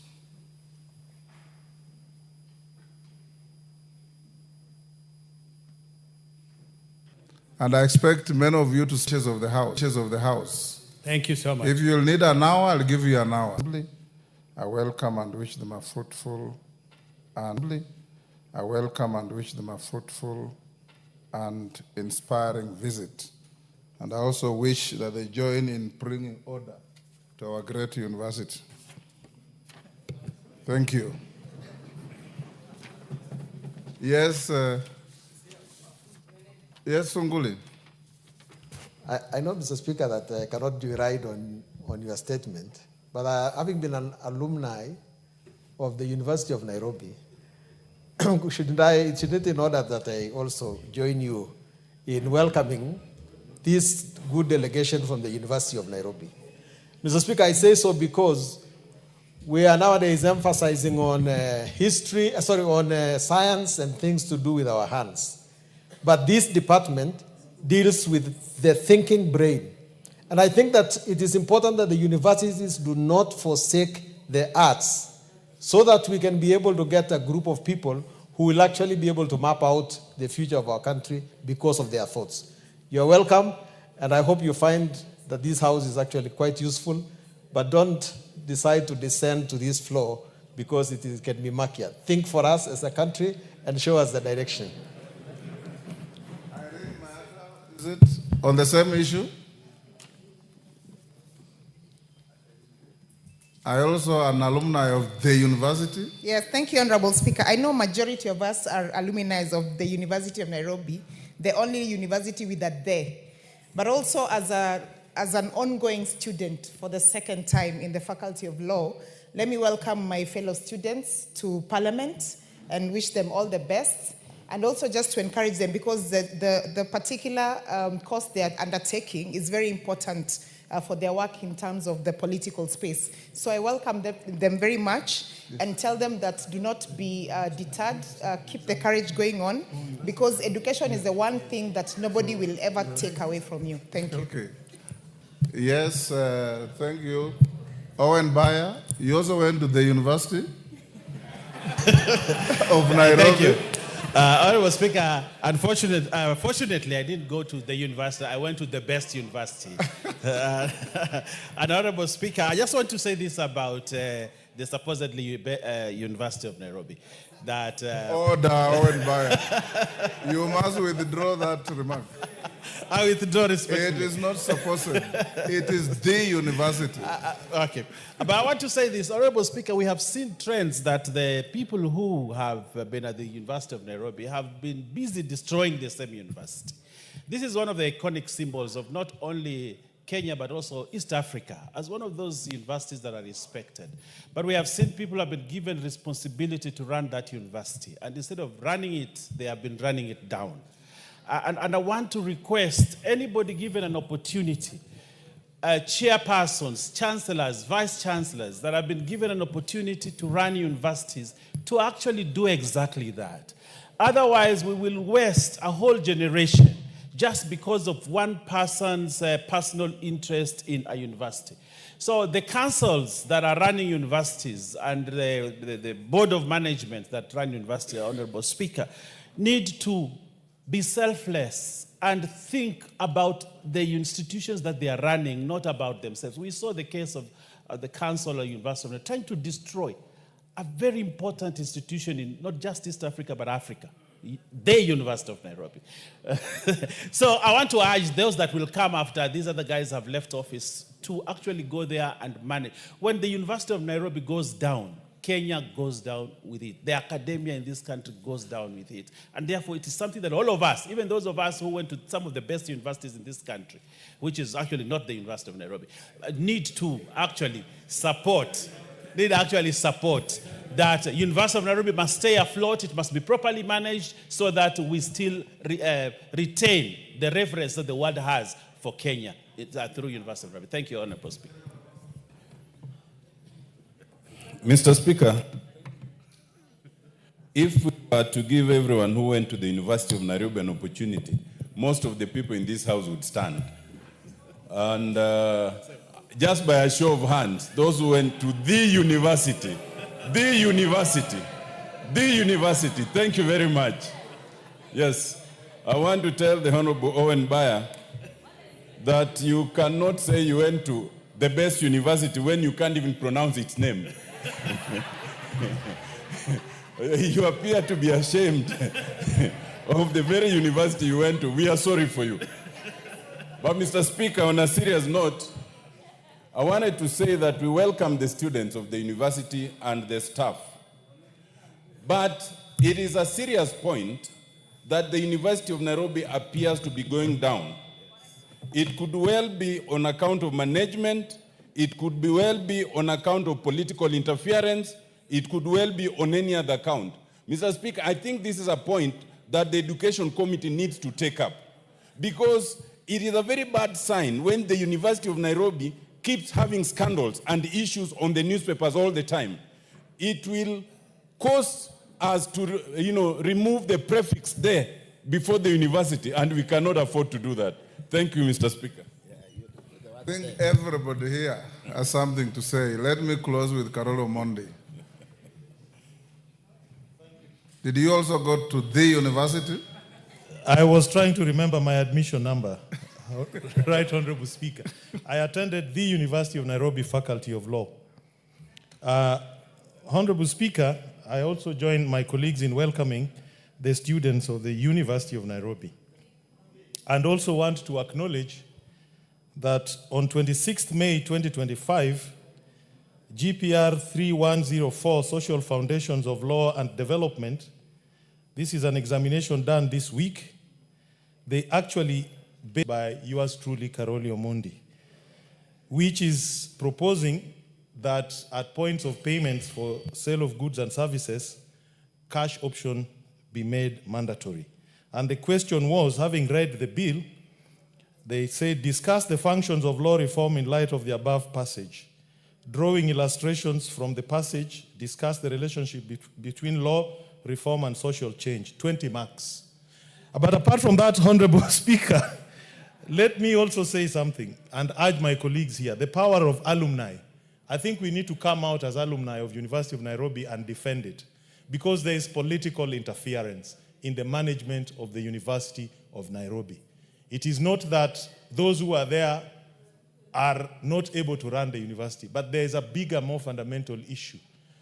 And if you look at the history of this country, when the alumni of the University of Nairobi and Makerere and Dar es Salaam were the principal public servants, the standards were very high in public service and everywhere. That is documented in studies. Today, there is a problem. There is a problem. I don't want to go further than that, That's but Honorable enough. Speaker, thanks for that. All of you who are members of the University of Nairobi alumni, if you start a movement, yours truly here will be part of it to revive our university. Who, Wangari? You also went there? Yes, and it's important. Go ahead.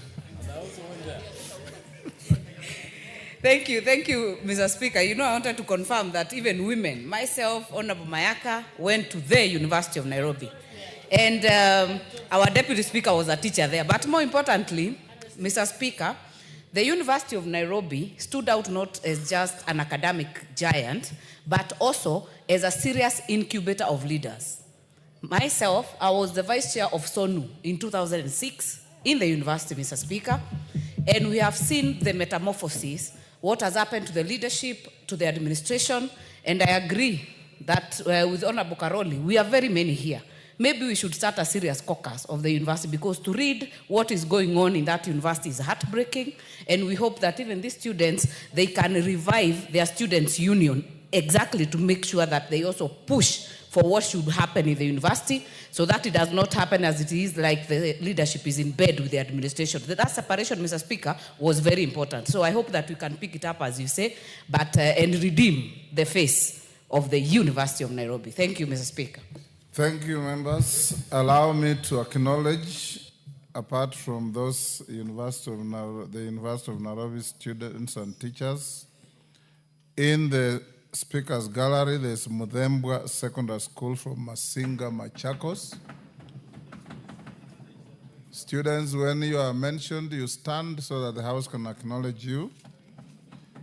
Kiunis, in the public gallery, we have Kiunis Schools at the river from Mavoko, Machakos. Kenegut Day Secondary School from Ainamoi, Kericho. NAM Schools from Roysambu, Nairobi. Eselengei Supat Girls from Kajiado, East Kajiado. And Kihoya Primary School from Kangema, Murang'a. I've been asked by the member for Kangema to welcome his school. In doing so, you can welcome all the others so that we go to other business. Okay, thank you, Mr. Speaker. I start to welcome the schools that have joined us in this parliament today. One thing I want to encourage them that this is a house that makes law for this country, and I want to assure them the best brain that you develop from their school, they can be able also to be part of this house. For Kehoya, I want to encourage them to continue doing better. That's the home for the business gurus in Nairobi. They do better in business, but also they can be able to perform even better in politics and also the economy of this country. Thank you, Mr. Speaker.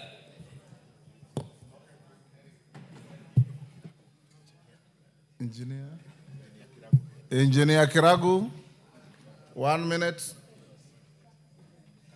Thank you, Honorable Speaker.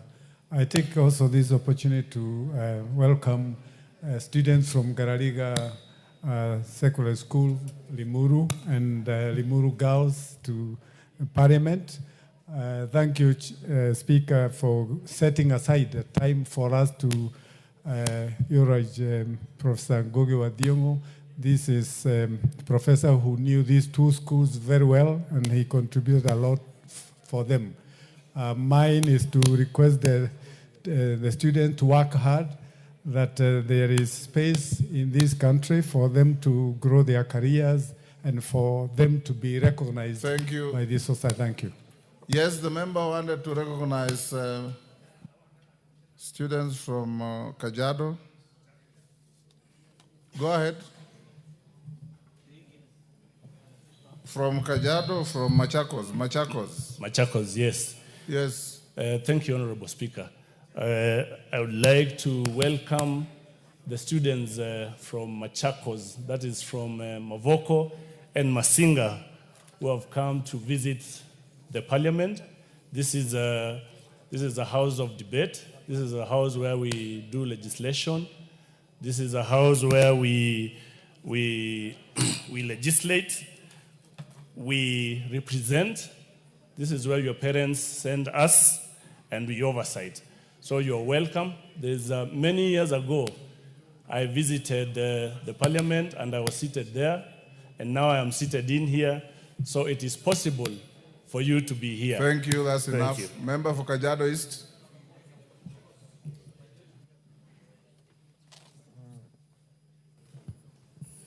Thank you.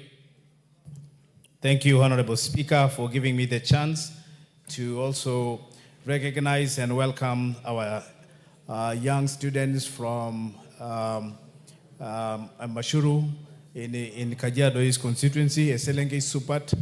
I'd like to welcome them and let them know that they are leaders for tomorrow. I'd like to encourage, this is a gold school. Then in our society, I am extremely very happy to see that many parents in Maasai communities are now sending girls to school. And this is a special school that I like to acknowledge it and welcome them and aspire them to do more, do better. Let the sky be the limit, because tomorrow they can be here too. One of them could be a member of parliament for Kajiado East constituency, and I like to encourage them to work hard and strive to do better and realize their dreams. Kwa hivyo karibuni sana. Thank you, Mr. Speaker. The last. And in future, when I ask one of you to welcome students on your behalf, you should obey that order. Thank you, Honorable Speaker. I want to welcome students from Kenekut Secondary School.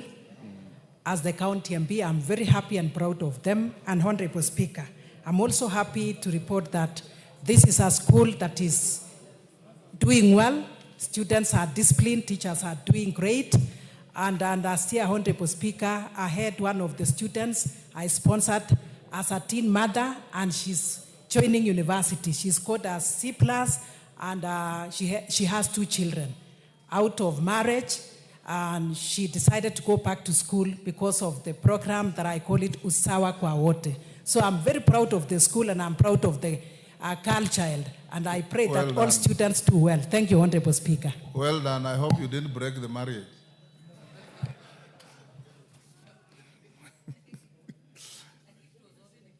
Next order.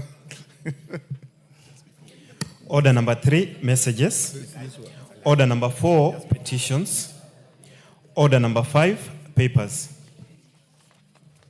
Majority Leader. Mr. Speaker, I want to thank you for this opportunity. Honorable Speaker, I beg to lay the following papers on the table of the House today, Thursday, May 29th, 2025. A, reports of the Auditor General and financial statements for the year ended 30th June 2023, and the certificates therein in respect of 1, also Olesos Training Institute, Kipsinende Training Institute, Rift Valley Training Institute, Tana River Technical and Vocational College, Bungoma North Technical and Vocational College, Bumbe Technical Training Institute, Lugari Diploma Teachers Training College, St. Augustine Teachers Training College, Iregi, St. Paul's Kiba B, Diploma Teachers Training College. And B, Honorable Speaker, reports of the Auditor General financial statements for the year ended 30th June 2023 and 30th June 2024, and certificates therein in respect of the Masai Mara Technical and Vocational College, Naivasha Technical and Vocational College, Siala Technical Training Institute, MSOS Technical and Vocational College, Kabusi Technical and Vocational College, Sikri Technical and Vocational College, Tigania East Technical and Vocational College, and lastly, Honorable Speaker, Tharaka Technical and Vocational College. Honorable Speaker, I beg to lay. Chair, Departmental Committee on Social Protection, Alice. Thank you, Honorable Speaker. Honorable Speaker, I beg to lay the following papers on the floor of the House today, Thursday, 29th May 2025. Report of the Departmental Committee on Social Protection on its consideration of 1. The Kenya Sign Language Bill, National Assembly Bill number 1 of 2024, and 2. The Kenya Sign Language Bill, Senate Bill number 9 of 2023. Thank you, Honorable Speaker. Chair, Departmental Committee on Justice and Legal Affairs, Murugara. Thank you very much, Mr. Speaker. Mr. Speaker, I beg to lay the following papers on the table of the House today, Thursday, 29th May 2025. Reports of the Departmental Committee on Justice and Legal Affairs on its consideration of the following. Number 1, the President's Memorandum on the Conflict of Interest Bill, National Assembly Bill number 12 of 2023. Number 2, the President's Memorandum to the Anti-Money Laundering and Combating of Terrorism Financing Laws, Amendment Bill, National Assembly Bill number 5 of 2025. Number 3, the Elections Offences Amendment Bill number 2, Senate Bill number 28 of 2024. And number 4, the Political Parties Amendment number 2, Senate Bill number 26 of 2024. Thank you very much, Honorable Speaker. Thank you. Next order. Yes, Honorable Junet. Mr. Speaker, I wanted to bring to your attention that before we went for the recess, you had given an indication that when we come back, there was this issue of the Supreme Court judgment on the operations of Parliament, on the bicameral Parliament. Mr. Speaker, I wanted to indulge you. You are very right. Yeah, when do you think you can? Because you remember there is also a bill, the County Assembly's pension bill, yes, that originated from the Senate, and it was a money bill. Yes. And you stepped it down so that you can deal with that matter accordingly. You are very right. Yes. The communication is ready. Yes. I'll deliver it either on Tuesday or Wednesday, depending on the load of work. Yes. Yes. Then lastly, Mr. Speaker, I wanted to bring to the attention of members on what the Chair of Justice and Legal Affairs has just tabled. The bills which have the memorandum of the President, the bill on money laundering, anti-money laundering, and the bill on conflict of interest. I want to ask members to take those. I have a communication on it. Thank you, better Mr. hold Speaker. your horses. Thank you, Mr. Speaker. Yes. Next order. Order number 6, notices of motion. Sharia. Thank you, Honorable Speaker. Honorable Speaker, I beg to give notice of the following motion. Yes. That aware that Article 95(2) of the Constitution provides that the National Assembly deliberates on and resolves issues of concern to the people.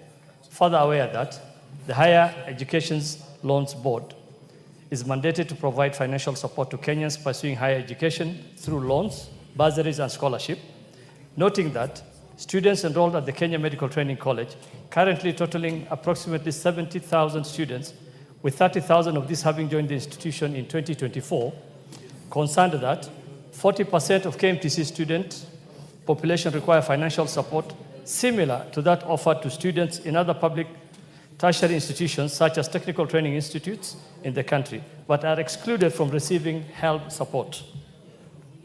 appreciating that education funding plays a vital role in enhancing access to education for Kenyans, hence boosting the economic growth of the country. This House therefore resolves that, 1, the government, through the Ministry of Education, facilitate the issuance of help loans to students at the Kenya Medical Training College, and 2, if no funds are appropriated for this exercise, approval is hereby granted for the National Treasury to release funds amounting to not less than Kenya shillings 1.5 billion to the Higher Education Loans Board, pursuant to Article 223 of the Constitution, for loans to KMTC students, and that such release be regularized through the third supplementary estimates 3 for the financial year 24-25. I thank you, Honorable Speaker. Thank you, Sharia. Yes, Junet. Mr. Speaker, I wish to bring to your attention a matter that is also very, very important to this House, Mr. Speaker. Mr. Speaker, it's about how this Parliament operates. Mr. Speaker, there is a ruling that has happened today in relation to matter that is pending before the Justice and Legal Affairs Departmental Committee.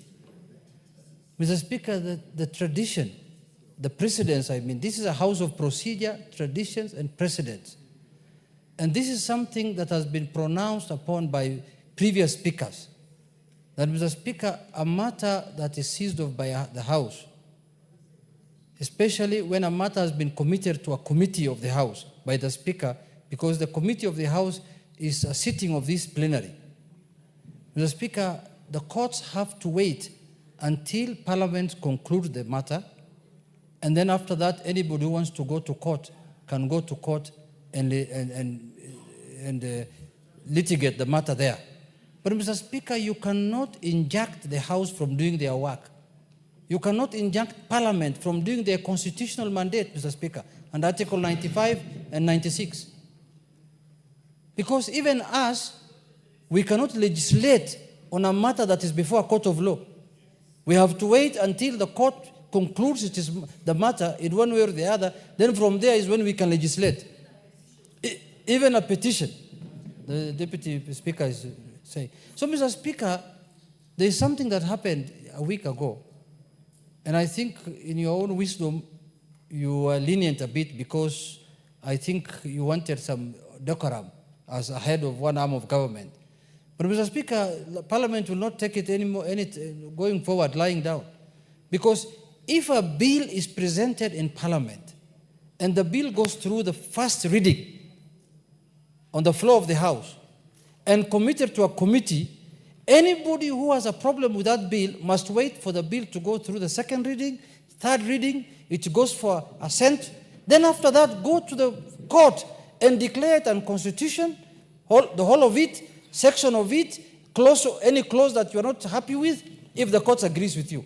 But if you want to inject Parliament before they do their work, then that means Parliament will not be able to operate in this country. So I'm happy that the judge has lifted the injunction today, but going forward, I'm giving judicial notice as a leader of this House that this House will not stop doing their work. In fact, if the ruling does not come out today, we are planning to sit tomorrow so that we can vet and finish our business. Then you can go to court and do whatever you want to do. Thank you, Mr. Speaker. Hold on. I don't want to open debate on this.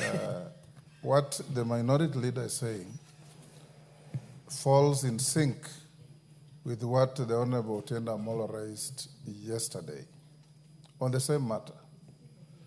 There is a ruling or a communication in the offing on the same matter so that we give a precedent-setting direction on the matter.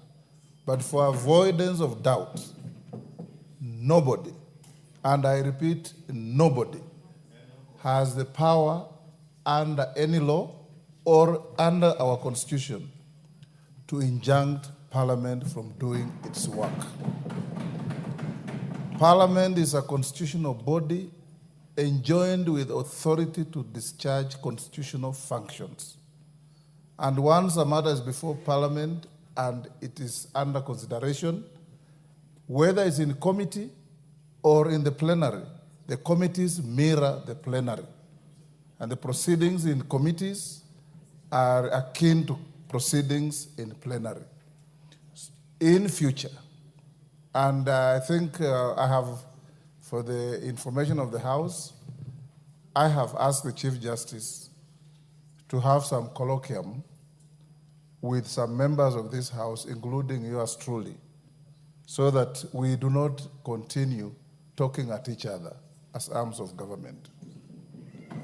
We need each other, but we discourage and we frown at any overreach by any arm of government on the other arm, especially on matters that are legally clear, constitutionally clear, and morally untenable. So I direct the Committee on JLAC to proceed without haste and vet the nominees for chairman and members of IEBC and bring the report to this House. Any aggrieved party, whether it's in the judiciary, in the executive, or general public, can then go to court and challenge something that we as Parliament will be funked as official.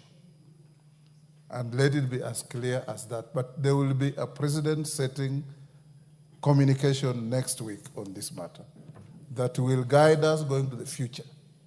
Thank you. Honorable members, I want us to reorganize the order paper as follows. We'll skip order number 7 for now. We'll skip order number 8 for now. We'll go to order number 9, and the reasons majority, minority leaders, and members of House business, you're aware. So I'll give you communication and direction on how to proceed with order number 9. Then thereafter you go to committee, and after committee, then we come back to statements and go to conclude order number 8 and carry on with the rest of the order. So call out order number 9. Order number 9, Committee of the Whole House. Before we go to the committee, honorable members, take your seats. Dan Wanyama, take your seat. Honorable members, I have a communication on the consideration of the President's reservation on the Conflict of Interest Bill 2023 and the Anti-Money Laundering and Combating of Terrorism Financing Laws Amendment Bill 2025. Honorable members, you recall that on Wednesday, 30th April 2025, I reported to this House a message from His Excellency the President notifying that in exercise of the powers conferred under Article 115(1)(b) of the Constitution, the President had referred the Conflict of Interest Bill, National Assembly Bill number 12 of 2023 and the Anti-Money Laundering and Combating of Terrorism Financing Laws Amendment Bill, National Assembly Bill number 5 of 2025, back to Parliament for reconsideration. I did refer the memorandum containing the President's reservations to the two bills of the Departmental Committee on Justice and Legal Affairs for consideration. I also advise that the consideration of the President's reservations to the bills by the committee and indeed the whole House shall, insofar as necessary, be guided by the Speaker's communication of 28th July 2015 on the consideration and scope of the President's memorandum. Honorable members, the committee has since laid on the table of this House its report on the consideration of the President's memorandum to the two bills.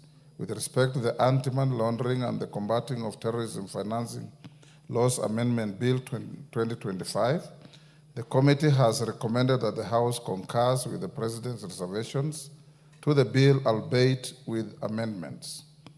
Article 115 of the Constitution empowers the House to propose amendments to the President's reservations, either fully accommodating them or not fully accommodating the reservations. Where proposed amendments fully accommodate the President's reservations, the amendments only require to be supported by a simple majority of the members of the National Assembly present and voting.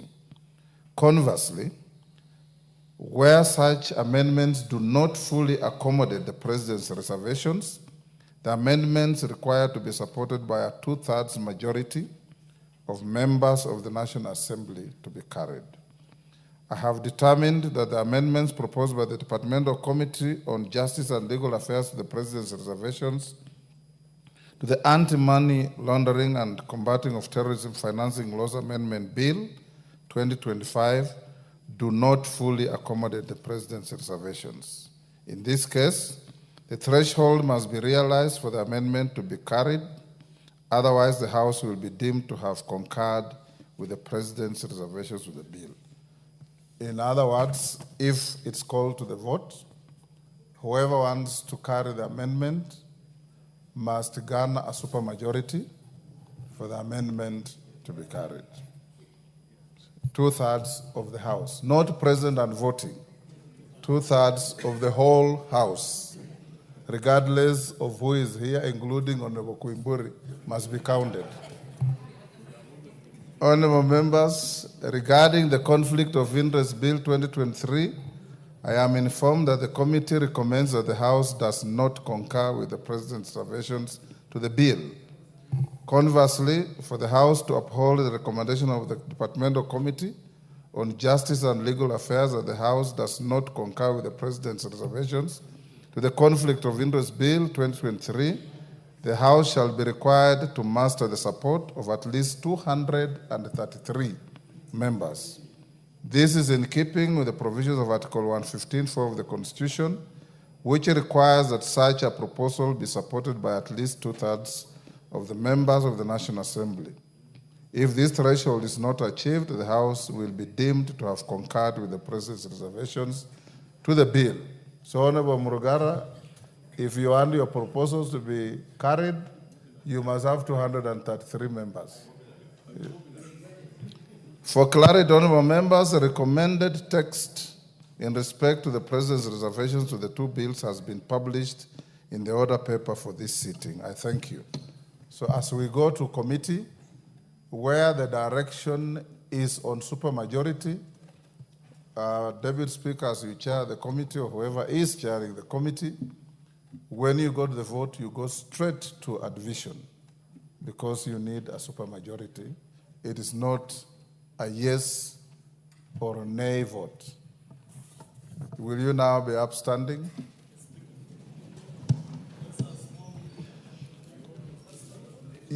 Order, members, hold on, Sergeant. What is it, Wamboka? Sergeant, retreat. Take your seats, members. What, on the same issue? I'll just seek your guidance. Yes. It looks like it's an ambush on us. It is not. Because what if we reorganize ourselves and put this matter to next week so that we organize ourselves with regard to numbers, especially on the conflict of interest thing? Because that, Honorable Speaker, affects us. So because you are part of this, as you are MP number 1, I would beseech you that we were not prepared for this.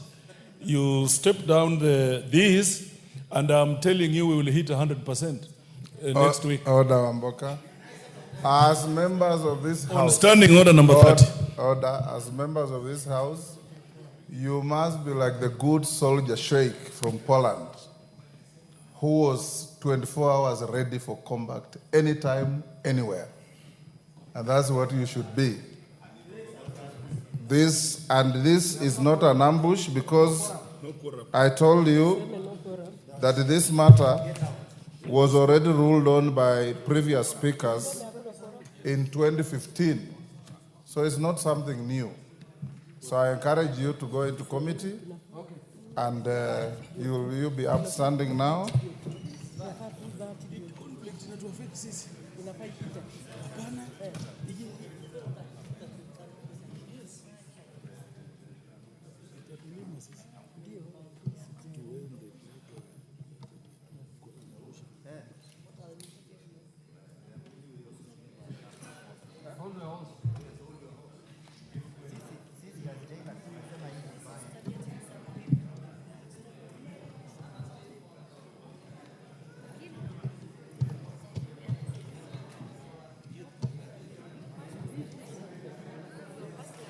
Honorable members, we may be seated.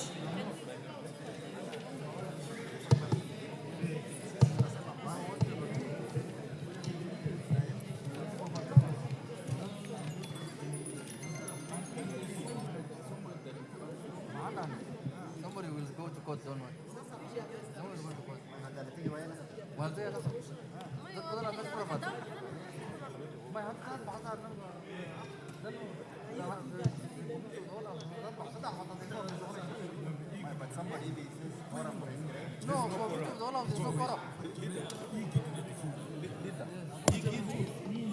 Itamaliza wabunge. Hii kitu itatumaliza.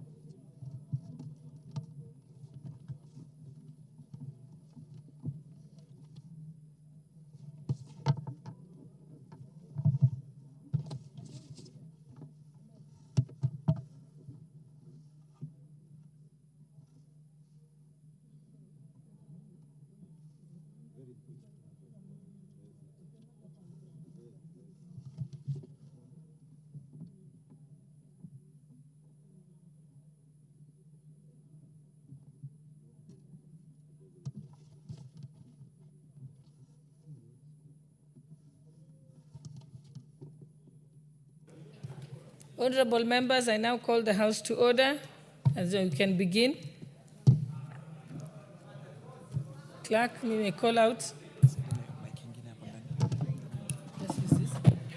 President's reservation to clause 2.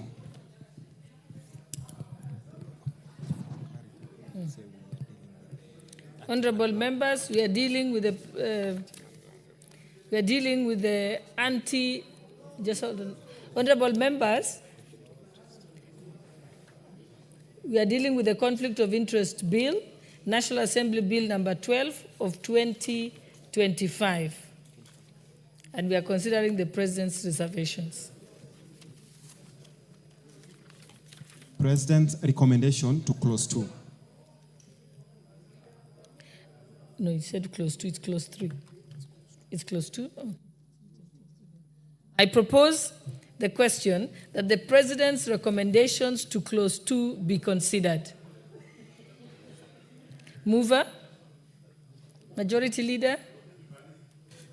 Thank you, Chair. I beg to move that the President's reservation in clause 2, as it is in the reservation memorandum and on the order paper, be adopted as it is. And Honorable Speaker, just to ease members' concerns, clause 2 included the definition of family and a relative. And initially the bill was very wide. If the Let him complete. He hasn't Wamboka completed moving. What at are you least going to have a listen to point me. of order about? Let him complete moving. Proceed. I was explaining to Honorable Wamboka that initially the bill had a very broad definition of family and relative.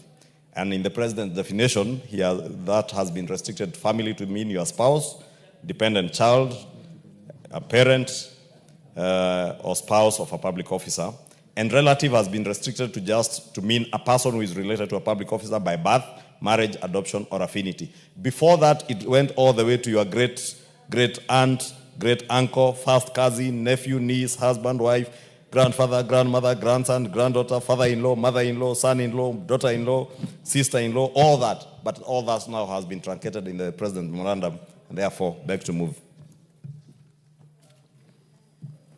Honorable members, I propose the question that Clause 2 be amended as recommended by His Excellency the President. There is no debate? We proceed. Honorable members, I put the question that Clause 2 be amended as recommended by His Excellency the President. Will as many as of that opinion say aye? Aye. Will as many as of those of the contrary opinion say nay? The ayes have it. No, you should say the nays. Let's get to, we have not even begun. Okay, I declare that the ayes have it. President's recommendation to Clause 5. Madam Speaker, Madam Chair, honestly, you're being unfair. I propose the question that the President's recommendation to Clause 5 be considered. Point of order, Madam Chair. Point of order, Madam Chair. It is within my right to raise a point of order. Procedurally, not. Yeah, Honorable Speaker, maybe just for Honorable Amboka to understand that when you want to raise a point of order, we have very good gadgets here that you put your card, request the Speaker, and do that, not shouting from your seat. It becomes very dishonorable when we go that way. Honorable Speaker, Clause 5, I beg to move that we adopt Clause 5 as it is on the order paper. Again, this relates to the administration of this act. And it's important for Honorable Amboka to listen. Because what I am saying is very important to you. It affects you and affects me and affects even judicial officers. Because this clause said the act was to be administered by the Ethics and Anti-Corruption Commission, and the National Assembly and Senate had, in the mediated version, had adopted a version that would have this act being administered by the Ethics and Anti-Corruption Commission and by reporting authorities. Reporting authorities in this case would have been for you and for me, the Parliamentary Service Commission. And for judicial officers, it means that judicial officers would have reported to their reporting authority, which would have been the Judicial Service Commission. And that is the practice as it has been. But now the Act proposes, and the President's memorandum proposes, that now the entire Act shall only be administered by the Ethics and Anti-Corruption Commission. Therefore, our judicial officers now have to submit their declaration of wealth to the Ethics and Anti-Corruption Commission. And the same with you. This is to enhance transparency and accountability and help in the fight against corruption, Honorable Speaker. And it is very important, Honorable Speaker. Therefore, judicial officers must now take note. All judicial officers, from magistrates to officers working in the judiciary, all the way up to the Chief Justice, they now report to the Ethics and Anti-Corruption Commission on matters relating to conflict of interest. That is very important, Honorable Speaker, and I beg to move. Honorable members, I propose the question that Clause 5 be amended as recommended by His Excellency the President. Yes, Honorable Jeanette. Madam Speaker, I wish to reiterate what the Majority Leader said, that members need to take note that both members of Parliament or the legislative arm of the country and the judiciary will be reporting to Ethics and Anti-Corruption Commission. Madam Speaker, this is a very serious policy change. This thing is going to put many people in jail, the way I see it. Because the corrupt. Because, why do I say so? Madam Speaker, there is no due process, the way I see. Because before you report to Ethics and Anti-Corruption Commission, you should report first to the bodies, the constitutional bodies that manage those institutions. But that's why JSC is in place. That is why Parliamentary Service Commission is in place. So, Madam Speaker, this memorandum is trying to propose that the constitutional powers of those organs created by the Constitution itself are usurped now by Ethics and Anti-Corruption Commission. Another commission, just like Judiciary Service Commission and just like Public Service Commission. Me, I am passing this bill here. But this one, I am telling the judiciary, they are under attack. They must suspend this one once it is sent to Paramoja.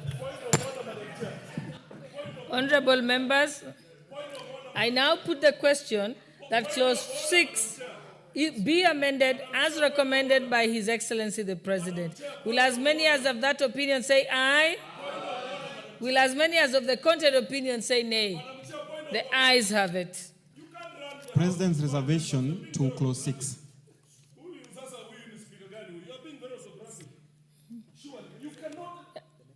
The next majority leader?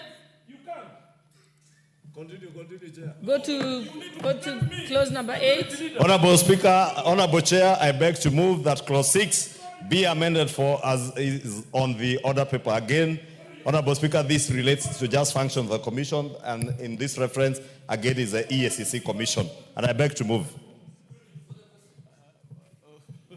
Honorable members, I propose the question that clause 6 that clause 6 that the President's recommendations as no, Honorable members, let me repeat that. I propose the question that the President's recommendations to clause 6 be considered.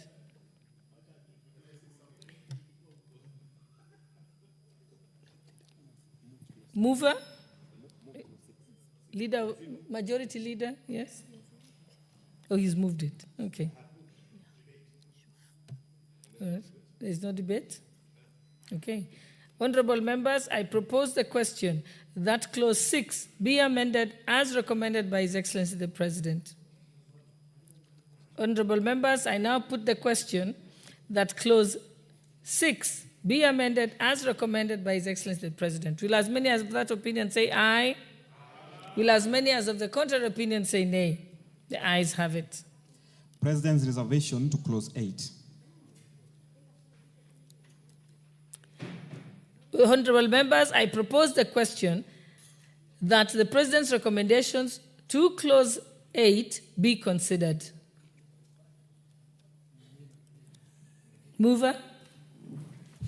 Honorable Speaker, I beg to move that clause 8 be amended as it is on the order paper and as per the President's reservations. And Honorable Speaker, this relates to instances where a public officer may be construed or may be seen to be in conflict of interest. And in the mediated version, we had removed part C, which says that the public officer has a public officer will be in conflict of interest if that public officer has private interest that could conflict with the duties of the public officer in future. And Honorable Speaker, the President has reinstated that particular section, and I beg to move. Honorable members, I propose the question that clause 8 be amended as recommended by His Excellency the President. May I put the question? Okay, Honorable Murugara. Thank you.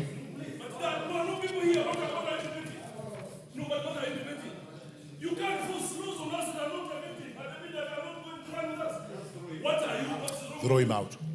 No. It's gross disorder. Thank you. Thank you. Thank you. But I should be allowed to speak. I should be allowed to speak. Honorable, But I'm behaving in the organization. Honorable Wanami, please be orderly.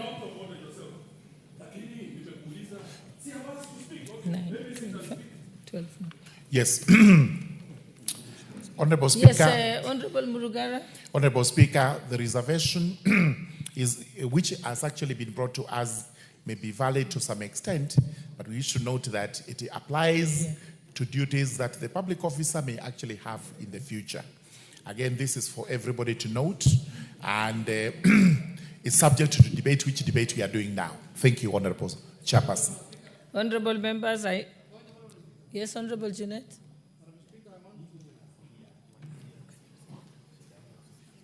Madam Speaker, I also want to add my voice to it. Madam Speaker, I don't know how we are legislating for the future.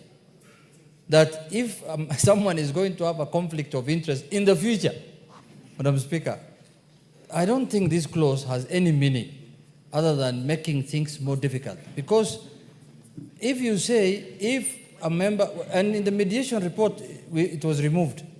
Now we are saying in the future, if somebody is going to have a conflict of interest, how will you know whether he's going to have a conflict in the future or not?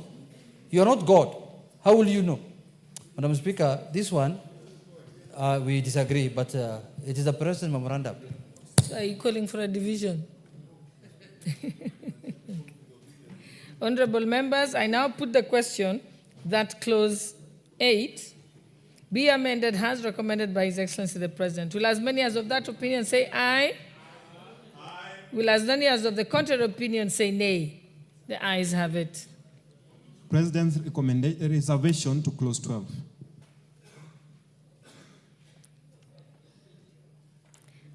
Honorable members, I propose the question that the President's recommendations to clause 12 be considered. Mover? Honorable Speaker, I beg to move that clause 12 be adopted as proposed by the President in his reservations and as it is on the order paper. Honorable Speaker, again, clause 12 had a proviso under clause 3, which was introduced in the mediated version, which says that despite subsection 1, no proceeding shall lie against a public officer who grants special consideration or treatment or advantage in good faith. That, again, Honorable Speaker, the President's reservation are to remove that particular clause. And that, Honorable Speaker, is the issue we had raised during debate, that should you extend a favor to somebody on account of maybe age? People are queuing at the airport. There's a very elderly person, and on account of their age, a public officer allows them to jump the queue. That cannot constitute conflict of interest, whether or not they know that person. But in the President's wisdom, he thinks we should not have that, and therefore that has been deleted. I beg to move. Honorable members, I propose the question that clause 12 be amended as recommended by His Excellency the President. May I put the question?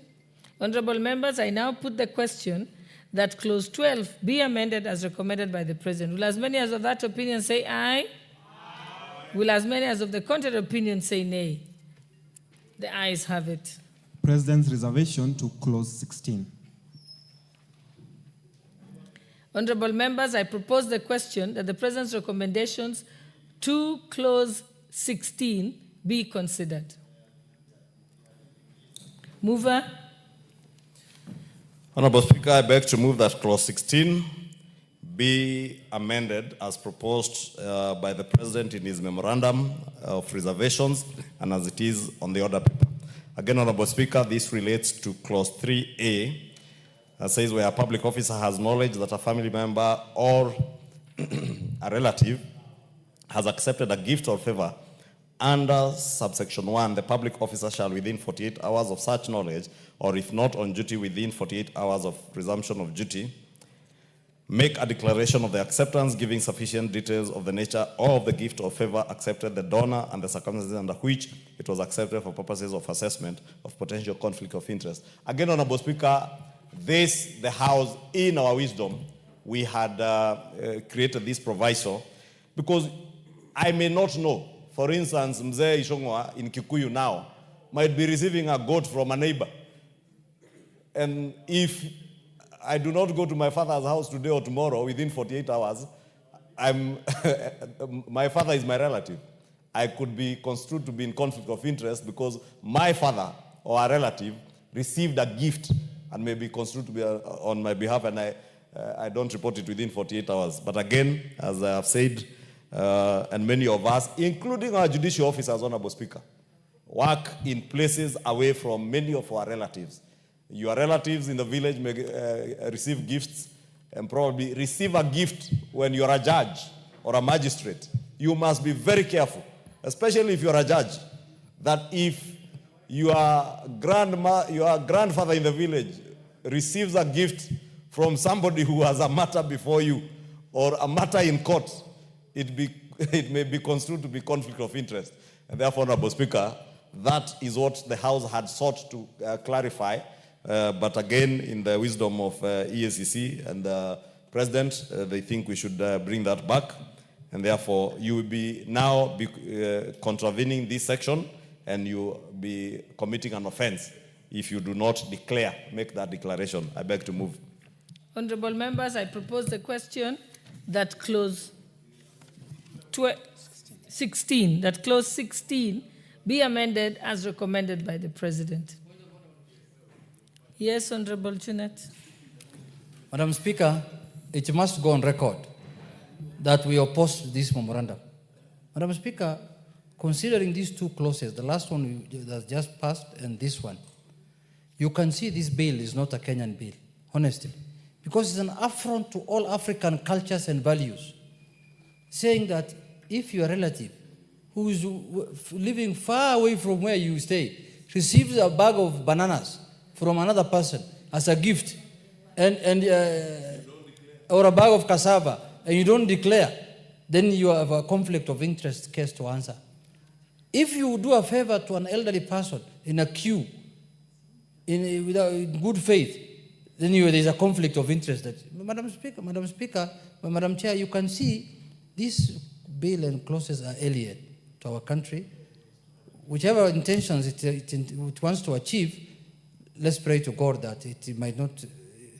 I can see Owen Bayer in jail, the way he's sitting next to me. I can just see. I propose the question that Clause 16 be amended as recommended by His Excellency the President. Honorable members, I now put the question that Clause 16 be amended as recommended by His Excellency the President. Will as many as of that opinion say aye? Will as many as of the contrary opinion say nay? The ayes have it. President, reservation to Clause 17. Honorable members, I propose the question that the President's recommendations to Clause 17 be considered. Chair, Leader of Majority, mover. This is 18. 17. Honorable Speaker, I beg to move that Clause 17 be amended as it is on the order paper and as the President's reservations. Again, the reservations, Honorable Speaker, related to the reporting authorities maintaining a register of gifts received. We had said gifts received by public officers serving in the reporting entity. Now the President's reservations have added the word any person, that it is gifts received by any person serving in the reporting entity, not just public officers. Even if you are not a public officer and you are serving in the reporting entity, you must declare those gifts. Honorable Speaker, I beg to move.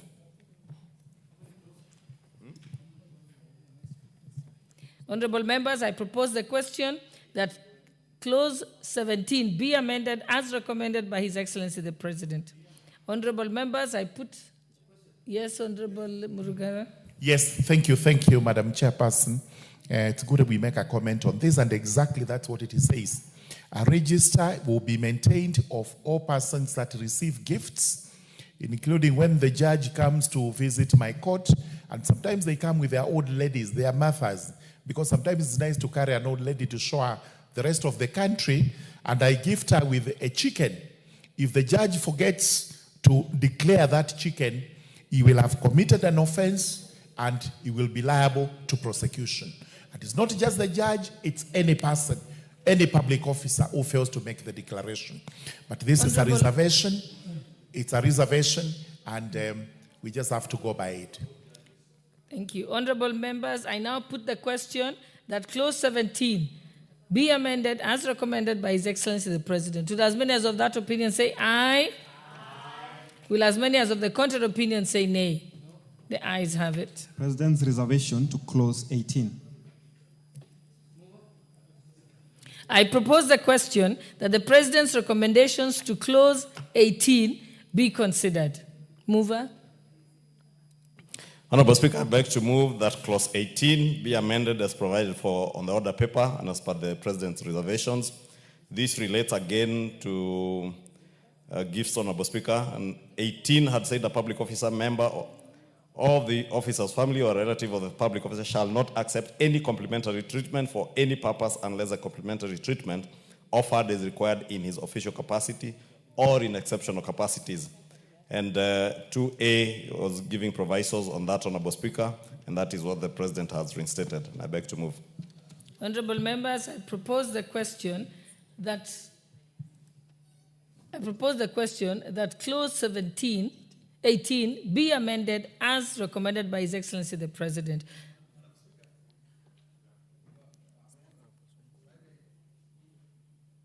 Yes, Honorable Sankuli. Sorry, I can't get the mic. Yeah, Madam Speaker, as as the Honorable Junet, the minority leader, has said, actually, in real sense, in spirit and in all else, we actually do not find these reservations to be justified. You know, when this thing talks about relative, the definition of relative is so large. It is not a registrable interest.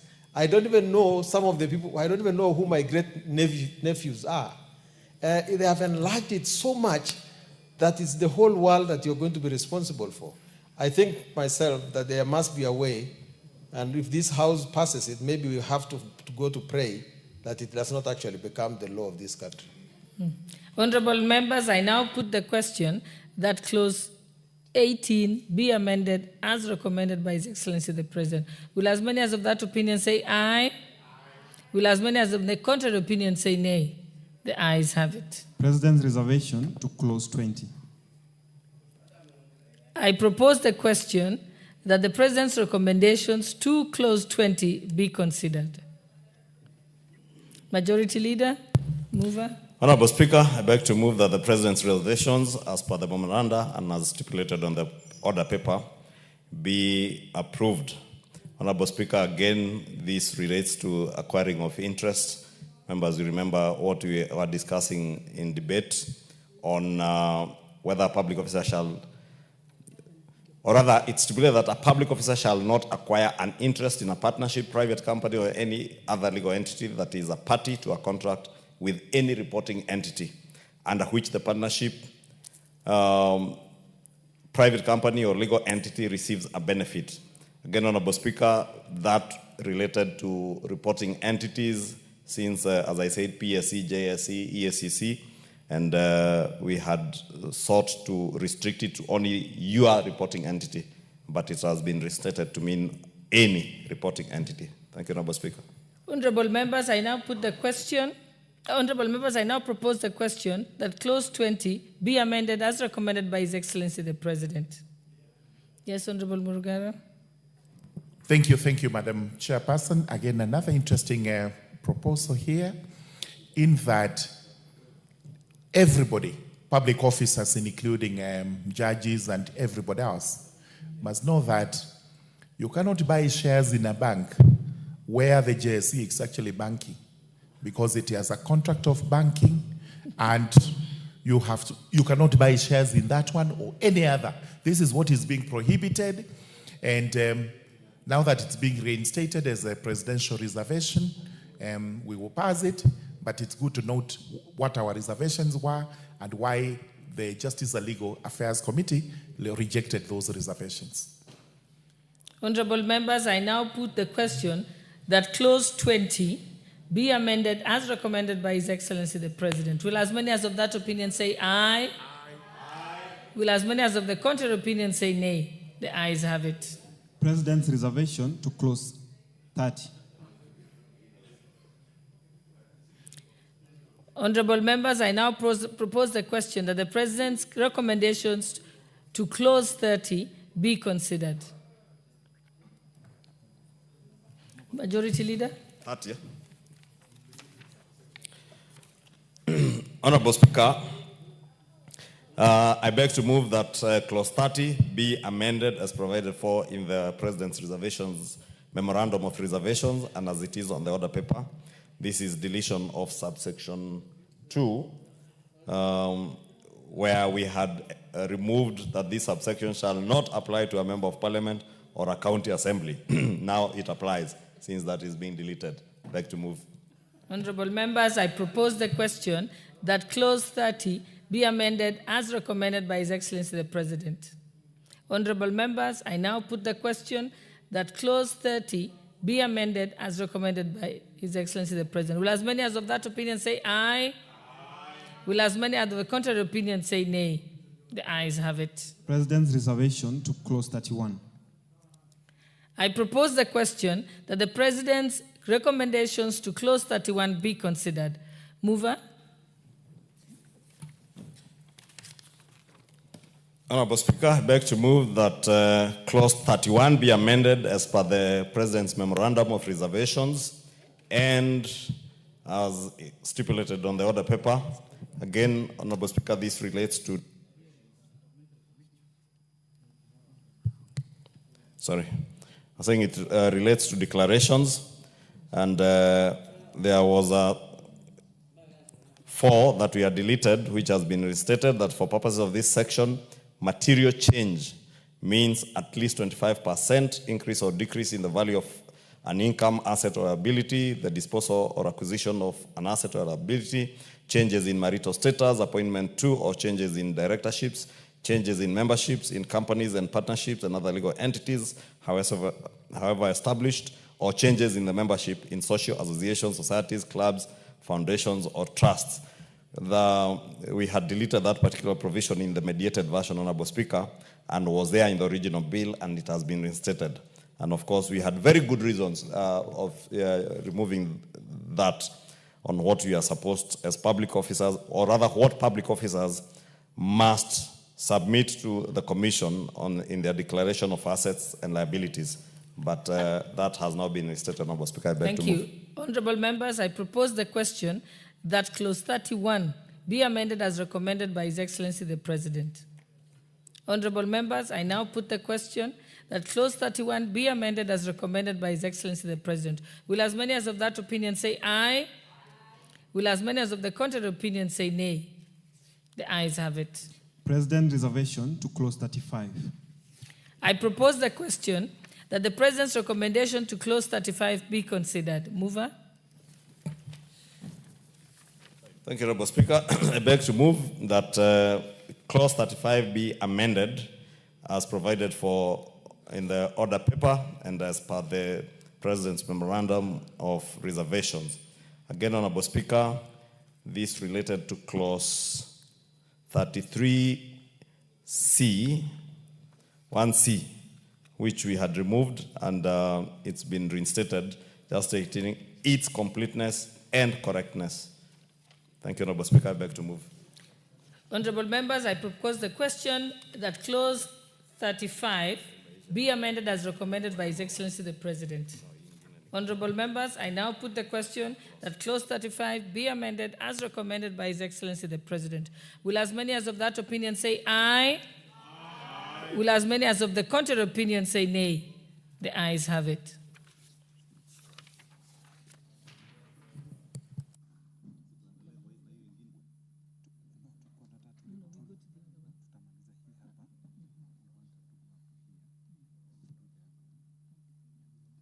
Say, Honorable mover of this bill. Honorable Chairperson, I beg to move that the committee do report to the House its consideration of the President's reservations to the Conflict of Interest Bill, National Assembly Bill number 12 of 2023, up to Clause 35 and its approval.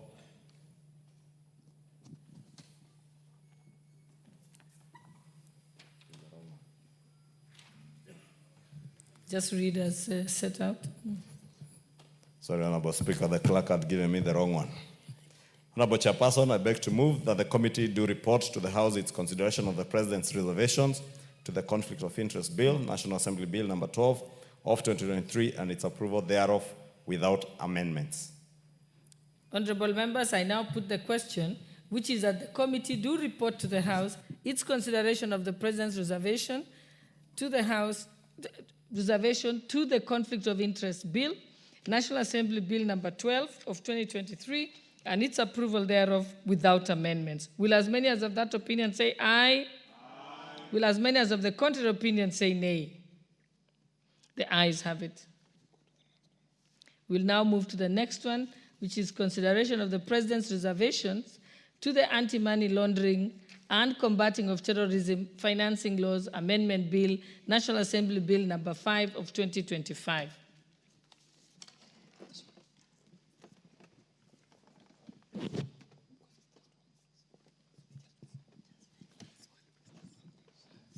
President's reservation to Clause 3.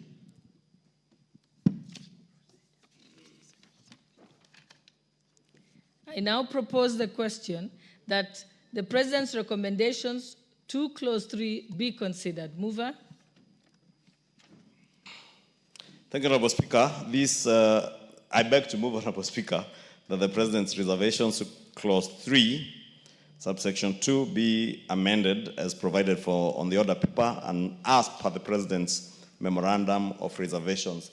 This, Honorable Speaker, related to the transitional clause relating to the Financial Reporting Center, where we had created a transitional mechanism that would have extended the term of the current Director General by a further 2 years, and the President has expressed his reservations to that in line with the Mwongozo policy, and recommends that the existing office holder appointed under Section 25 will continue to serve in office to complete their tenure under the provisions applicable at the time of the appointment. And therefore, Honorable Speaker, I beg to move.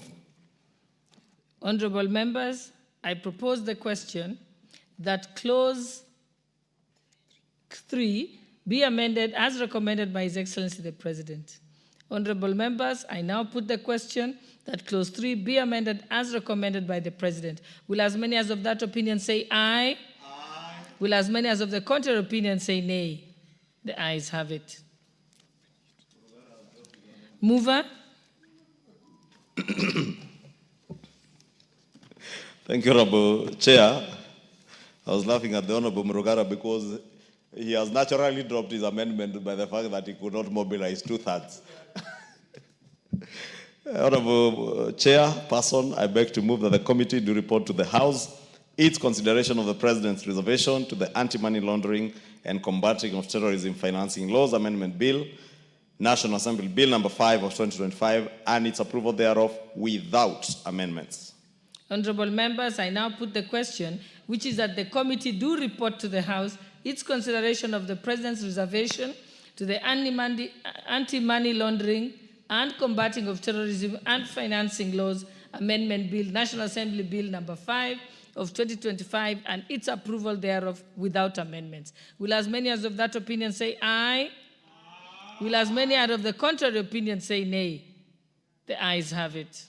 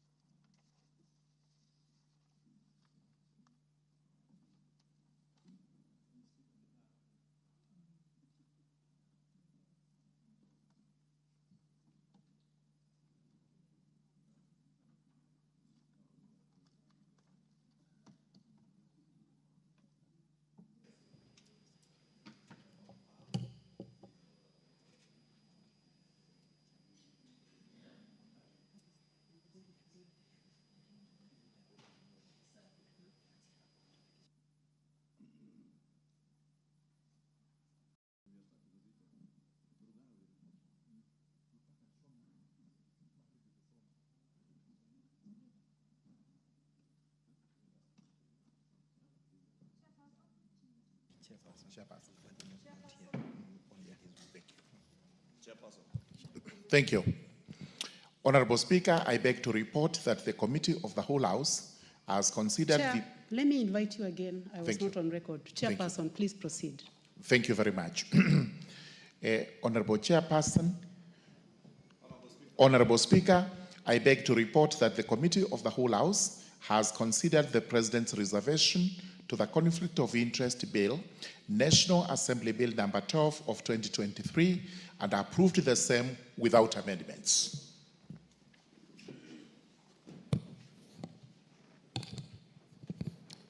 Move out the bill, the Majority Leader. Honorable Speaker, I beg to move that the House do agree with the committee in the said report. I also request Honorable Dorothy to second the motion for agreement with the report of the Committee of the Whole House. Honorable Dorothy, please proceed. Thank you, Honorable Speaker. I do second the report. Thank you. Thank you very much. Honorable members, I propose the question, which is that the House do agree with the committee in the said report.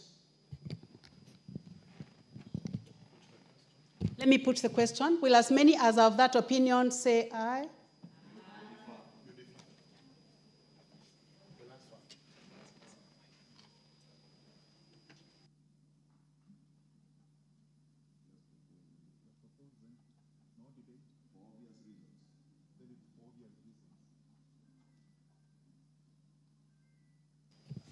Honorable members, for the convenience of the House, we move to the next bill.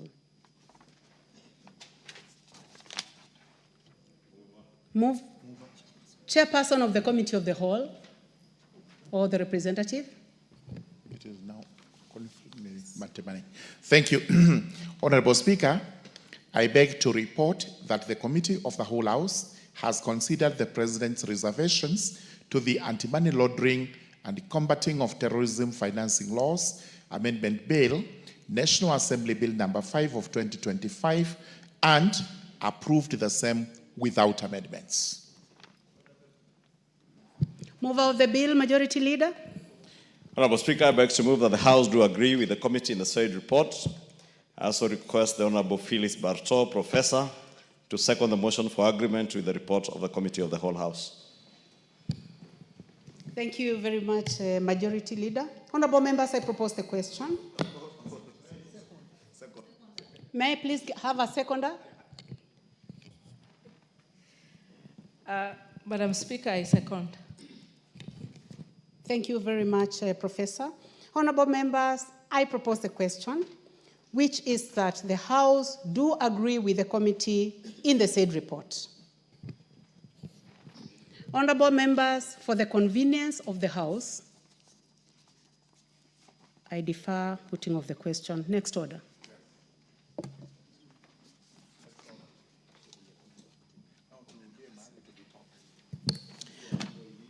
Order number 7, questions and statements.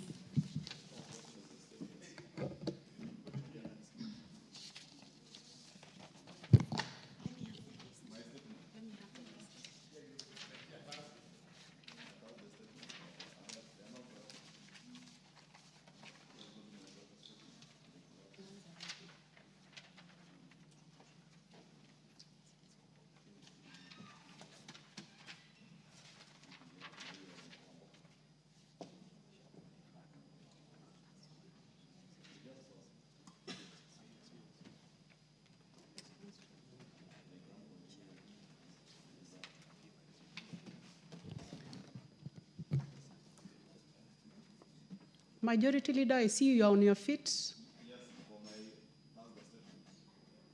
I don't think there are questions, Honorable Speaker. Yeah, after dropping some of the questions, what we have is responses to statements. So, Majority Leader, you may proceed with your... Thank you, Honorable Speaker. Honorable Speaker, on behalf of the House Business Committee, and pursuant to the provision of Standing Orders 44.2a, I rise to give the following statement on prioritization of business for consideration during the week. Honorable Speaker, I wish to officially welcome back members from the short recess. I hope we have all come back invigorated in readiness to perform our roles in what promises to be a very busy part of the fourth session. I further urge committees with priority business pending before them to expedite consideration and submission of reports to the House so as to enable the conclusion by the House within the set timelines. Honorable Speaker, with regards to business scheduled for Tuesday next week, the House is expected to consider in second reading the Learners with Disabilities Bill, Senate Bill number 4 of 2023, and the National Cohesion and Integration Bill, National Assembly Bill number 74 of 2023, should they not be concluded today. Additionally, Honorable Speaker, debate will be undertaken on the following motions should they not be concluded in the course of business today. One is consideration of sessional paper number 7 of 2024 on the National Sanitation Management Policy. Two is consideration of the Comprehensive Economic Partnership Agreement between the Republic of Kenya and the United Arab Emirates. And three is report on the ratification of the agreement on fisheries subsidies. Honorable Speaker, as members will recall, you issued a communication on the priority business that will come before the House during this part of the session, notably relating to the budget process. As such, members will note that the general debate on the budget estimates of revenue and expenditure for the financial year 2025-2026 will be prioritized once the Budget and Appropriations Committee tables its report. And Honorable Speaker, I can report they have been very busy this week in their retreat finalizing on this. This will be followed by prioritization of other budget-related business, including the Committee of Supply on the estimates, the Finance Bill 2025, and the Appropriation Bill 2025. I therefore wish to urge members to be available in the House and committees and to actively participate when this important time-bound business is brought before the House for consideration. Honorable Speaker, in accordance with the provisions of Standing Order 42A5 and 6, I wish to convey that the Cabinet Secretary for Roads and Transport is scheduled to appear before the House on the afternoon of Wednesday, 4th June 2025, to respond to the following questions. Question number 013 of 2025 by the member for Vihiga County, the Honorable Beatrice Adagara MP, regarding the status of construction of the Shamahoho Gitambai Road. 2. Question number 014 of 2025 by the member for Ruiru, the Honorable Simon Kingara MP, regarding the processing of the smart driving licenses in the country. 3 is question number 015 of 2025 by the member for Teso South, the Honorable Mary Emase MP, regarding the rehabilitation and maintenance of the Busia Malaba Road. 4 is question number 053 of 2025 by the member for Moiben, the Honorable Professor Phyllis Barto MP, regarding the commencement of construction works on the Tachasis, Chebiemit, Ainet, Chebarus, and Riadha roads. 5 is question number 054 of 2025 by the member for Kinango, the Honorable Gonzi Rai MP, regarding the current condition of Kinango Mariakani Road, C107, and the impact of the recent rains on its deterioration. And finally is question number 057 of 2025 by the member for Naivasha, the Honorable Jane Kihara, regarding compensation of landowners for land acquired by the Kenya Railways Corporation for the construction of the standard gauge railway and the metric gauge railway. Finally, Honorable Speaker, the House Business Committee will reconvene on Tuesday, 3rd June 2025 to schedule business for the rest of the week. I now wish to lay this statement on the table of the House, and thank you, Honorable Speaker.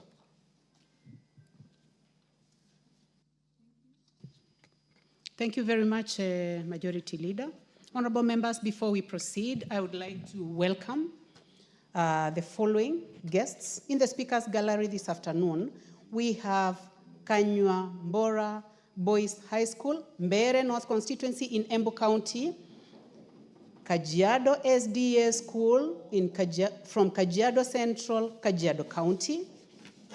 Also in the public gallery, honorable members, we have Limuru Girls School from Limuru Constituency, Kiambu County. Honorable members, let us welcome them our usual way.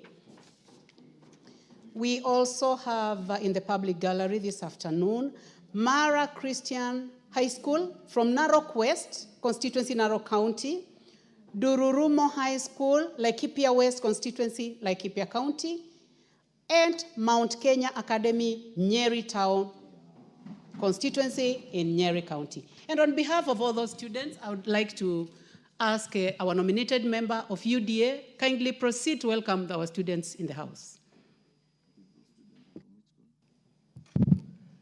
Thank you, Madam Speaker. Madam Speaker, may I take this opportunity to welcome all the learners and their teachers, both in the public gallery and in the Speaker's gallery, to the House of Parliament. I want to encourage them that today is a learning process for them. Tomorrow they'll have an opportunity to serve in this House. Feel encouraged, go back to your institutions, work very hard. I have heard the schools being mentioned, and I have no doubt in my mind that you will produce in future very good debaters, excellent legislators to come and be in this House. Thank you, Honorable Speaker. Learners and teachers feel welcome to the House of Parliament. Thank you very much. I would like to give a chance also to the Honorable Badi Twalib from Mombasa County to welcome our students. Asante sana Mheshimiwa Spika. Nataka kuwakaribisha wanafunzi wote wa kutoka Narok, kutoka kule Nyeri pia. Lakini nataka kusema kwa wawe na moyo wa kuamini kama kila kitu inawezekana. Sisi pia tulitoka hapo tukitamani, lakini leo ni viongozi. Kwa hivyo pia wao wanaambia wasome kwa bidii, na wao pia wanaweza siku moja kuwa majority leaders kama Kimani Chungwa, na vile vile kuserve katika parliament hii mara 3 kama Mheshimiwa Badi Twalib. Thank you very much. Asante. Asante sana Mheshimiwa Badi Twalib kutoka Mombasa. The Honorable Majority Leader would like you to welcome these students. Thank you, Honorable Speaker. Allow me also to welcome the students from Mara Christian School in Narok West, Ndurumo High School in Laikipia West, and Mount Kenya Academy in Nyeri. And at least, Honorable Speaker, I couldn't fail to notice that all the students look extremely smart, and we welcome them to the National Assembly, where we sit to represent them, their parents, and all other Kenyans, oversight the government of the Republic of Kenya, and legislate on their behalf. And those who are here earlier did witness the legislative making process when we were in committee of the whole House on the 2 bills that we have considered with the President's reservations. Honorable Speaker, Mount Kenya Academy in Nyeri is one of the best performing schools around the central Kenya region, and which I know very many young people who have attended that school, even from my own constituency, and to encourage all these students to work hard, be disciplined, as we said yesterday during the prayer breakfast, that we encourage them as our children to continue being obedient, being disciplined students and young people in our country. They are indeed the future of our country, and we want to trust in God that they will grow up to be very responsible citizens of our country, whom we can vest the future of our country into, Honorable Speaker, and I welcome them to the National Assembly. Thank you very much, honorable members. Thank you, Majority Leader. Honorable members, we also have in the Speaker's Gallery this afternoon students from Kiboron Girls High School in Rongai constituency, Nakuru County, and students from Ganaria Girls High School from Limuru constituency in Kiambu County. On behalf of the substantive Speaker, on my own behalf, and on the behalf of the House, we welcome all of you to the House of Parliament. Honorable members, now we will proceed to responses, and I can see that the chair is seated in his place. So now I call upon. What is out of order, Majority Leader? Honorable Speaker, really nothing out of order. I just wanted to seek your indulgence, Honorable Speaker, for the convenience of the House again, that one, the order listed as order number 11, the chair of the committee, the Honorable Murugara, who is here, had requested that we adjourn this debate on this particular bill to next week to allow his committee to finalize work that they are doing on that bill. And having consulted him, we've agreed that we can adjourn debate on that order number 11 on the Political Parties Amendment Bill to allow Honorable Murugara's Jailer Committee to conclude the work that they are doing. And he's among the committees I was referring to in my statement that have reports pending. And he has promised that by the mid-next week, that report will be ready so to allow the House to proceed. Two, Honorable Speaker, I wanted to request, again with your indulgence, that the order listed as order number 10 and 12 be reordered so that we begin with order number 12 on consideration of the sessional paper number 7 of 2024 on the National Sanitation Management Policy, since the chair of the Blue Economy Committee, the very committed Honorable Kangogo Bowen, you see he has come from very far. I know where he was. And he came running to be able to move this report. So we allow him to move that report, then we can proceed to the others. Order number 8 and 10, since we had already expended order number 9. Thank you, Honorable Speaker. Thank you very much, Majority Leader. Chair.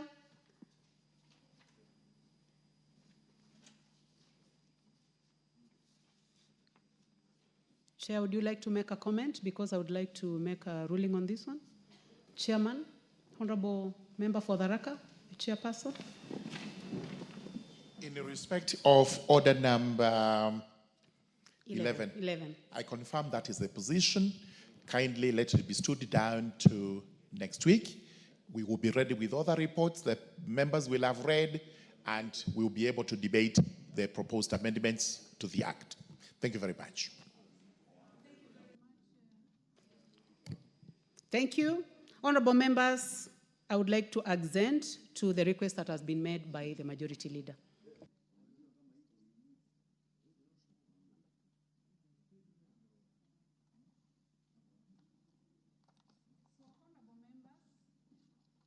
Honorable members, in regard to that, after order number 7, now we will go straight to order number 12.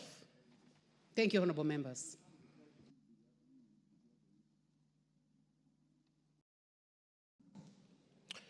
Thank you, Honorable Speaker.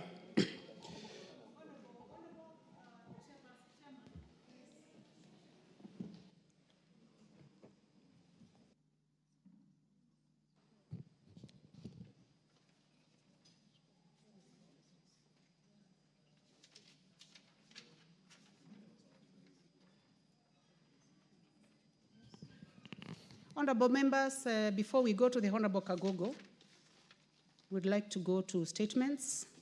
Honorable Tongoyo, please proceed. You can start with the first one. You have actually a long list. Thank you, Madam Speaker. It's true to what you said. I'm here ready with about 3 or so responses or statements. But I can only, Honorable Speaker, I need your guidance because I'm only seeing one member, a member for Kilgoris in the House. So maybe I can able to respond to his and probably the rest when the members are in the House. That we focus on responses for the members who are in the House. And in that case, for your 4 statements, the member who is in the House is the Honorable Julius Sunkuli, member for Kilgoris. So you may proceed.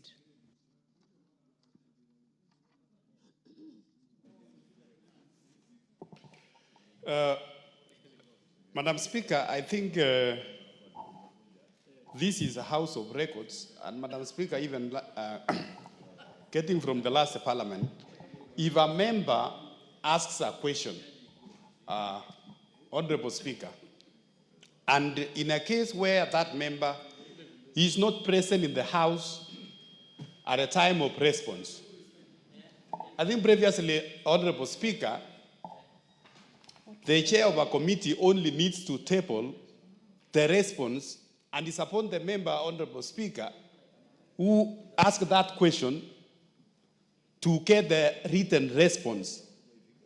Otherwise, Honorable Speaker, you will have members asking questions during the time of response.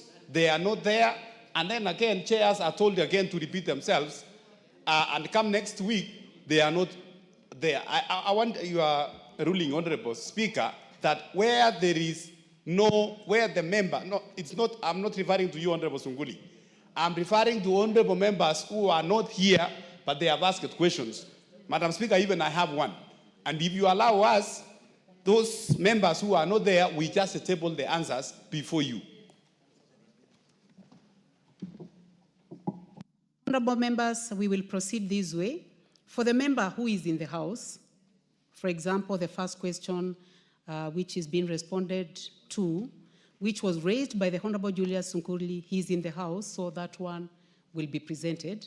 For the members who are not here, so that we do not lose time for Parliament, I would like to order that the chairperson tables on record. Thank you. So please proceed, Chairperson. Chairman.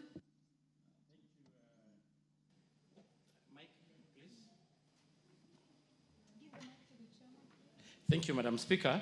So in regards to your guidance, of course, I will have the 2, which I will table, one for record, before I respond to the Sunguli, I've got a response from the Honorable Member for Kisii County, Honorable Doris Donya, regarding the tragic death of Sylvia Kemunto and the escalating cases of gender-based violence. As you guided, once I'm done, I will table on the table.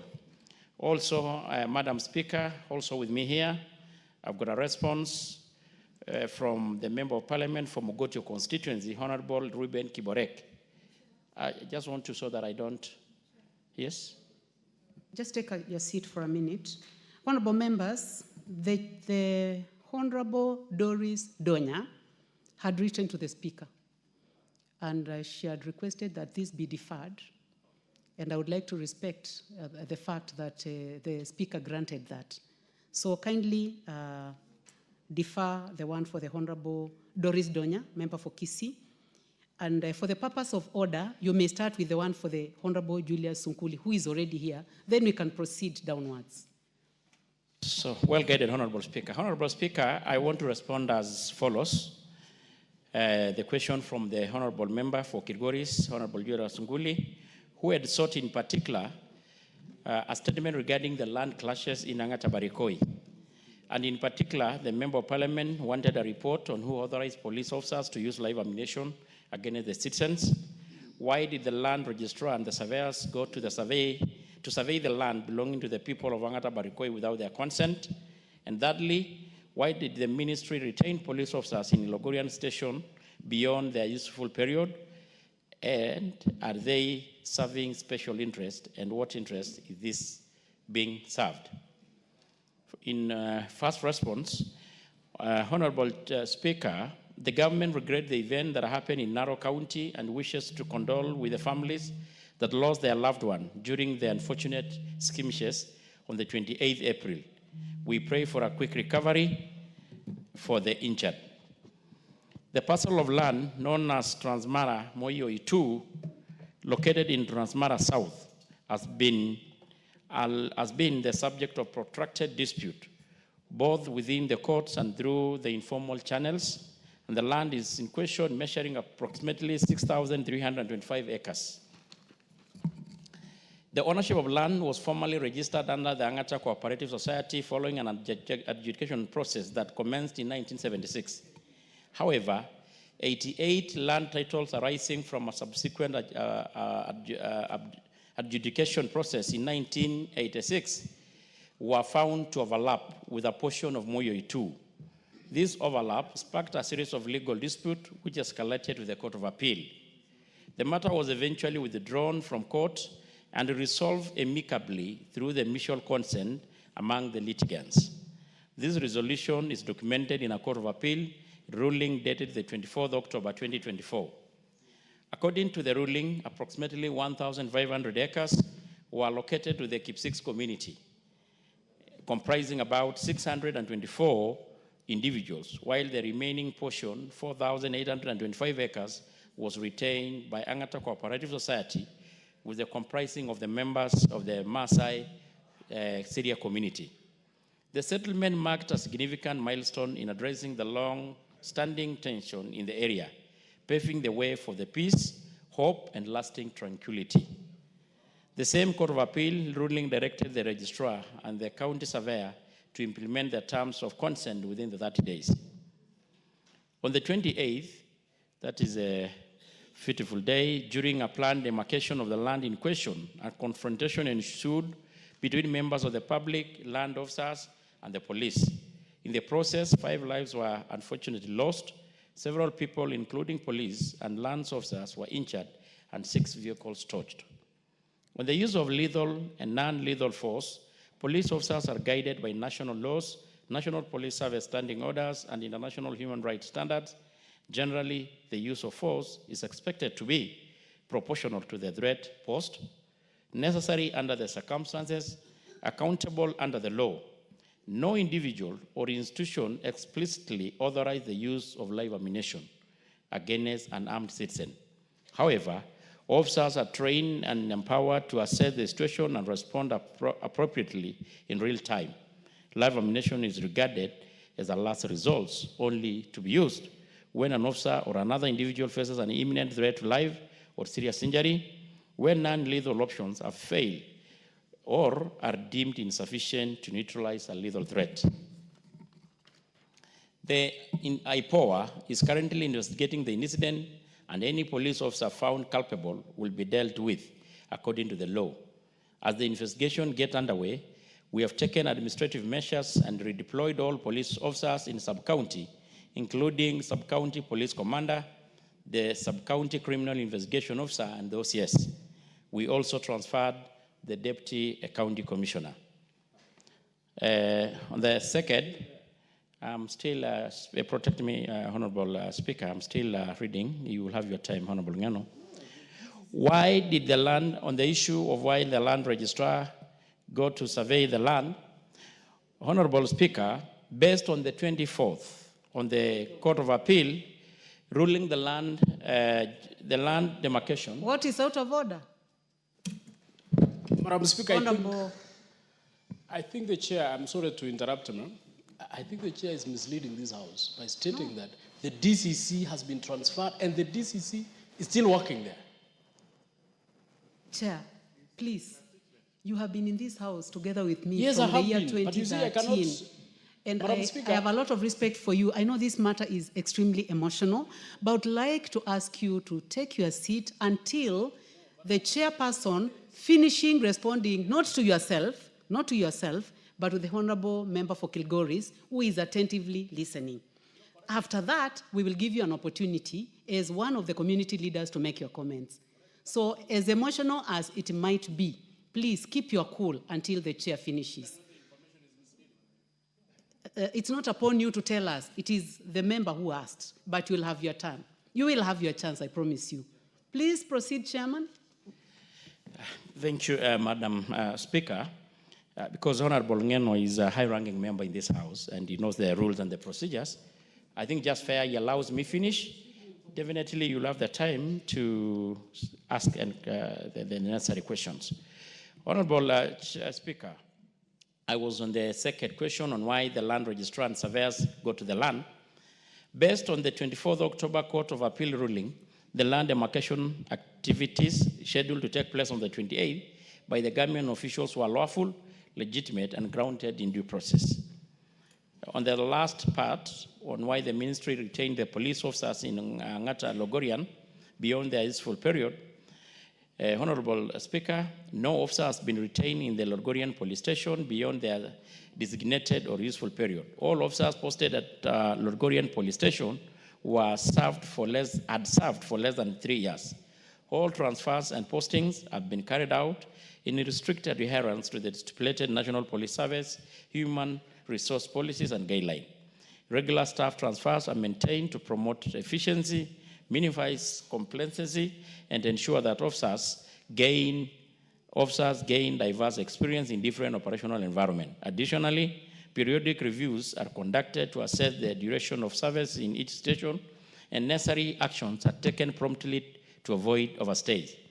The current staffing situation reflects a well-structured rotation system aligned with institutional objectives and public service best practices. Lastly, Honorable Speaker, we request members of the public to remain calm and maintain law and order and encourage the parties involved to resolve this dispute amicably. I submit and signed by Honorable Kipchumba Murkomen, EGH, Cabinet Secretary for Interior and National Administration on the 30th April 2025. Honorable Speaker, kindly, before maybe the member react to the statement, just want to remind the House, one, this question was slated to be responded to about 2 or so weeks ago, but the member was out of the country, and he did request that it waits until he's back. Also, Honorable Speaker, if you see from the response, the letter was signed on the 30th April. That is almost a whole month difference. Ever since, there is a lot that has taken place. There's a lot of water that has gone under the bridge.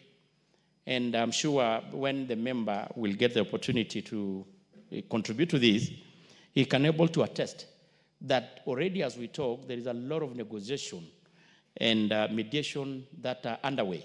One actually being spearheaded by him, and my good friend here, Honorable Ngeno, to look a lasting solution into this problem. Also, Honorable Speaker, it's on record, and you remember the committee that I chair on administration and internal security, couples of months ago did visit that Rangatabarikoi because of the same problem. And the report is ready even for tabling on this house. And even then, we were lucky to get even the car that we did deliver to the police to enable them respond to the distress call and able to execute their mandate. So that is the response. I don't want to preempt the issue of the DCC being transferred or not, but I want to confirm that as much as I'm concerned, the DCC had got a letter of transfer. The only hinge was the DDC, who was supposed to report, probably was going to leave, and maybe it was the issue of handing over, which we all know. This guy is a member of parliament for Kilgoris. Despite that being his member of parliament, he was a very senior civil servant before, and even here. So maybe the issue of handing over. That's what I want to state. Chair, I think you've done Yes. justice. Thank you so much. So I don't want you to go beyond that, because we'll give a chance to the Honorable Johanna Ngeno. But I would like to give a chance to the Honorable Julius Sunkuli to tell us whether this is satisfactory or not. Please proceed. Madam Speaker, I want to thank the chairman for the statement that he has made.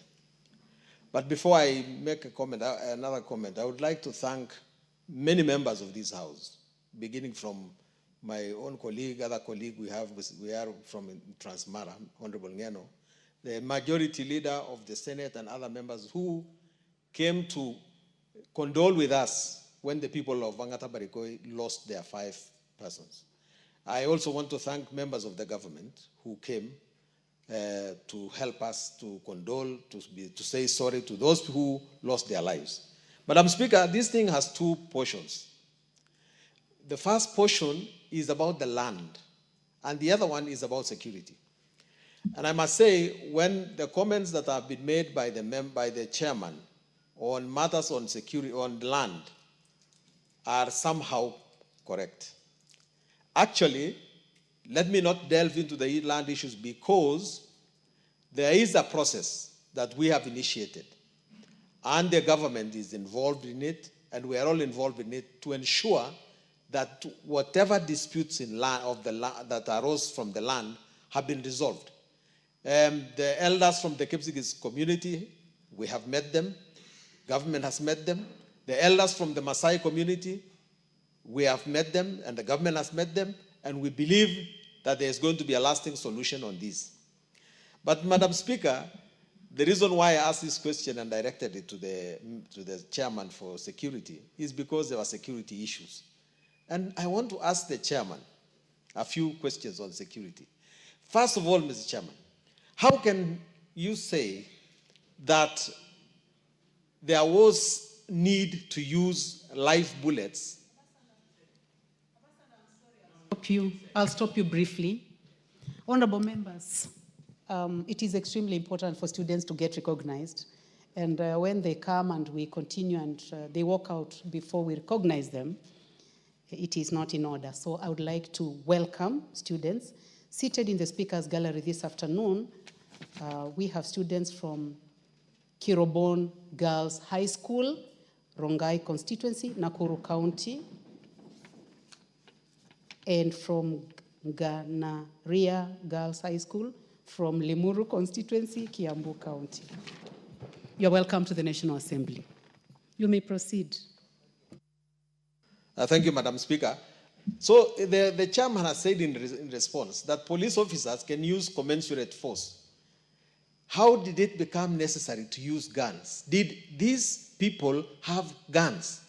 How did they become targets of bullets? Yet they were either armed in a lesser manner, or at least they were not armed with guns.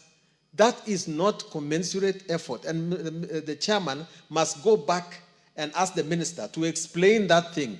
The second thing, Madam Speaker, which the chairman should tell us about this thing, somebody must have given instructions for people to be shot dead. Somebody must have done so. And if nobody did so, is the chairman telling us today that we will never know who actually shot these people? Because our concern is we want to know who shot these people. If we know that, then criminal activities, criminal action should be taken to apprehend them. And if these people have been transferred, the police officers, can we be told where they have gone so that we can tell the people of those areas to be alert that those people are actually killers? Madam Speaker, I would like to invite, if you, with your permission, to invite the chairman to look you in the eye, and confirm that Mr. Jubat, the DCC of Lolgoria or Kilgoria or Transmara South, has actually left that station. And if it is true that he was transferred, can you stand and proclaim the name of the DCC who was transferred to Lolgoria to take over from him? That it is only the handing over that is waiting. Who is he supposed to hand over to? What is the name? And can he confirm that the DCC was chairing a land control board meeting just the other day? Mr. Chairman, this is giving us a serious issue because we know your integrity, but you have been made to read a statement which is not true. Those officers are well seated there, and we don't understand. We don't hate them. I personally have nothing against it. But how can a whole government stand up and say that the DCC has been transferred, knowing very well that he has not been transferred? Just tell us he's not been transferred and we will live our lives as usual. And lastly, Madam Speaker, I know that IPOA has been told to go there. And does the chairman know? David Bowen, Chair. Thank you, Madam Speaker. Madam Speaker, if it is true. What exactly is out of order? Yes, the statement by the Honorable Chair. If it is true that the Honorable Chair read that the DCC was transferred and these two honorable members are confirming that the DCC is still there, Madam Chair, I think, Madam Chair, it is good that you rule that the chairman is out of order and order the Honorable CS to appear himself here because he's reading the statement on behalf of the Cabinet Secretary. Because as I heard from him, that statement was written and signed by the CS. So that now we confirm the true position. Otherwise, the two honorable members are just speaking to each other, Honorable Speaker, and we are not going anywhere. In mind that the person or the honorable member who asked this question had not completed his questions, and his questions are very clear. I think, Honorable Kagogo, you are raising on Standing Order number 91 on responsibility for statement of fact.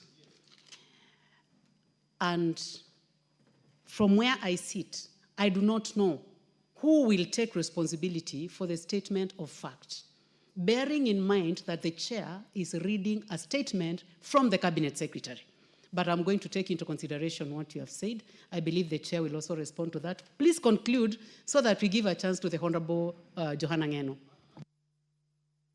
Actually, in conclusion, not in conclusion, the last point that the last question I'm asking, how effective will IPOA be? Is the chairman aware that the police officers have been told not to cooperate with IPOA? Is there another channel that the chairman is going to use in order to bring these facts to be known? Otherwise, Madam Chair, I do not want to open the other wounds because the land issues are being resolved.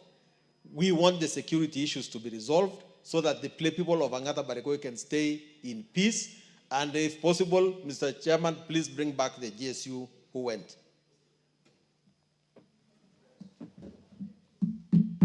Give a chance to the Honorable Johanna Ngeno so that you can put the questions together.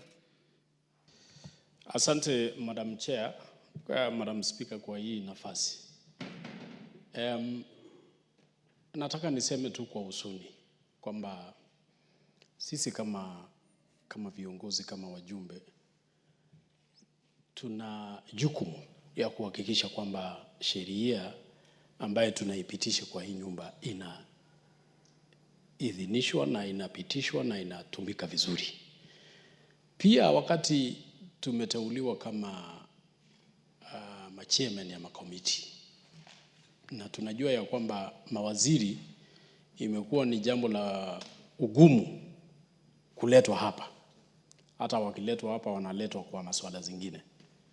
Inabidi pia kama machairman, wakati tunaenda kuiuliza hawa, nazi pia tufanye upelelezi wetu, ndio tukikuja tujibu maneno ambayo tunajua inastahili kujibiwa kwa hii nyumba. Nasema hivyo, Madam Speaker, kwa sababu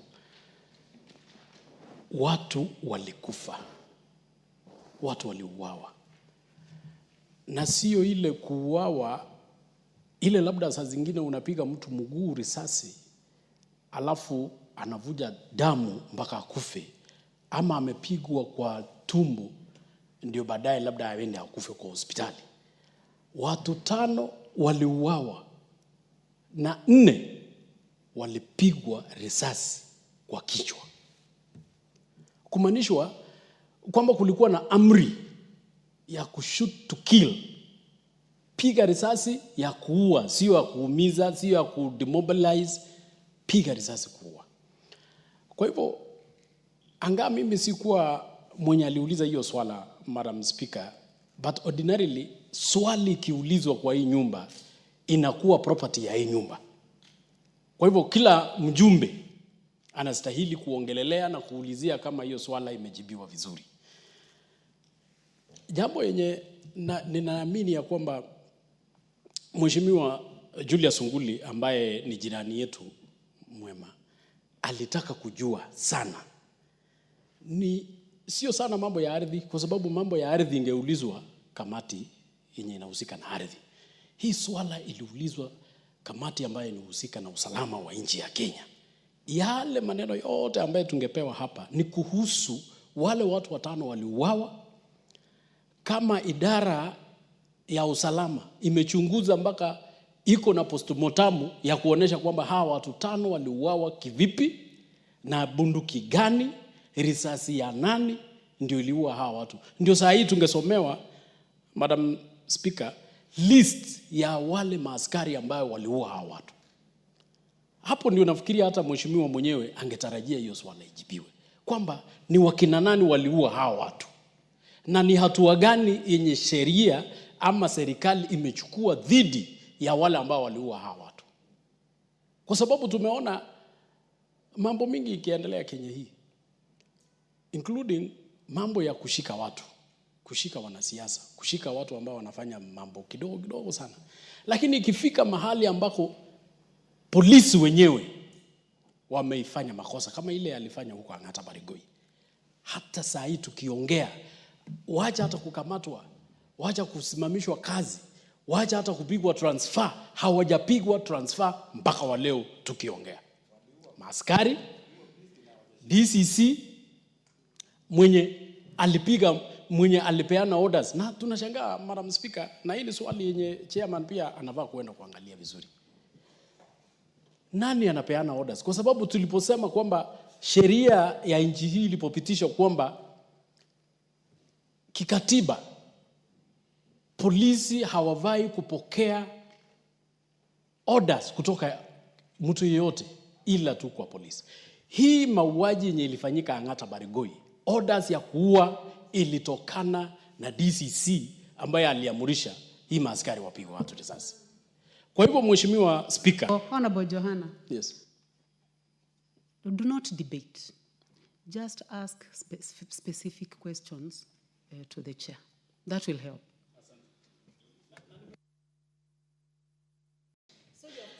Nimeuliza kama 3 hivi. I give you 2 minutes now. Nimeuliza kama 3 hivi. Maaskari ambao walipiga hawa watu risasi wako wapi? Wako kazini? Wamekamatwa ama wamevutwa kazi? Hiyo ni swali ya kwanza. Swali ya pili, DCC ambaye tunaambiwa kwamba alipigwa transfer, ambaye saa hii ako ofisini huko Lolgorian, Mimi mwenyewe ningependa kusema ya kwamba labda hiyo sio makosa ya chairman, lakini Mheshimiwa Spika, huyo waziri aletwe hapa ajibu kwamba huyo DCC bado wako kazini ama hayuko kazini. La tatu, tungependa pia tujue kutoka serikali, hii mauaji inaendelea Kenya mzima, including hiyo Ang'ata Barigoi, including hata hii ya priest yenye aliuawa juzi na risasi. Hii watu na including pia, kwa sababu baada ya hawa watu 5 kuuawa, siku 2 baadaye mtu mwingine pia hapo aliuawa na risasi, lakini mpaka waleo hakuna mtu amekamatwa.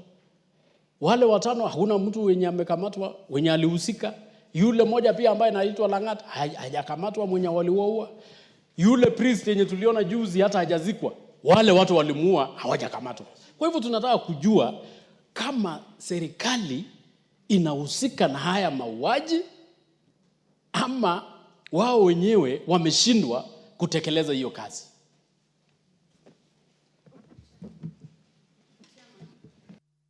Chairman, I would like to give you a chance to make comments on this, so that we make a decision on what will be done.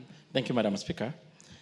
But before I kind of respond to, it's worth to note, Madam Speaker, that besides being the chair of this committee, I'm equally a member of the Narok County, where my 2 colleagues also come from.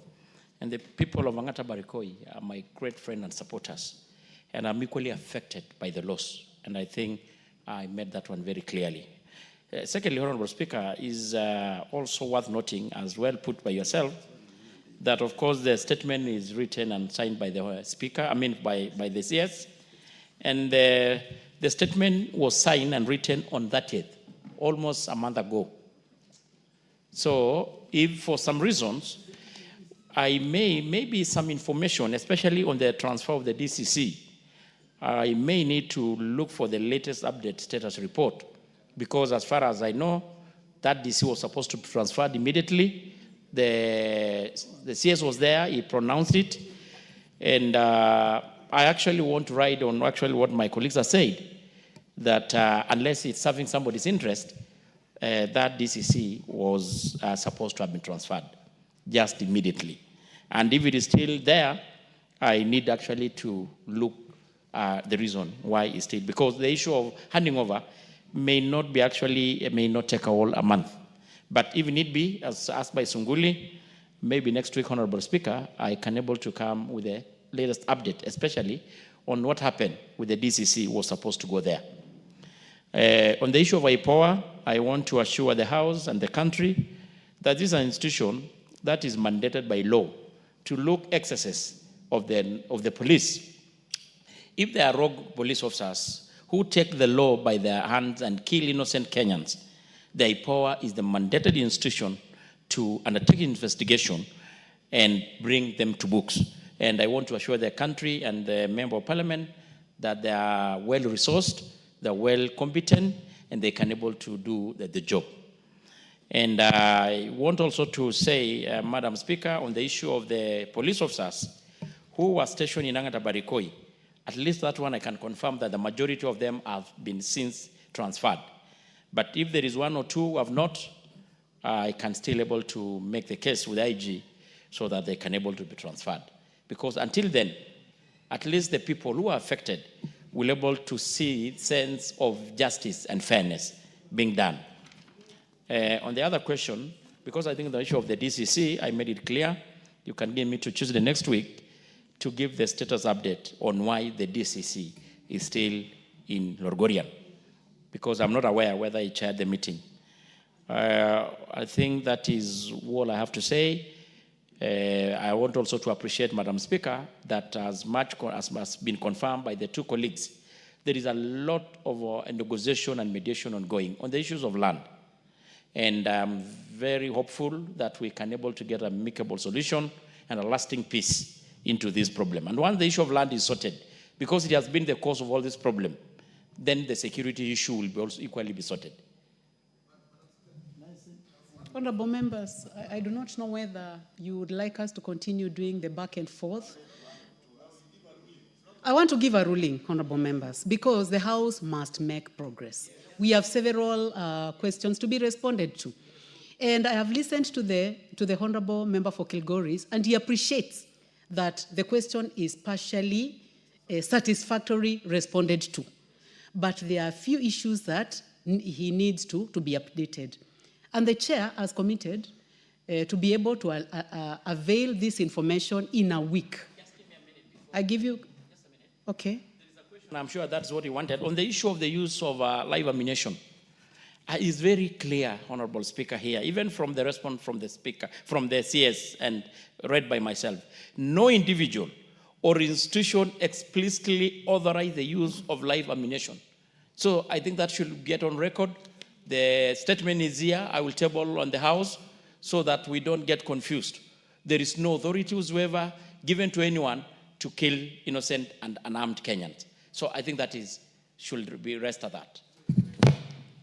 Honorable members, for the purpose of progress, the chair will avail responses to the questions that have been raised by the honorable member for Kilgoris and the honorable Johanna Ngeno next week in your committee sittings.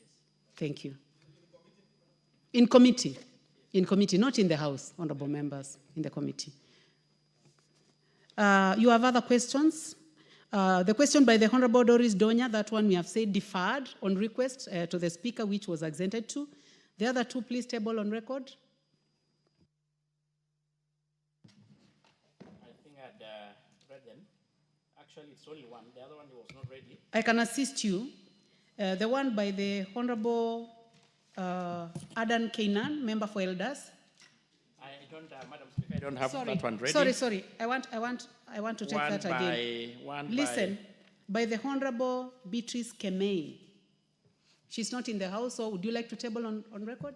Unfortunately, actually, it is listed, but I don't have that response rather. But I have one for the Mogotio. That one is deferred. Yes. The one for the Honorable Ruben Kiborek, member for Mogotio. I will table it on the table. Proceed to table, please. Okay, thank you.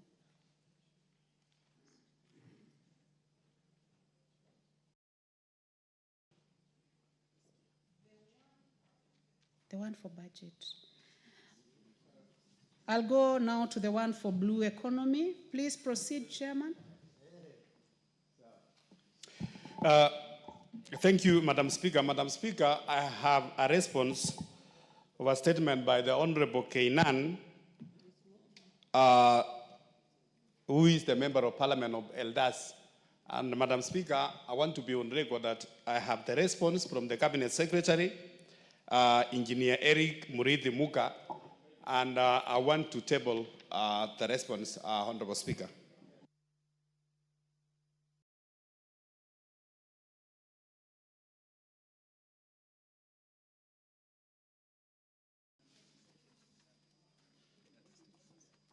Honorable members, the other statements. You have tabled on record, Honorable Chair. Thank you. Honorable members, the other statements, I defer all to a time when they'll be scheduled by the House Business Committee for the convenience of the House.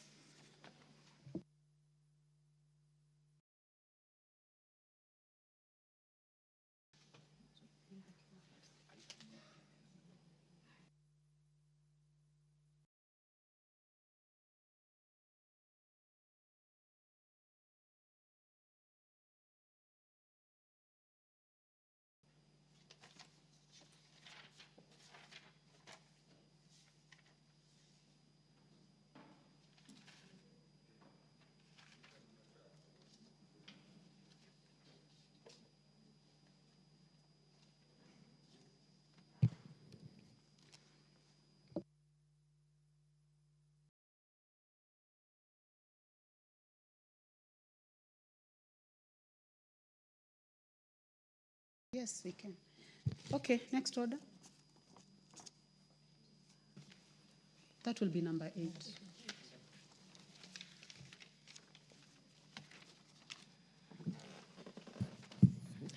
Order number 8, motion Third report on consideration of the audited accounts of specified corporations. Mover to reply. Yes, there is a honorable member who is ready to reply on behalf of the chair. You may proceed. Thank you, Madam Speaker. I beg to reply on behalf of the chairman of PIC on Social Services, Administration and Agriculture. Madam Speaker, I'm a member of that committee. Madam Speaker, I want to thank members of Parliament that responded and gave their views on the report. As a committee, we've taken note of all the responses, and we're going to utilize those responses and counsel in our next reports. Madam Speaker, I only want to beg that the Committee on Implementation, once this report is adopted, will be able to take up and fast track all the recommendations that we made in that report, so that the state corporations will be able to utilize the responses and the recommendations and align with the regulations and what we recommended. Thank you, Madam Speaker.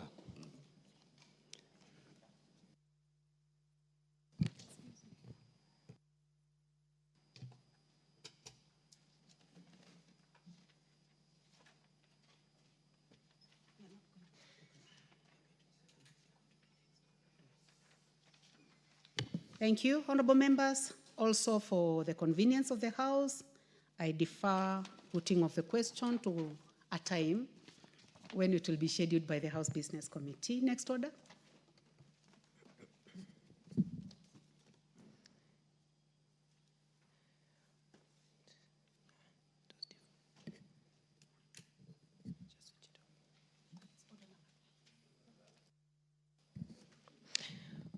Order number 12, motion, consideration of sessional paper number 7 of 2024 on the National Sanitation Management Policy.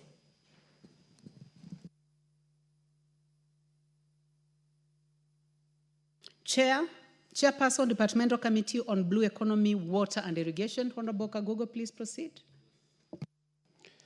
Thank you, Madam Speaker. Madam Speaker, I rise to move the motion that this House adopts the report of Departmental Committee on Blue Economy, Water and Irrigation and its consideration on a sessional paper number 7 of the National Sanitation Management Policy laid on the table of the House on Thursday, 17th April 2025, and approves the sessional paper subject to the revisions contained in the schedule to the report. Honorable Speaker, this policy was developed by the Ministry together with the African Population and Health Research Center. And Madam Speaker, the policy aims to streamline the sanitation management in Kenya. Its objectives includes expanding the access to safe, improving public health outcomes, and reducing environmental pollution. It also addresses the long-standing gaps in governance, financing, and infrastructure development related to sanitation. The constitutional basis of the policy, Madam Speaker, lies on Article 43, Sub-Article 1B of the Constitution, which guarantees every person the right to accessible and adequate housing to a reasonable standard sanitation. Furthermore, paragraph 11B, part 2 of the 4th schedule assigns the function of sanitation services to county governments under the devolved system. Honorable Speaker, sanitation has historically been neglected. And that is why we have this, we are coming up with a national sanitation policy. Madam Speaker, the committee observed that Despite the constitutional and environmental imperatives for sound legal regime to support the right to sanitation and devolved service delivery, the current legal and regulatory framework remains fragmented. Sanitation-related provisions are scattered across multiple laws, many of which treat sanitation only as a peripheral issue. Madam Speaker, as it is, when you talk of sanitation, you will find that under the Ministry of Education, there is a sanitation in terms of building toilets in public schools or all the primaries and secondary schools. When you go to Ministry of Health, there is also the issue of sanitation. When you go to urban planning, there is issue of sanitation, and they have their own policies.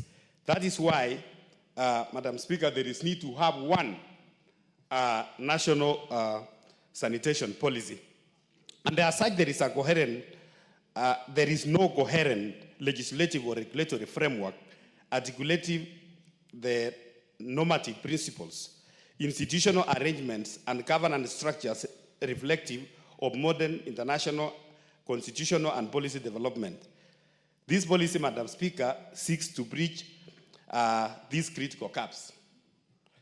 Honorable Speaker, the committee made several key observations during the review. For example, the policy proposes an enactment of environmental health and sanitation bill to address the fragmented sanitation laws. However, the committee recommends that the ministry, that's the Ministry of Water and Sanitation, also considers amending the Water Amendment Act, CAV 372, to incorporate the sanitation issues, as these are closely intertwined and with water management and related infrastructure. The committee further recommends that the policy be reviewed to align with the recent legislative changes, together with the area of waste management, to ensure consistency in the definitions and terminologies used, such as the terms sanitation. Honorable Speaker, clarity on the roles and responsibilities of the national government and the county governments and the other stakeholders is essential. Paragraph 6 and 7 of the policy refers to an annual multi-stakeholder review forums coordinated by the ministry responsible for sanitation. This forum is intended to monitor and evaluate the policy implementation based on a clear national guidelines. The committee recommends that these guidelines, regulations to be developed by the ministry, should explicitly outline the mandates of the county governments and relevant agencies to avoid the overlaps and conflicts in the implementation. After a thorough review of the session of paper number 7 of 2024, Honorable Speaker, and the consideration of the submission by the key stakeholders, the committee recommends the approval of the policy, subject to the revision outlined in the Schedule 1 of the report. And Honorable Speaker, when we sat as a committee and the ministry appeared before us and many stakeholders, we realized, Honorable Speaker, that as a government, over the years, we've been looking into the water projects, water distributions, and we've been disregarding the sanitation over a while. And that is why when the ministry, together with the stakeholders, Honorable Speaker, came up with this policy as a committee, we thought it is wise that we prove it before this House, and we approve that report. Madam Speaker, I wish to express my sincere appreciation to the members of the Committee of Blue Economy, Water and Irrigation for their diligence and dedication during the processing of this policy, and also thank our Secretariat for their unwavering support and the stakeholders also who made their submissions. And indeed, Madam Speaker, I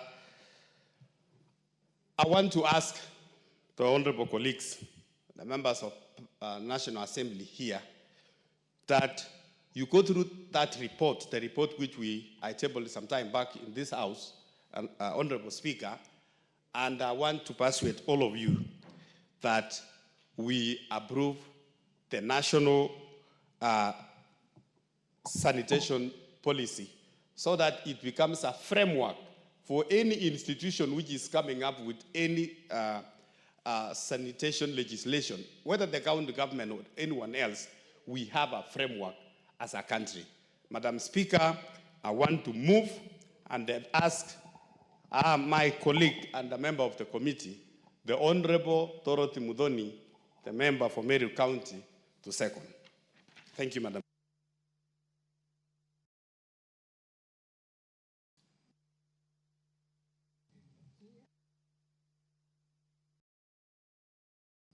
Honorable Mudhoni, please proceed. Please trace the Honorable Mudhoni and make sure that she has a microphone. Thank you, Honorable Speaker. Honorable Speaker, I want to thank my chair, Honorable Boyen, for bringing in this very important submission before the floor of this House. Honorable Speaker, sanitation has historically been neglected in the water policy framework, leading to minimal investment in this particular sector. According to the reports by the World Bank and UNICEF, 2021, only 16% of urban Kenya had sewer coverage, and 21 counties which have no sewer coverage at all.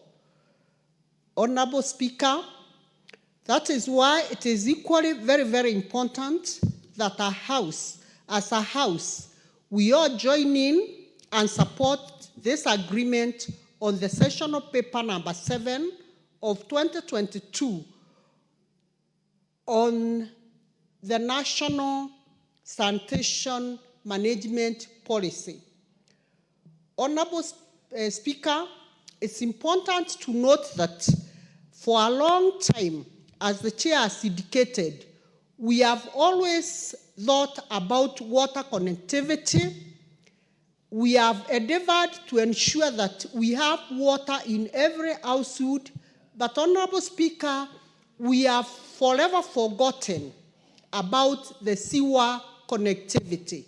It is important, Honorable Speaker, that for us to succeed as a country, we must work jointly, both the county governments and the national government, to ensure that this sessional paper serves the intended intent, so that as we endeavor to connect water in all the households, we equally endeavor to have sewer connectivity.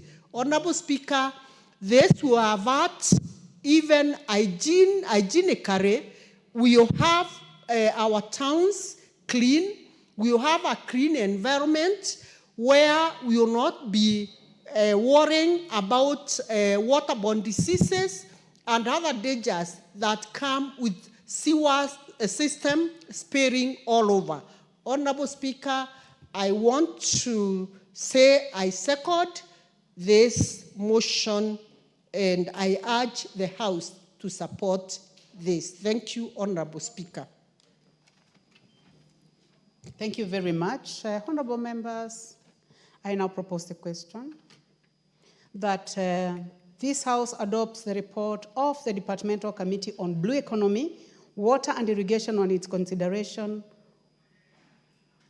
of sessional paper number 7 of 2024 on the National Sanitation Management Policy laid on the table of this House on Thursday, 17th April 2025, and approves sessional paper number 7 of 2024 on the National Sanitation Management Policy, subject to the revisions as contained in the schedule to the report.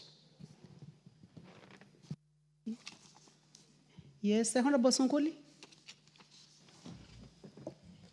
Madam Speaker, I would like to support this policy, although in my opinion, it is not adequate. And I have not heard the chairman or the mover of the motion say how much public participation this has gone through, or at any rate, the quality of the public participation for this. Because, Madam Speaker, this is an area of our life that actually requires a lot of attention. I know that at the preamble at one of the preambles, the principal secretary, Mr. Julius Korir, has said that the intention of this policy is to make Kenya a clean, a prosperous, and secure country. But you can see, Madam Speaker, because all of us travel, especially to the West, that we are still below the mark a lot. And that we need actually to pay attention to our sanitation among everything else. You know, when you go travel outside Kenya, you get the impression that people believe that Africans are dirty and that things that come from Africa are not clean. The food is not clean. And when you visit Africa, you visit with a bottle of water because the water is not clean. I was in Geneva the other day, and in Geneva, you are advised not to buy water because the water from the tap is clean. But we need to pay attention to a number of things. The first thing that I would like to ask that this policy, although it has been mentioned, is on this issue of defecation. That many people in our country still go to the bush to answer the call of nature. And this in itself has a lot of problems because sometimes